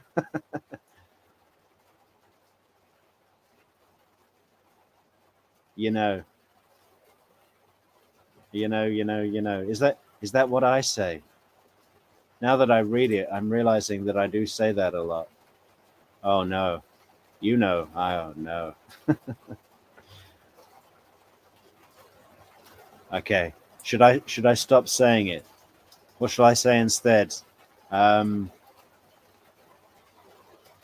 You see? Okay.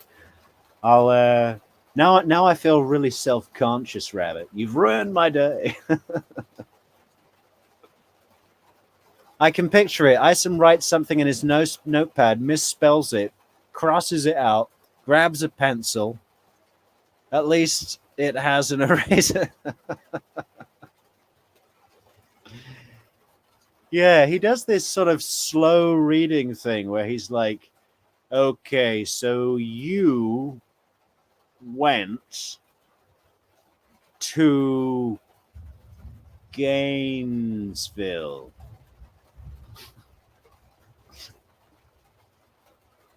What else we got here? A lot of comments tonight, guys. Appreciate it. Really interesting comments as well. Rivera was a felony with a gun, but got a speeding ticket and was let go. A felon with a gun. Okay, yeah. I think he's just a walking felony as well, you know. 10-time felon. Rivera was a felon with a gun, but got a speeding ticket. Yeah, with a nose full of snow, fucking cocaine all down the front of his shirt.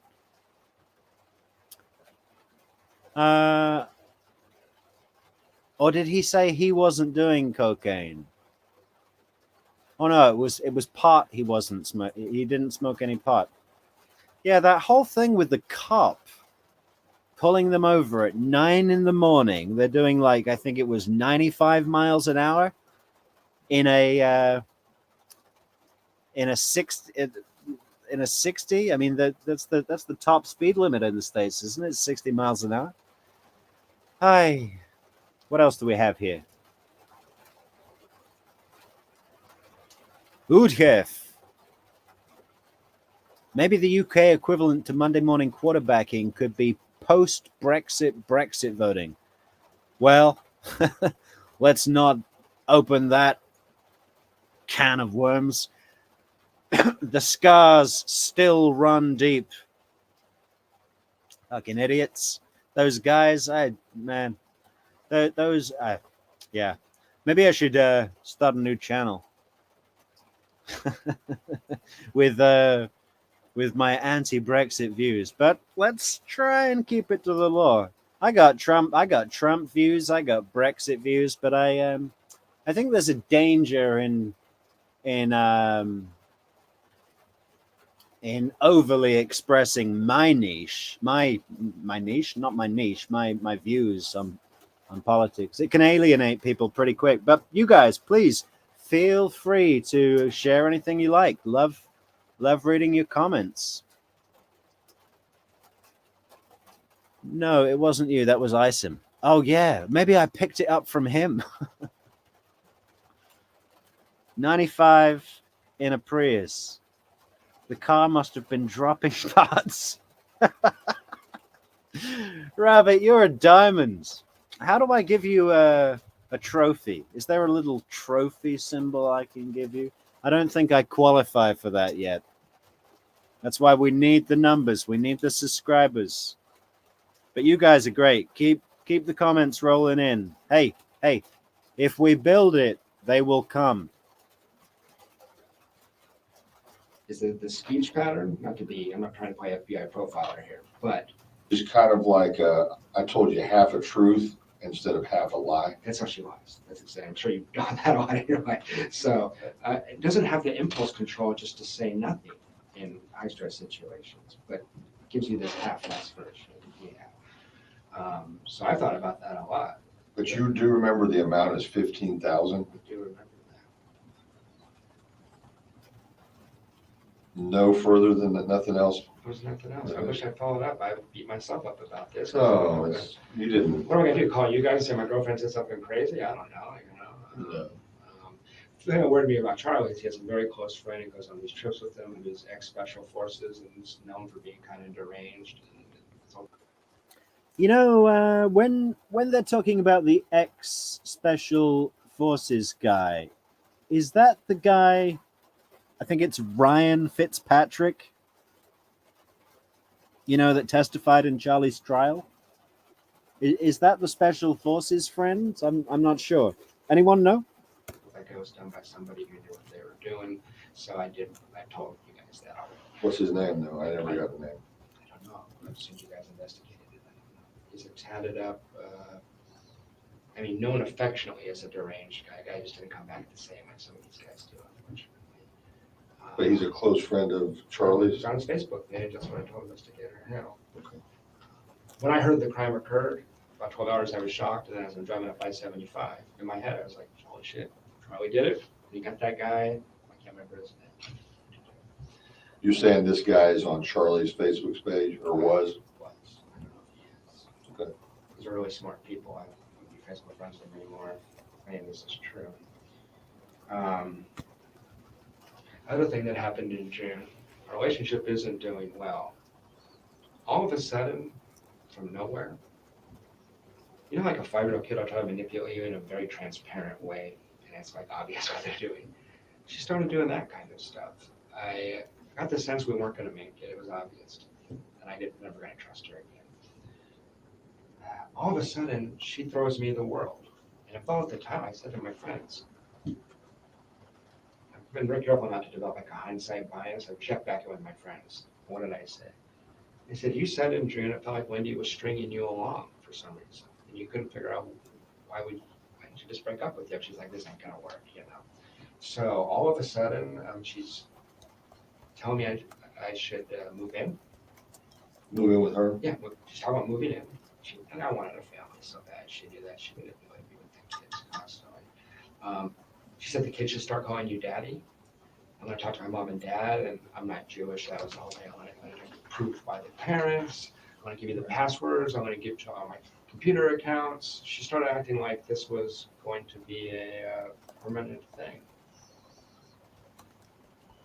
I'm sorry. Yeah, that's okay. I can give you a sec. I have to respond to I this understand. right now. I understand.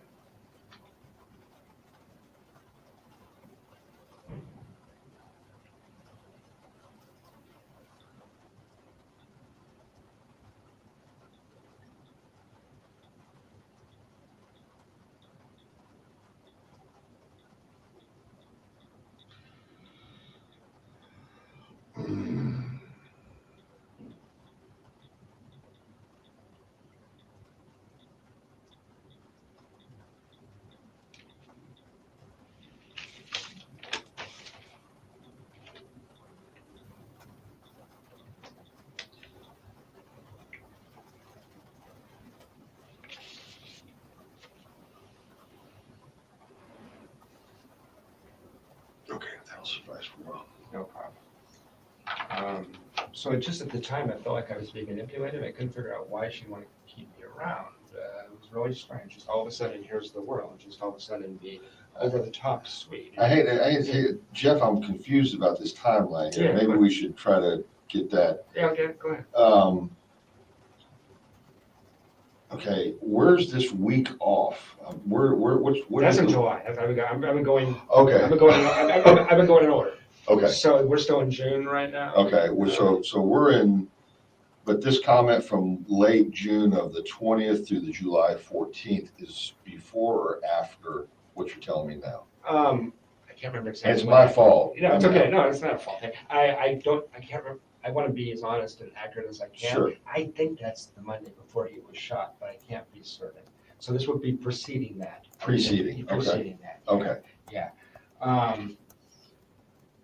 So it just felt strange. These are just my impressions. But it's like, what is going on? It just didn't make any sense. It was just really strange, erratic behavior. She wants you to what though? Well, I was threatening to leave at this point. Okay. So, and I guess if I'm putting on my cop show hat, I'm wondering if it would have looked weird if you break up with your boyfriend and then a week later someone gets shot. You know what I mean? I don't know. So, get to mid to late June. She went down to South Florida. She came back. I could tell she had cheated on me. So here's a good one. Udev says, I had a girlfriend like that recently. Real birch. Nice on the PG material there. Then all of a sudden, you're the world. I reported her for suspicious activity. Good for you. But you know, when General Isom, you know, we make fun of General Isom, but he gave me some real enlightenment recently. He just mentioned when he was saying, oh, so this is the woman who will tell you half a truth instead of half a lie. And when I heard that the first time, it clicked for me. That was, you know, very similar to a situation I was in. And that's another thing. You see, we're all learning here, guys. We're becoming better, stronger, wiser people together as one forever in peace.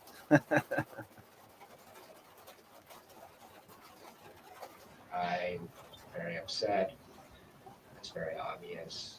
And I moved to Gainesville June 27th. She accompanied me down there for a work trip. 27th. Yeah, that weekend together. Tried to, thing was, she was going back to Miami for 2 weeks. As soon as we got back, we drive back to Tallahassee. Then she drives down to Miami with her mom. Oh. So that was her mom has to come up to take with her because she's not allowed to go herself. I knew it was the worst time in the world to have a fight. I just found the last line on her. And so one reason this is relevant to the investigation is it precedes this crime by a couple of weeks. I did not touch her. I did not call her names, but I lost my shit on her. I told her exactly how upset I was. I chewed her ass. She decompensated in a way that I've never seen an adult do before. She ended up in the fetal position, sobbing like a 3-year-old.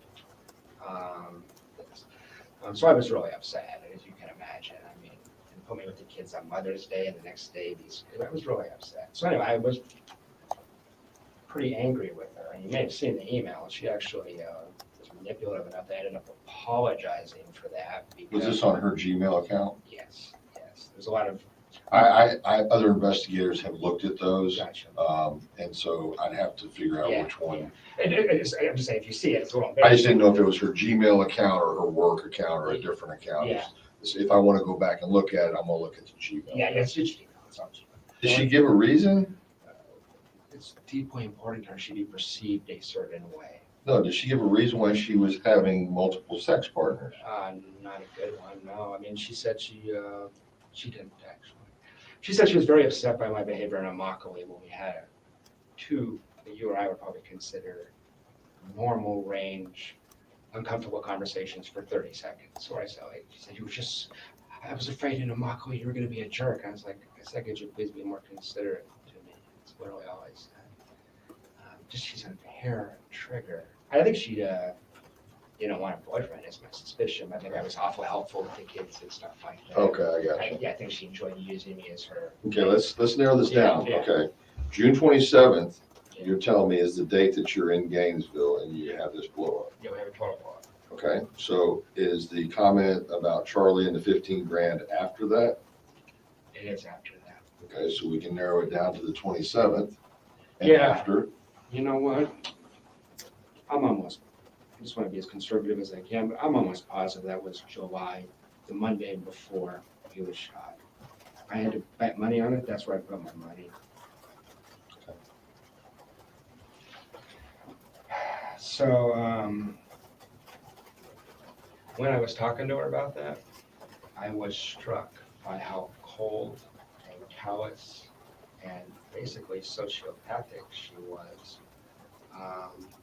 Here I am, I was crying, I was very upset, and I said, you're not a sociopath, you must feel bad about this on a certain level. And she goes, I don't know if I'm a sociopath, I don't feel bad about any of this. has there ever been a confusion about, okay, Jeff, I'll just be simple, Yeah. Elementary terms. Jeff loves Wendy. Wendy loves everybody. You see what I'm getting at? No, that's what It was you understood her that she was supposed to be strictly with you. Yeah, just from March on. Before that, I knew I Right. knew what she was doing before that. March on, I've been to 50 dinner parties where I'm introduced as her boyfriend.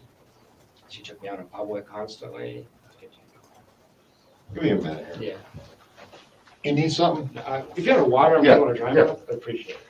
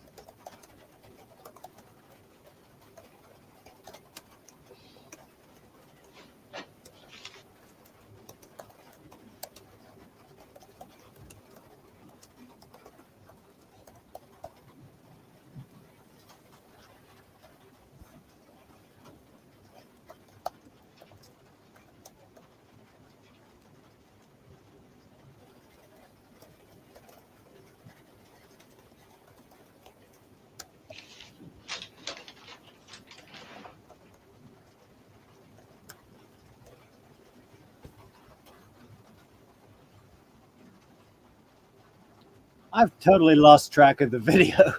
I'm a terrible narrator.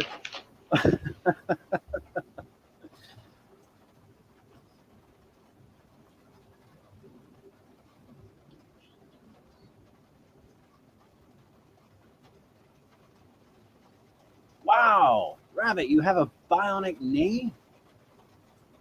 Cool. I mean, maybe not. He's I a hope very it's working interesting out guy. well And for you you. may have known guys like this. I know some in Tallahassee. He's friends with people on both sides of the tracks. He's got friends that are physicians and professors and all that. He's got guys he hangs out at his gym that don't have a high school diploma, and he's able to buddy up with them too. He's very good socially. Charlie is street smart. He comes off kind of like a con man. He is really good with women. He's one of those con man womanizer types. Different girl every night. Very socially smooth. So he enjoys flowing from one side of society. He has a Ferrari. I mean, he could just hang out in the upper crust. He doesn't. He enjoys slumming with these other guys, So I think he's taken trips with that guy, though. If you're going to look into it, I believe he's part of the crew that went to South America. I have somebody checking right now to see if maybe we're talking about the same person. Yeah, I don't know. By the way, Charlie is so industrious and so street smart that if it wasn't that guy, it wouldn't make me any less suspicious that Charlie was involved. He just was the natural first thing that popped into. So what do you think, Jeff? You don't, okay, so when you first started talking to me today, and don't take this the wrong way. Sure. When you first started talking to me, I thought we were fixing to crucify Wendi right here as far as everything, and that she was directly involved. Not necessarily that she killed her husband, ex-husband, but had solicited for someone to do it. I still believe that. I'm 100%, I never say 100%, I'm a researcher. I was 90% sure when I talked to you guys in July, when I was waiting for you to catch somebody, because then maybe I'm crazy, right? So then when Myron May happened, I thought maybe it was Myron May, I'm just wondering. At this Okay, how long we got left? We got about just over 30 minutes left of game time here, guys. I'm gonna try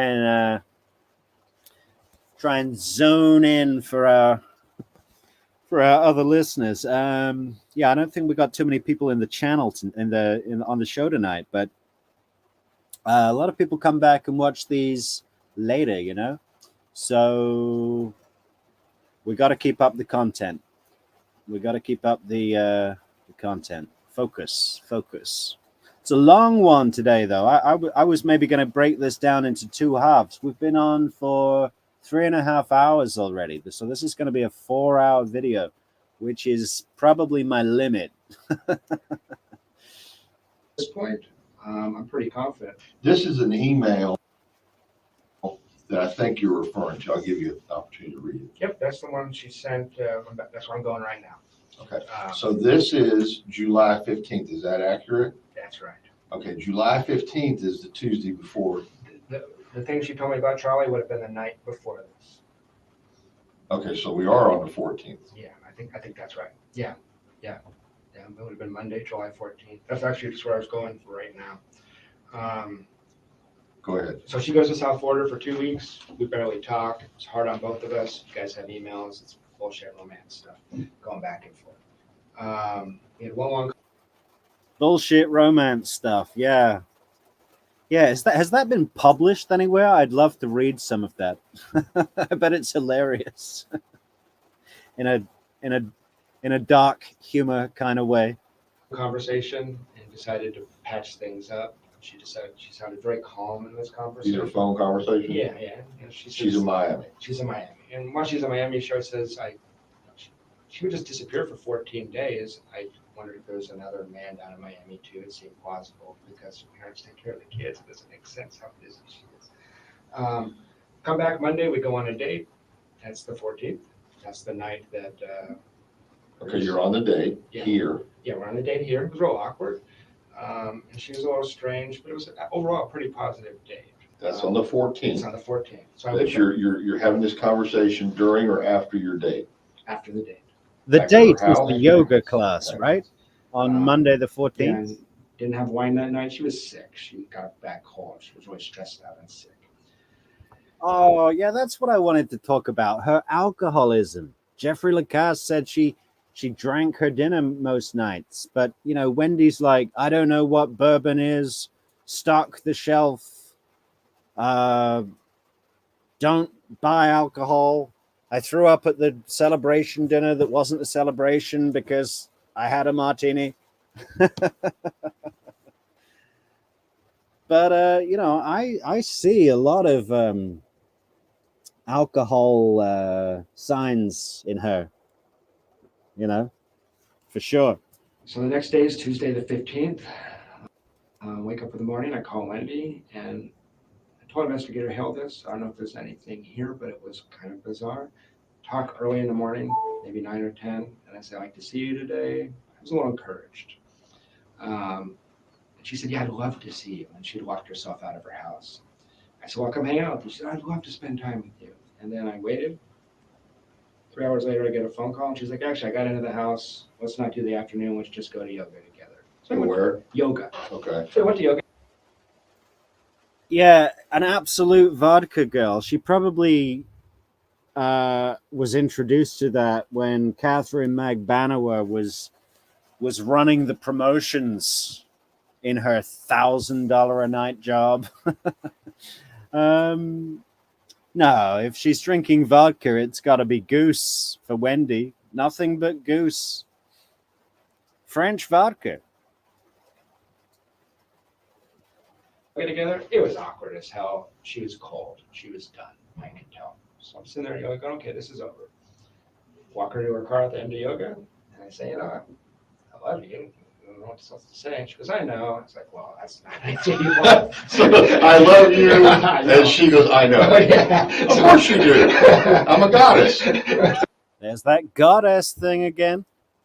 I'm a narcissist. Yeah. So I'm like, I literally went, okay. I just turned to leave, and this, oh, hell it is, but I want to say it again. She goes, hey, Jeff, are you still going to Tennessee on Friday?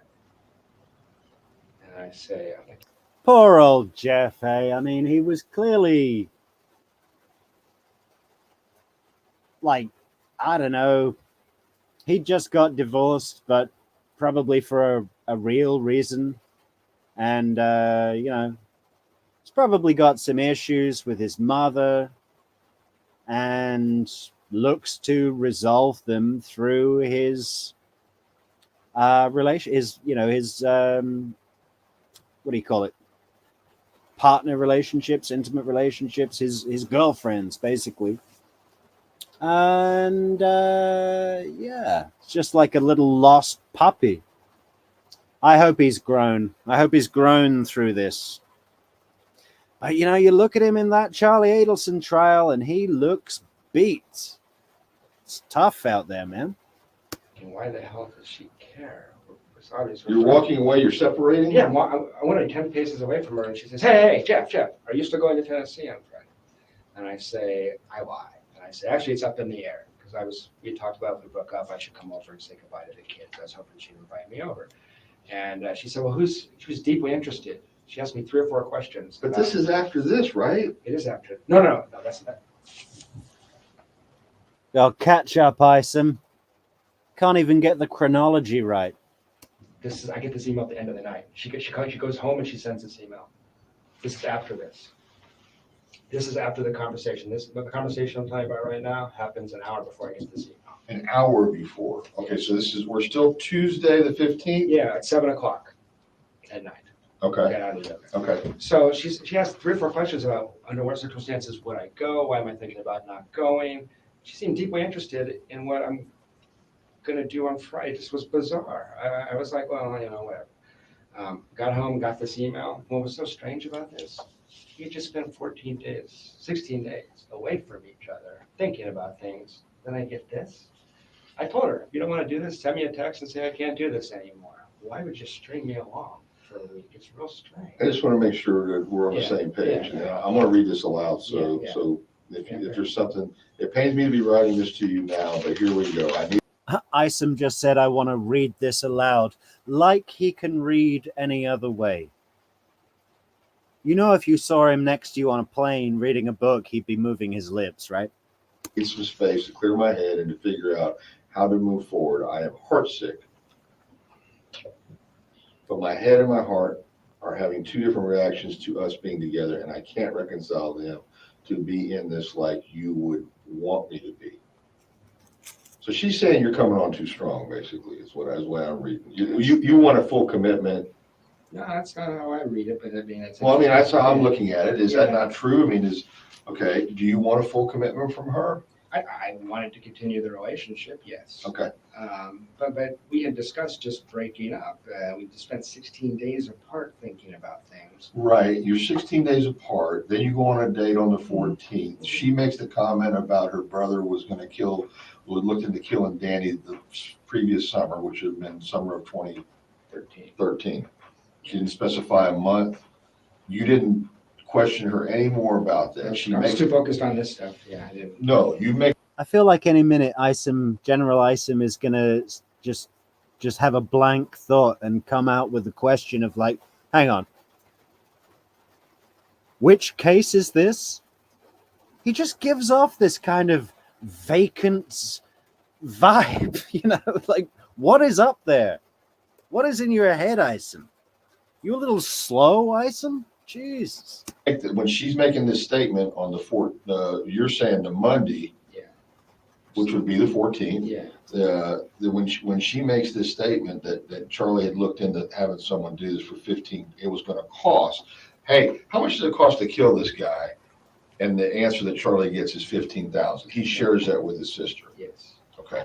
And then she says that to you, and that was in the context preceding that conversation was basically, what do you want to do? You don't like it here. I'm talking in your. You know, that was part of the conversation. There was constant conversation about Danny is awful, Tallahassee sucks. That's about all she ever said. And I can't do anything. I'm stuck here because, well, I guess you got denied relocating with the kids. She did. And she's saying, I'm stuck here unless something happens to Danny, what you're getting at. Yeah, that's exactly what I'm getting at. And then she just spills this out. Then I think, by the way, she just went to the bathroom. I think there was something like that where like. But you're saying that, I mean, there was no more conversation about, this is huge to me. This is like, my brother's already checked into it and it costs this much. Yeah, I could. Is it like, this is still available and open, or 15 grand is too much we're too cheap? His family's rich. I mean, it's nothing. No, I know, but He's what's, got petty cash in his office. okay, but was this like, this option still available? Is that how it was? It was just said in passing, and I've mulled it over in my head 100 times. I didn't know what it meant. Okay, so my brother checked into it and it was gonna cost 15 grand. I'm just heartbroken in this situation. I'm not thinking. Here's a good one. Rabbit says, "OMG, Lord have mercy." Now we really know she's from North Carolina. Okay, I'll say it. Wendy's head and between her legs were in conflict. This woman is more than sexually free. Lacasse thought she was cheating. She was sleeping with many. Yeah, I just wonder, Rabbit, what do you think about her statement about how her mother was so proud that she graduated high school still a virgin? I find that hard to believe. Thinking about that. I'm thinking about how do I get this woman back? I realize, but I'm trying to glean this Yeah. from what the interpretation that you got from it. Yeah. I know you told me you didn't ask for anything more about it. I mean, you know, a statement like this, don't take this the wrong way, but if I was in your shoes, I'd be like, I'd be saying, what the hell are you talking I about? got used to her craziness. Okay. Today, right? So All right. she's all over the place all the time. So I think I just wrote it off as another crazy thing Wendy says. But you recall the amount. I do, and I went back to a couple friends because I told them about this Right. after Danny got shot. I said, "Holy shit!" You Right. know, I mean, that's what happened. So I beat myself up about that. No. I don't want you to beat yourself up. I just want to make sure that you didn't. I'm just trying to get you to see, is there anything else that you can recall? I think that's about the 5th time Jeffrey, poor old Jeff, has said, you know, I wish I'd have done something. I beat myself up about that, you know, about not alerting the authorities when Wendy said Charlie looked into hiring a hitman. But what's he going to do? What cop would do anything about that? I mean, I guess it would be on record. You know, but the thing to do would be to go to the police and say, listen, if anything happens to Dan Markel, Professor Markel, here's some information for you and keep an eye on it because something's wrong here. And then go and tell Wendy that he's told the police and tell Dan. That'll be the thing to do. God, you see what I mean? I wish we could go back in time and just play God a little bit and just watch this work out in all of the different ways it could have done. There's so many, what is the word? Permeations? So many different ways this could have all happened, you know? But, you know, apart from poor old Professor Markel getting his face blown off, you know, I'm pretty pleased with how it's all happened. Paul, I'm not saying you did anything wrong. I know, I get that. I'm saying, are you sure you didn't miss something else in that conversation? No, because it was right back to her and I. Okay. All right. Since you're going to be here, And that's not going to happen, you know, that. So this comment is made in passing as she's traipsing off to the Something like, bathroom. yeah, or their bedroom or something. Comes back out, it's all, And okay. I say, I had a good time last night, or something like that, you Okay. know, it was that kind of thing.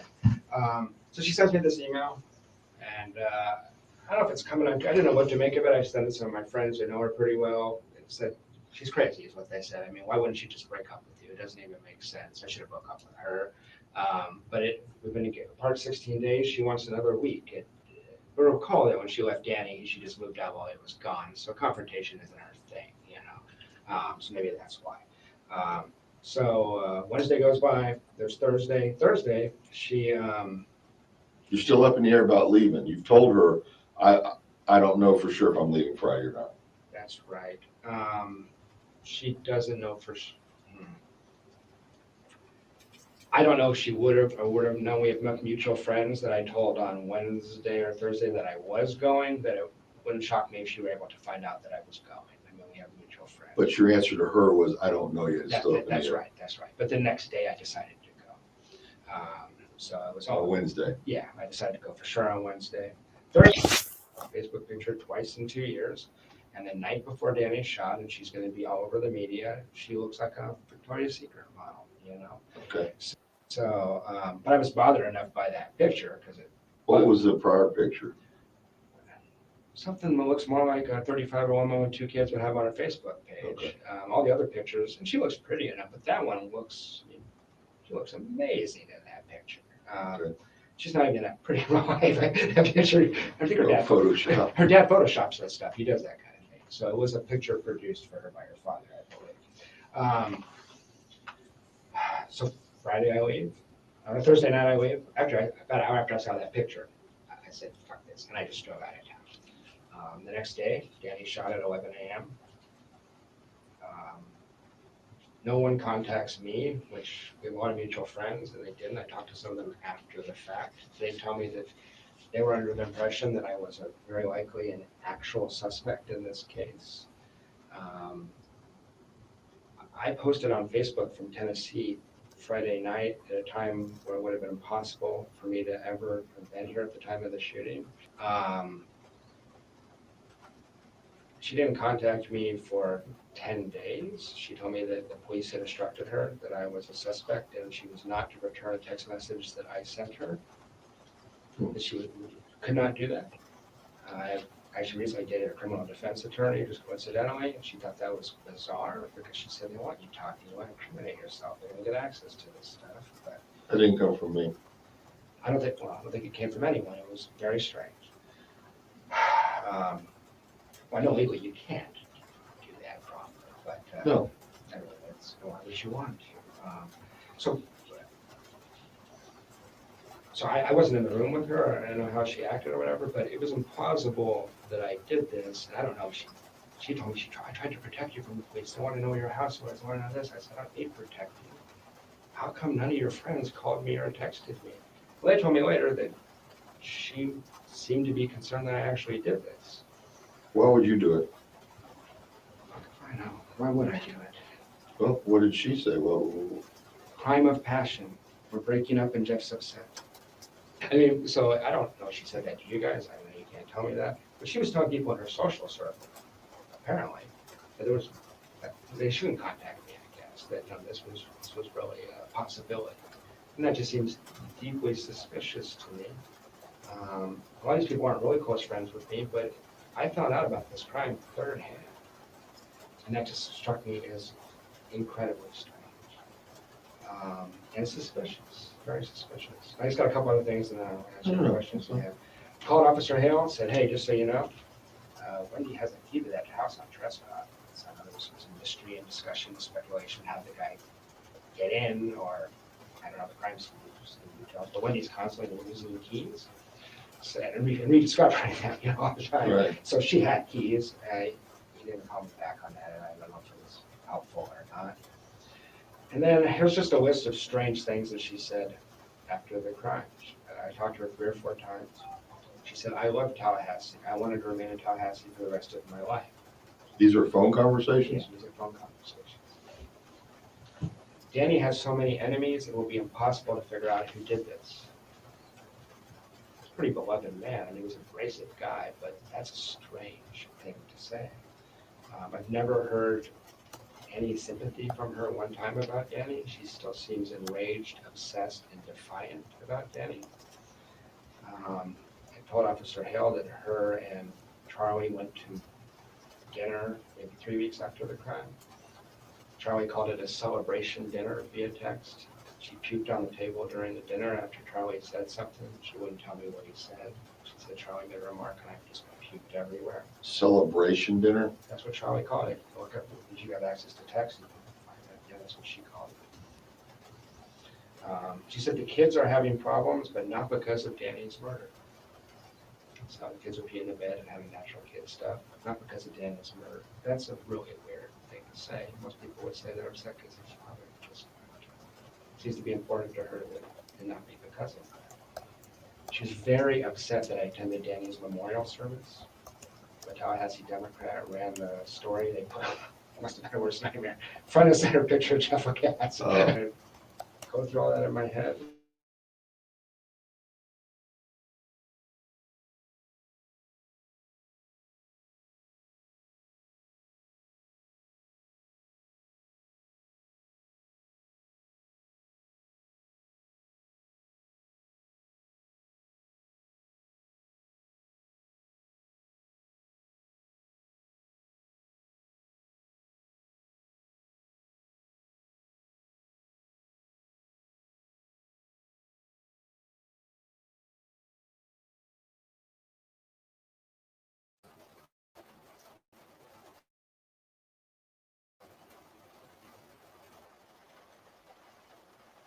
Hey, we cut out a second there, guys. Sorry, night, you know?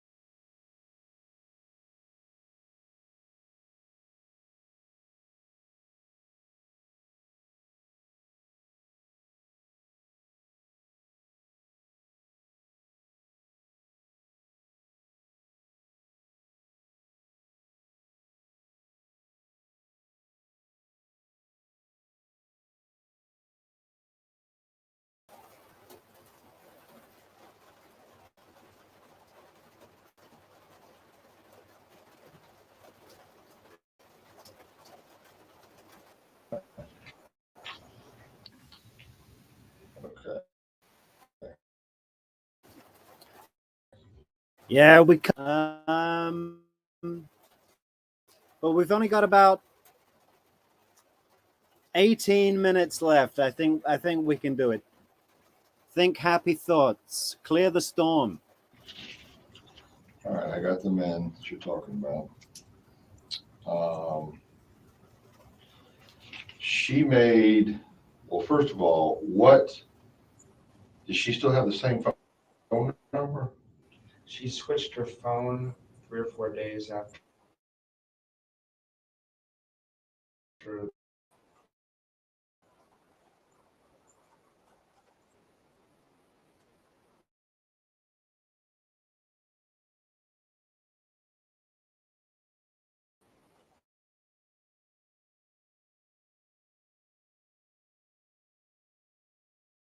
the shit. Concerned.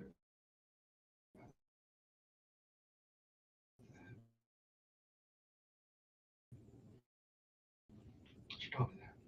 Did you ask why?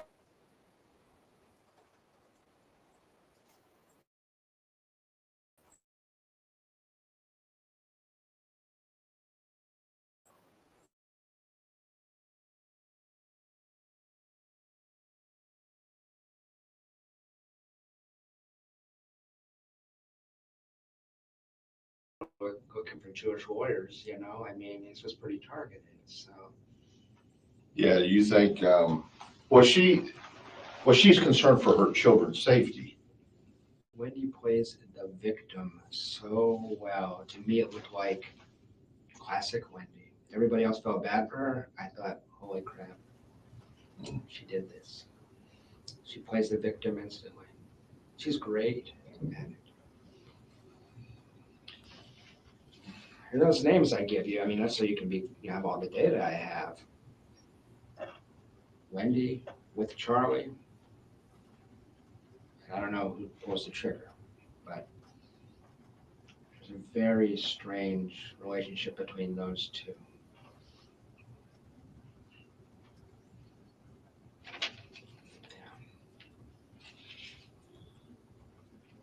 I acknowledge this might all sound real crazy to you, Mr. Gary. I'm not, no. Yeah. So I'm very interested in this. Yeah, I want to make sure that I understand it yeah, completely and thoroughly. yeah.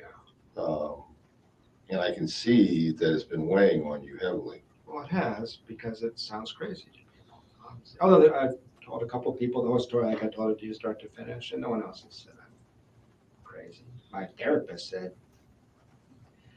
one thing I forgot to tell you, I had to go get a damn therapist. It was so crazy. So I to try to manage her, I tried to get some advice on relationships. And in April of 2014, he tells me, look, he's real blunt. I gotta be honest with you. There's two possibilities. One is she's just getting over a divorce, she's drinking too much, and she'll settle down over time, maybe live happily ever after. Second option, she sounds an awful lot like a sociopath to me. That's an objective person. And that's an objective, clinically trained professional saying that she sounds an awful lot like a sociopath. Now, of course, he can't diagnose her via the word of Jeffrey Lacasse because he's giving his perspective. But, you know, I think he knows how to give a pretty fair perspective, and I believe that she is a clinically defined sociopath or psychopath. What are they? What is the differentiator? Cluster A, cluster B, psychopathy. I can't remember the difference. Anybody know? And I said, sociopath. I said, yeah, high functioning, but she doesn't seem to have a conscience. And I said, oh, geez. Can you imagine if we get Donna on the stand? Georgia Kappelman is going to have a very fun day. That's what I got myself into because I was in love with her and I wasn't going to leave at that point. But that's the kind of feedback I've gotten when I tell people what she's actually like. Okay. I prefer that you guys catch somebody else, obviously. Right. When's the last time you talked to her or had any conversation? I could find it for you. It would have been in around August 20th.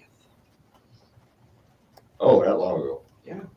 She cut off all contact because I didn't tell her I was dating. It was just bizarre. That was the time, it was about the time of commencement, summer semester commencement. That was another thing as far as narcissism and a crazy person. You know what Wendi was mostly upset about? She told me this. The fact that she had to cancel her commencement speech because Danny was shot. Her attorney said it's a bad idea to get yourself in front of the media like that. Inside Edition will show up. You can't do it. She was devastated.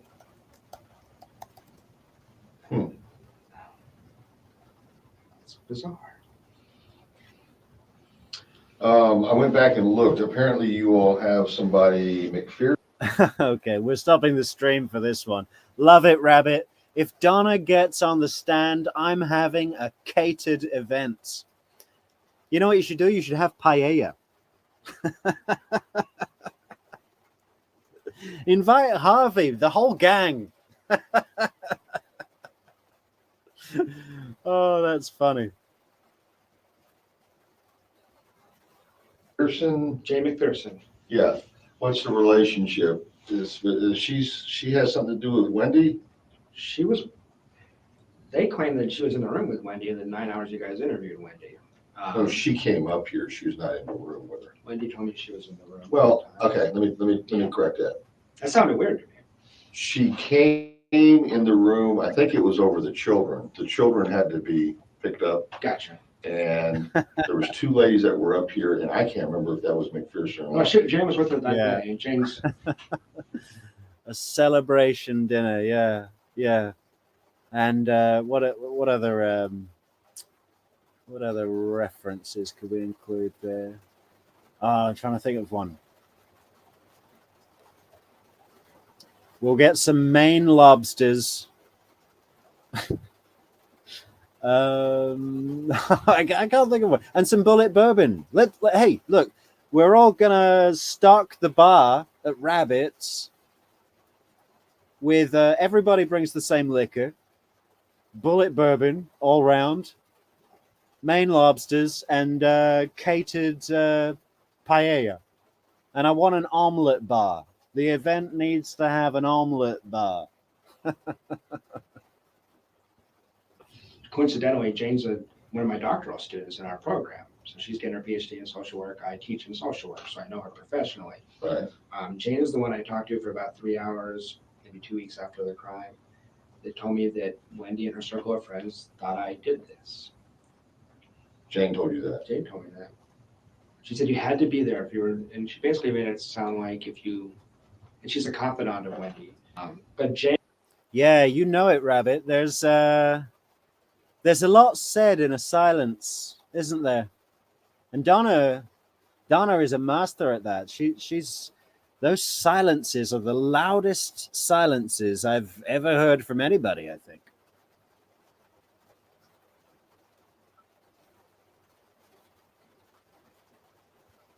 Jane knows Wendy as well as anybody. Jane doesn't think any of this. But Wendy's pretty good at fooling people.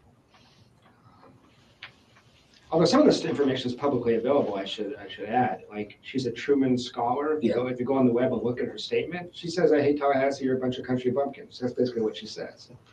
You know? Although I think she told a lot of the locals. Yeah, here's an interesting point. I bet you if the state offered Donna a plea deal where they agreed not to prosecute Wendy in exchange for Donna's plea, she wouldn't do it. A fundamentally selfish woman. Yeah, everybody's always talking about how this is such a stick-together family, and I don't agree. I think they stick together because they're the only when they're together, they can really be like the evil plotters together and not fear judgment from others.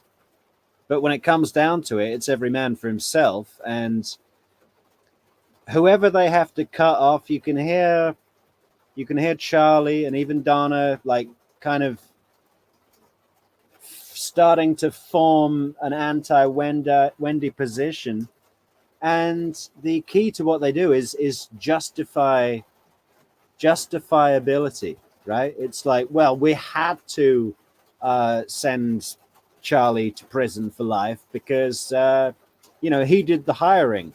And if Wendy goes down, it's like, oh, she went to Trescott at that time, all that stuff. But I don't think that they will offer Donna a plea that agrees not to prosecute Wendy. Georgia Kappelman is sharpening her knife and fork as we speak. She wants to eat that meal. Wendy's head on a plate. What they that wanted she to was satisfied, she wanted to make the best of things, and that she actually, No, that is what she said, but not when the door closed and it was just me and her in the Yeah. house. Then it was, I mean, I got tired of listening to it. I think it's a great place. I deliberately moved back here. I couldn't went anywhere. I mean, so. but it wasn't for her. And she made that clear to you, is what you're saying. On a daily basis. You couldn't go to a movie theater without hearing about how the movie theater in Miami is better. Okay. She was obsessed with it. You know, her and Danny thought they'd be here a semester. Got stuck here. So. And then and all she'd been wanting to do is get back to South Florida. And she made that quite clear to you. Like, I mean, it was kind of cold, actually. She basically told me, if it's between you and South Florida, I'm going to South Florida. Okay.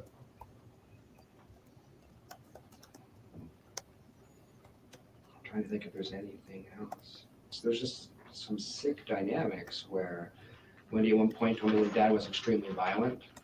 And I thought, well, this makes sense why you're so gun shy and, you know, hair trigger. Then later I said, well, with your history of family violence, she said, I never said that. So there was a lot of inconsistencies in line, but I don't think Charlie's been up here. If you were, your experience and instincts, you were to talk to Charlie, I assure you, there's something off about that guy. What about this FBI thing? I heard through the grapevine that the FBI talked to Rob up in New York. That's what Wendi told you? No, I think that's what Jay McPherson told me. Okay. So I try not to believe everything I hear because misinformation is everywhere. You know? Well, if Jane McPherson heard it, she most likely got it from Wendi. Yeah, well, that's true. That's true. But he's like an outside. Jane McPherson. Here's a funny one. I feel like we should do a special video, just one episode video, short one, on Jane McPherson, because apparently she's standing by Wendi even today. And I wonder if that's because to admit that it's likely Wendi was involved would be to admit that she was a complete fool. You know, some people find that really tough to do. Others don't, and those are the ones that grow and become less foolish. Yeah. Some are just not that fortunate. He's not really a part of the core family. They don't have a relationship, basically. Okay. And the impression is he's a guy who wants nothing to do with his family. There's something that happened in that house and he wants nothing to do with it. Okay. And I just think there's, that's the other theory, which will sound super crazy, but the people that have visited the house in Miami said to me, does anyone consider maybe the whole family's in on this? I mean, this is I said, people don't do that. I said, well, go in that house. It's real strange in there. It's real secretive. It's real weird. Have you met her parents? I have. Is there anything that you can tell me about them? Everyone in that family suffers from a severe lack of empathy for other people. Okay, that's a really good line. I feel like that should be on a t-shirt. Everybody, well, it's too long a sentence. Everybody in that family suffers from a severe lack of empathy for other people. That's a really good way to sum it up in a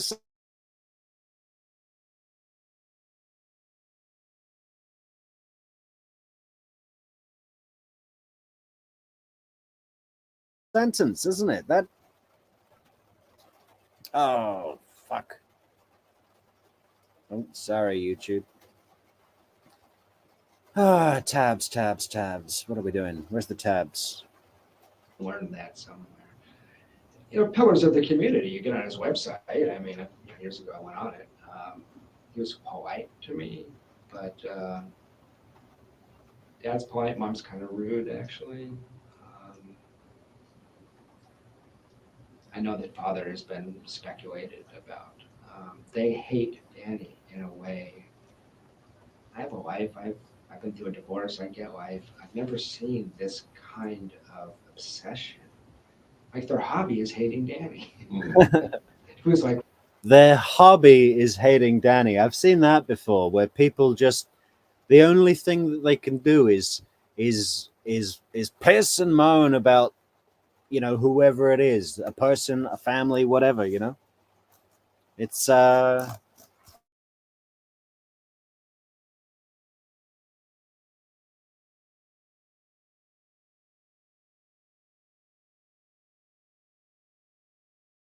It's crazy. Under this, But that- because Wendi could convince you of it, and maybe she convinced the parents. But they were going to put a. You said you looked at some emails, but not others. At one point, Wendi was going to get a restraining order against Danny, which in retrospect is bizarre because he was a good dad. But she had Gary, you know who Gary is? Gary.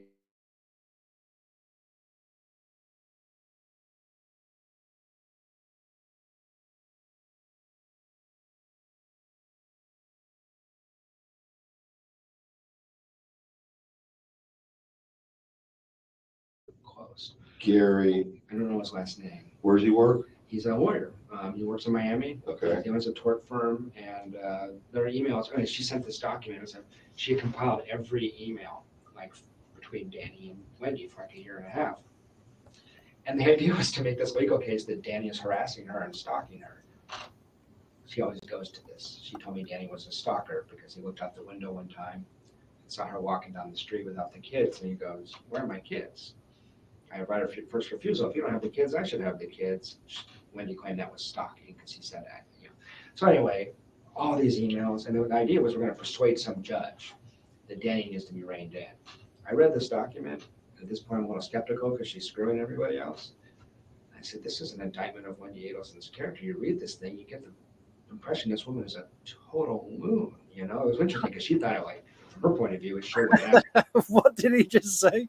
What was he reading? He just goes, you get the impression that this woman is a total loon. Yes, a total loon. I like that. But I need to know what he said before. Hang on a second. Dan. I read this document. At this point, I'm a little skeptical because she's screwing everybody else. I said, this isn't a document. It was we're going to persuade some judge. Oh, it's the Refusal. If you don't have the kids, I should have the kids. Wendi claimed that was stalking because he said that. You know. So anyway, all these emails, and the idea was we're going to persuade some judge that Danny needs to be reined in. I read this document. At this point, I'm a little skeptical because she's screwing everybody else. I said, this is an indictment of Wendi Adelson's character. You read this thing, you get the impression this woman is a total loon. You know, it was interesting because she thought, like, from her point of view, it showed what an asshole Danny was. If you were to read this, it's like, this person is crazy. So Oh, I would love to read this document. How do we find this document?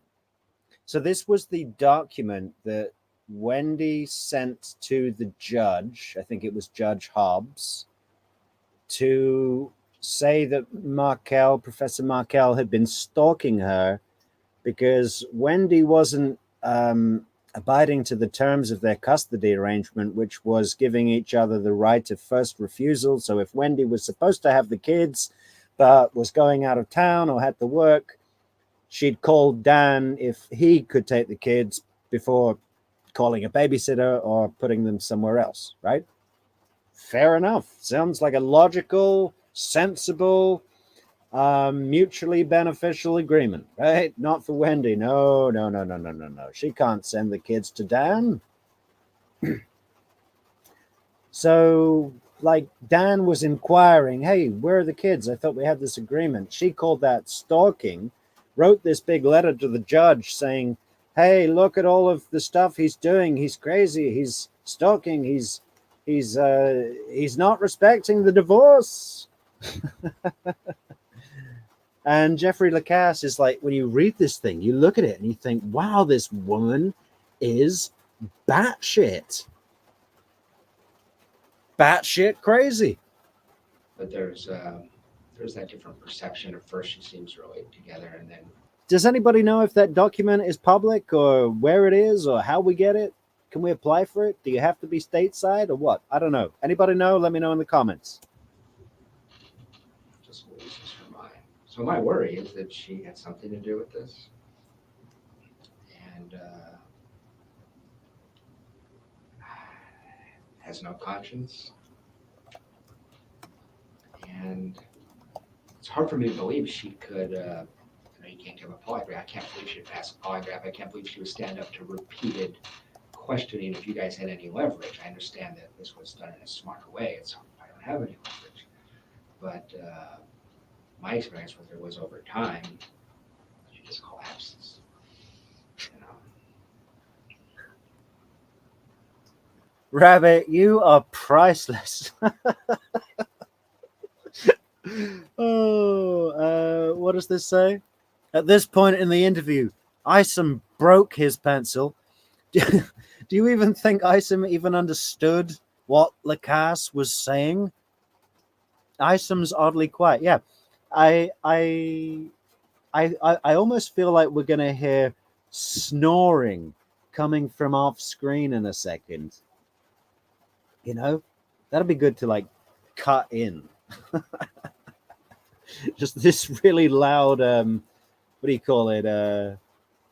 What is that condition? Not narcolepsy. Whatever. I can't remember the name. Oh.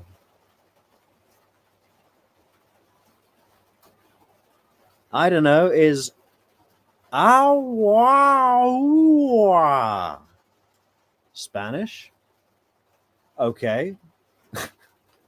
I know loons are singers, but is that really how they spell? You know, if this was Wendi, that would be perfectly spelt. You can guarantee.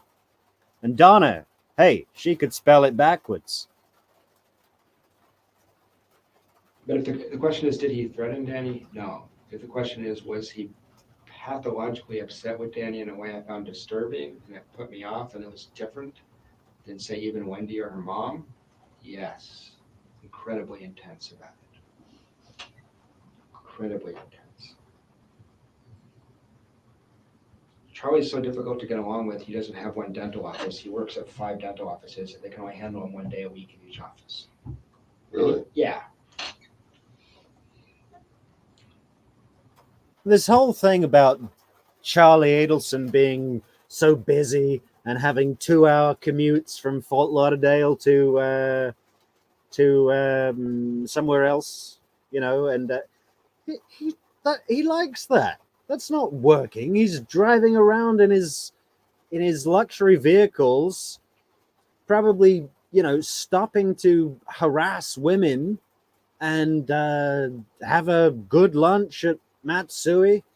You know, it's like it's this whole thing about him being busy and in multiple dental offices. What? So he can do multiple money laundering activities and cash only work. I mean, but they're pushing it as like a plus. You know, it's a dodgy deal, man. Like everything with these guys.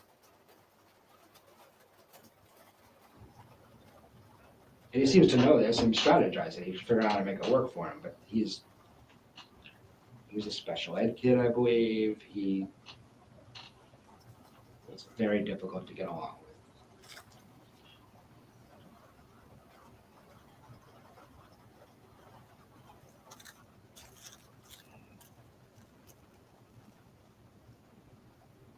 And he is fiercely protective of Wendi. I disagree. He's not fearlessly protective of Wendi. He's fearlessly what is the word? Well, he's fearful of not pleasing Donna. You can't have an unhappy mother. Isn't that what he said on trial? Not about his own mother, but about Wendi when he was advising her to divorce Markel, saying it was the worst decision of her life, or the second worst, however that was. You know what I'm talking about. You all watched the trial. You're all addicted to this case as much as I am.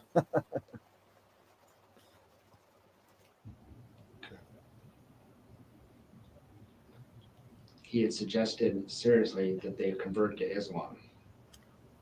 The whole family? Just Wendi and the kids. Islam? Islam or Christianity, one or the other. Just to screw with Danny. So they're not very devout in their No, Jewish they're religion. they're atheistic Jews. Pardon? They're atheistic Jews, you know, Jews that don't really believe in God. They do it culturally, they eat the food. These people don't have ethics or morals. I mean, they don't. Well, they don't really eat the food kosher. It's kosher style, guys. It's the style. We take this God, I can't even think of. Yeah, we take a piece of pastrami, and then we cover it with cheese, and finish it off with a kilo of shrimp. What? It's style.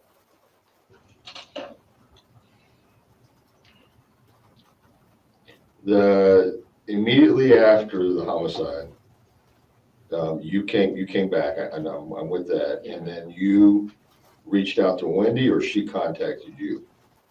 Oh, hold on, guys. Rabbit has an announcement, a very important announcement here. What does it say? So, just hit pause a moment. The Latin Kings were extorting Charlie and let him continue to drive his Ferrari around, owing them almost 200 grand. And they bought a used 1980 Pontiac Grand Prix. Okay. I thought he bought a Toyota Camry Rivera. It's like the most common car in North America, right? it's yeah, really living it up, huh? Why not a 2001 Lexus with over 100,000 miles on the clock, as Tara Kawas would say?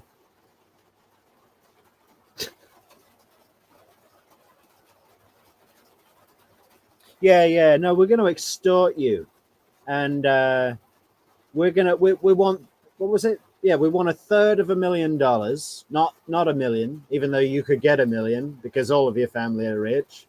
Yeah, we're going to play this fair and just deal with you. And as you were only going to put in a third, we only want a third. And oh, you've only got $138,000 now? Not a problem. Tell you what, you pay us $3,000 a month, which is really nothing on the kind of money Charlie Adelson was on. Why $3,000? He was earning all sorts of different things. The one that I remember is $2 million a year. So $2 million a year comes to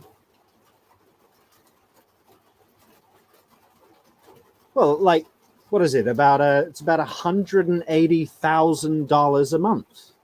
Okay, you take out your rent, your business expenses, your materials, your licensing fees. Maybe that comes to $10,000 a month. Let's be generous and call it 20. So you're earning $160,000 a month clear, and we only want $3,000 off you a month. For how long would that take to pay $200,000? Well, 60 months. So 5 years. Yeah, we're going to be doing this for 5 years. When you could just give us your Ferrari. Where's your pink slip, dentist? Give us the pink slip, dentist, or you'll have no teeth. 10 days later, she texted a mutual friend acting as if I would be upset with her. Right. And I said, tell her to call me. She did. At 3 in the morning. She wasn't sleeping well. And we had a very awkward conversation. Mostly I think literally she talked for an hour and a half, and I said probably 30 words. I just listened mostly. It was real. She wasn't sleeping. It was real crazy. But that's where she told me a lot of things that weren't true. I mean, she was, that could just be a relationship thing. I mean, I couldn't contact you until Jimmy Judkins talked to you. Right. Probably. I don't know. That was really strange not to. All my friends were texting with her, and she wasn't writing a lot back, but everyone else she acknowledged. If I think of anything, I'll get back in. I just had 2 quick questions for you, if you don't mind. Yep. This is completely selfish, but I'm concerned about me in this situation. I'm wondering how long it is, in your opinion, before the media or journalists are poking around looking at this case. And I'm worried about my potential exposure as a professor and as a person. This is an open case. They can ask all they want to. They're not getting anything. That's for the foreseeable. I mean, I may call you. I mean, you at some day you may be called as some type of witness. I would do it in a second. Yeah.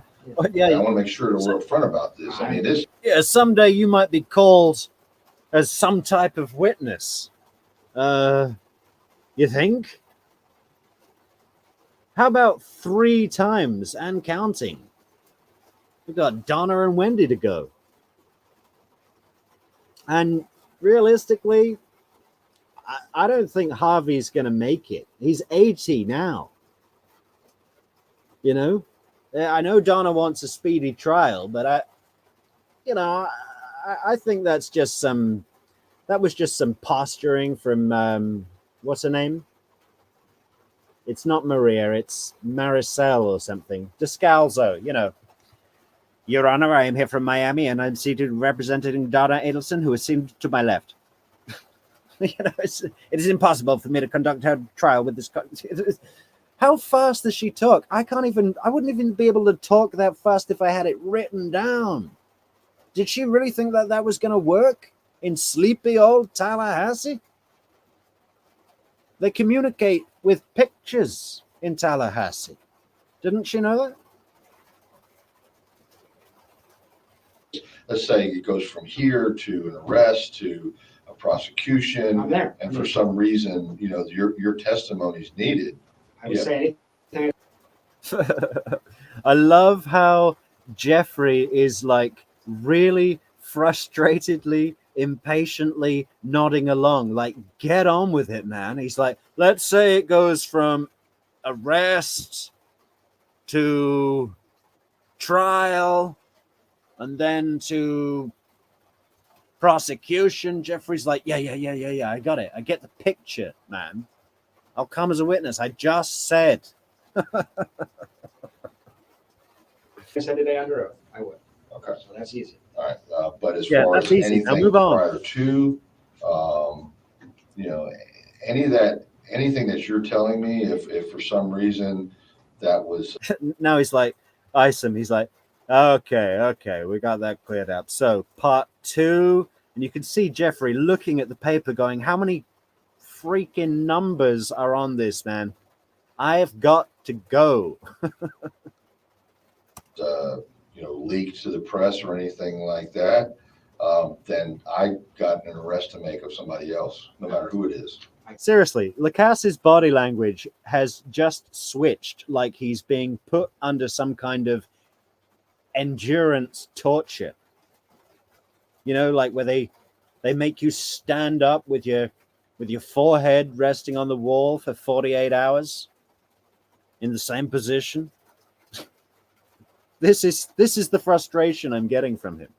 Okay. I got you. That'd be. One other email I sent him, I pretty much accused her. Okay. But I mean, obviously, it's more than that. I mean, yeah, you more than just suspect her at this point. That's what you've been telling me this afternoon, right? No, that's true. That's what I've basically gotten from you is this woman is directly involved. She is. Now, I don't think you're saying necessarily that she killed her ex-husband. Started to get really, really strong. Yeah, true rabbit. Have I found and watched Carl Steinbeck's coverage? Yeah, very good. Him and his brother. I enjoy the show. And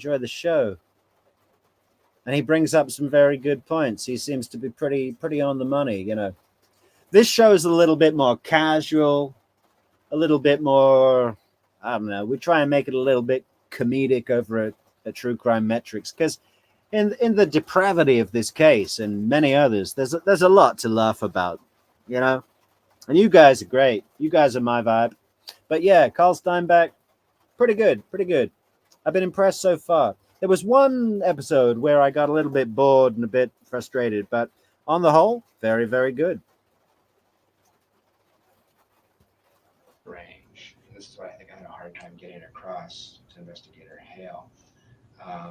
So we have that fight. She goes to Portland for a weekend. She comes back. It's now June. In June, I was walking around saying to all my friends, I don't know what is going on. Something is going on. We had that very frank talk about that and decided to stay together. She said, it's one guy, he's gone. He literally moved out of the area, as you probably know. So in June, I was walking around saying to my friends, I don't know what's going on. It's just uncanny to think back on it now. So I don't know what's going on, but something's gonna happen. Like, it feels like there's drum beats. It feels like we're moving towards something. It's really, really strange. I don't know what's going on. One of the strange things that happened was we had a trip to California scheduled to see my parents the week that Danny was killed. And in early June, she rescheduled that trip. And I said, what's the problem with the trip? She says, well, I'm worried we'll get stuck in the airport and we won't be back on Friday. I have to pick up the kids from school. And I said, but we're coming back Thursday night. It's not winter. We're not going to Atlanta in the winter. I would understand. There's no way we're going to get, and we can rent a car. We have friends with babies. That's strange. I said, fine, cancel the trip. And that was gonna be in early June? The trip was going to be the week that Danny was killed. Oh, okay. That was the trip? 11th to 19th was supposed to be the trip. So we had a trip planned, and she was real strange about the fact that we had to reschedule this trip. It just didn't make sense. And I even said, if you just don't want to go because you don't feel comfortable right now, just tell me. That's cool. She goes, no, I have to pick up the kids from school that day. I just have to. I don't want to do anything to stop that. And she said, I'll miss the kids at that point. I said, okay. A couple of days later, I say, well, she said, but I want to spend that time with you. I was leaving for Tennessee on Friday. She said, I want to spend that Monday through Thursday with you. I said, great. You want to go to St. Augustine? She loves the beach. She hates Tallahassee. This, again, is just very strange and suspicious to me. This is something else I brought up the other night, is like, what is it about Miami that Wendi Adelson finds so appealing? I mean, all right, it's a fast-paced city with a lot of bling and a lot of, there's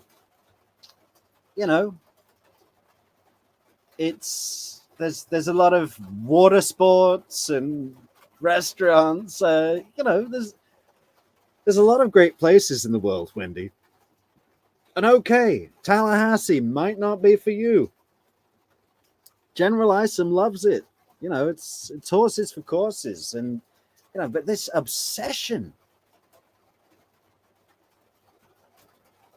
In my, in recent years, I've enjoyed the beach less. Don't get me wrong; it's nice to go to the beach, and there's some great beaches where I live for sure. But it's for kids, really. I mean, is it that good?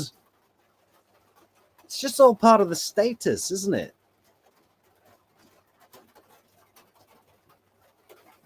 Wendi Adelson tells me, what I want to do is a staycation. Oh, stay yeah, home we've in gone Tallahassee. way back in the video. Repeated questioning if you guys had any leverage. I understand that this was done in a smart way. I don't have any leverage. But my experience with her was over time, she just collapses. But if the question is, did he threaten Danny? No. If the question is, was he pathologically upset with Danny in a way I found disturbing and that put me off and it was different than, say, even Wendi or her mom? Yes. Incredibly intense about it. Incredibly intense. Charlie's so difficult to get along with, he doesn't have one dental office. He works at 5 dental offices. They can only handle him 1 day a week in each office. Really? Yeah.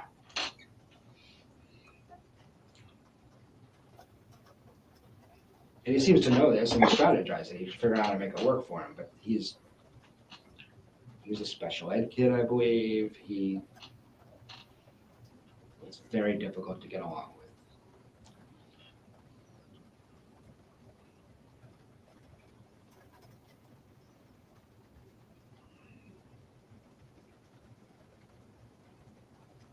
And he is fiercely protective of Wendi.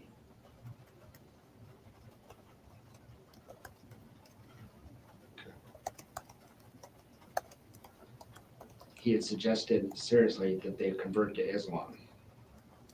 The whole family? Just Wendi and the kids. Islam. Islam or Christianity, one or the other. Just to screw with Danny. So they're not very devout in their. No, Jewish they're religion. they're atheistic Jews. Pardon? They're atheistic Jews, Jews that don't really believe in God. They do it culturally, they eat the food. These people don't have ethics or morals. I mean, they don't.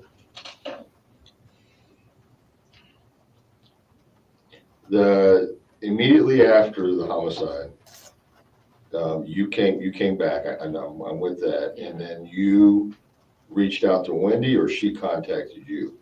10 days later, she texted a mutual friend, acting as if I would be upset with her. Right. And I said, tell her to call me. She did. At 3 a.m. She wasn't sleeping well. And we had a very awkward conversation. Mostly just, I think literally she talked for an hour and a half, and I said probably 30 words. I just listened mostly. It was real. She wasn't sleeping. It was real crazy.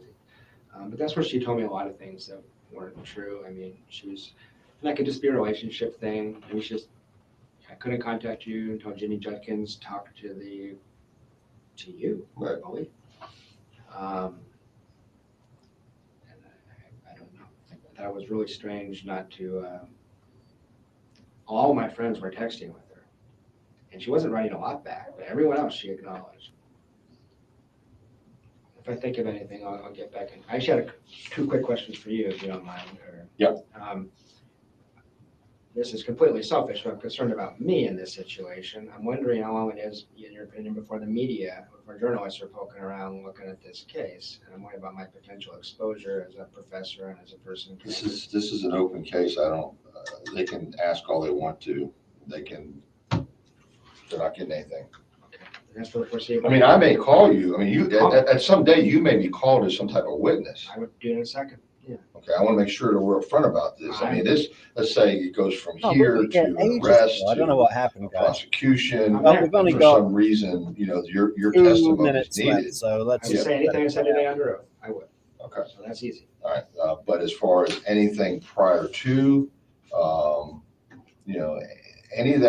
anything that you're telling me, if for some reason that was, leaked to the press or anything like that, then I got an arrest to make of somebody else, no matter who it is. I got you. Okay. I got you. Not be. And then one other email I sent him, I pretty much accused her.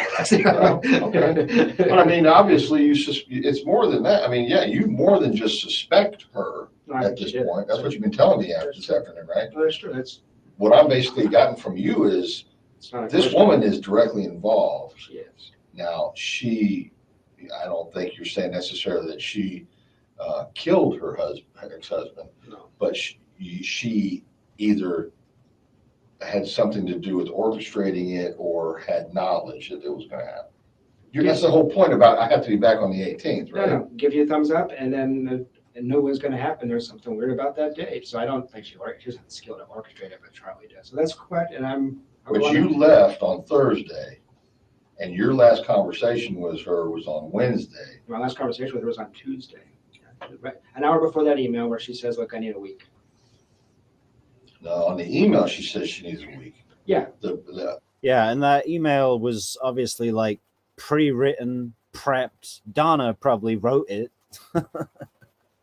An hour before she sends the email, she says, "Are you still in town on That's exactly Friday?" right. That's exactly right. And you said, "I don't know, it's still up in the air." Yeah. But she did not ask you to stay in town. No, she did. But like the next day, I see Jane McPherson at work, and maybe there's all kinds of possibilities how she would have found out I was leaving. Do you have any suggestions if I know they're doing a dateline on the Frosch guy that killed his wife out in Thomasville, and they already came to town. Any just advice for being an experienced investigator what I should do if I'm approached by the media, because it's not unimaginable. Frosh. Who's that? That's another case, isn't it? Someone Frosh? Who's that? Go talk to Investigator Adelson. Okay, How simple is that? that's easy. Okay. Go talk to Investigator Isom, but you might need to wake him up. And then when you do, talk slowly. And don't you don't have to say yes, no, nothing. You're a U.S. citizen. You don't. There's nothing that. Yes, they have First Amendment in their favor, but that doesn't mean you have to say a thing. No, I appreciate that, but I watched Dateline enough that I can just imagine that me being presented with these pseudo suspects, that's how they do it. You know, they show Oh, nah. There's that would be. I don't think they're going to do that. There's a lot of that could be libel. A lot. I mean, I don't have you listed as anything. Yeah. At this point. Good. Okay, so no, you don't. You shouldn't have to worry about that. okay, there he is. There he is. Well, that was a 4-hour, 36-minute stream, guys. And you two have basically been here throughout. Couldn't appreciate it more, guys. Rabbit, and I have to read your name every time I say it. I'm sorry. Oodhafe. Can I call you Udi? Yeah. All right, Udi. Hey, Udi and Rabbit, we are flying. Long one for me. And I've needed the bathroom for about an hour and a half. So I'm going to cut it off here. I think it's all this rain we've been having. Hey, look, for tomorrow, are we doing one tomorrow? We weren't supposed to be doing today. I think originally we said Sunday, Monday, Wednesday, Fridays. So technically we are scheduled for tomorrow. Now, I don't know whether to get into Lacasse's testimonies. We'll do his testimonies in order. It shouldn't take too long. Or maybe I'm gonna go complete renegade and pick an Isom testimony just to see, because he gets a little agitated on the stand when Magbanawa's lawyers are questioning him, which is a different side of Isom. He's a little less sleepy. So, oh yeah, hey Rabbit. Now, you see, that's why you're here, Rabbit. You're officially our curator of content. That goes so well. Tomorrow, Demco. Tomorrow, happening 100%. 9 o'clock Greenwich Mean Time. What's North Carolina? That's both. You're in Florida, Udi. Eastern Standard. So 4 o'clock. Or maybe I'll try and do it an hour later. I'll put up the what do you call it? The notification sometime earlier in the day, so you'll know when to come. Metrix, he's a man. Really appreciate it, guys. Okay. Yeah, great contributions from both of you. Hilarious. And yeah, look forward to seeing you again tomorrow. Have a good night, guys. And thank you again for your contributions, your kind comments, and all the love. Let's keep it going. 5 hours difference from East time zone. Yeah. Yeah, I'm pretty sure. New York. Yeah. All right. Good night, guys. See you later.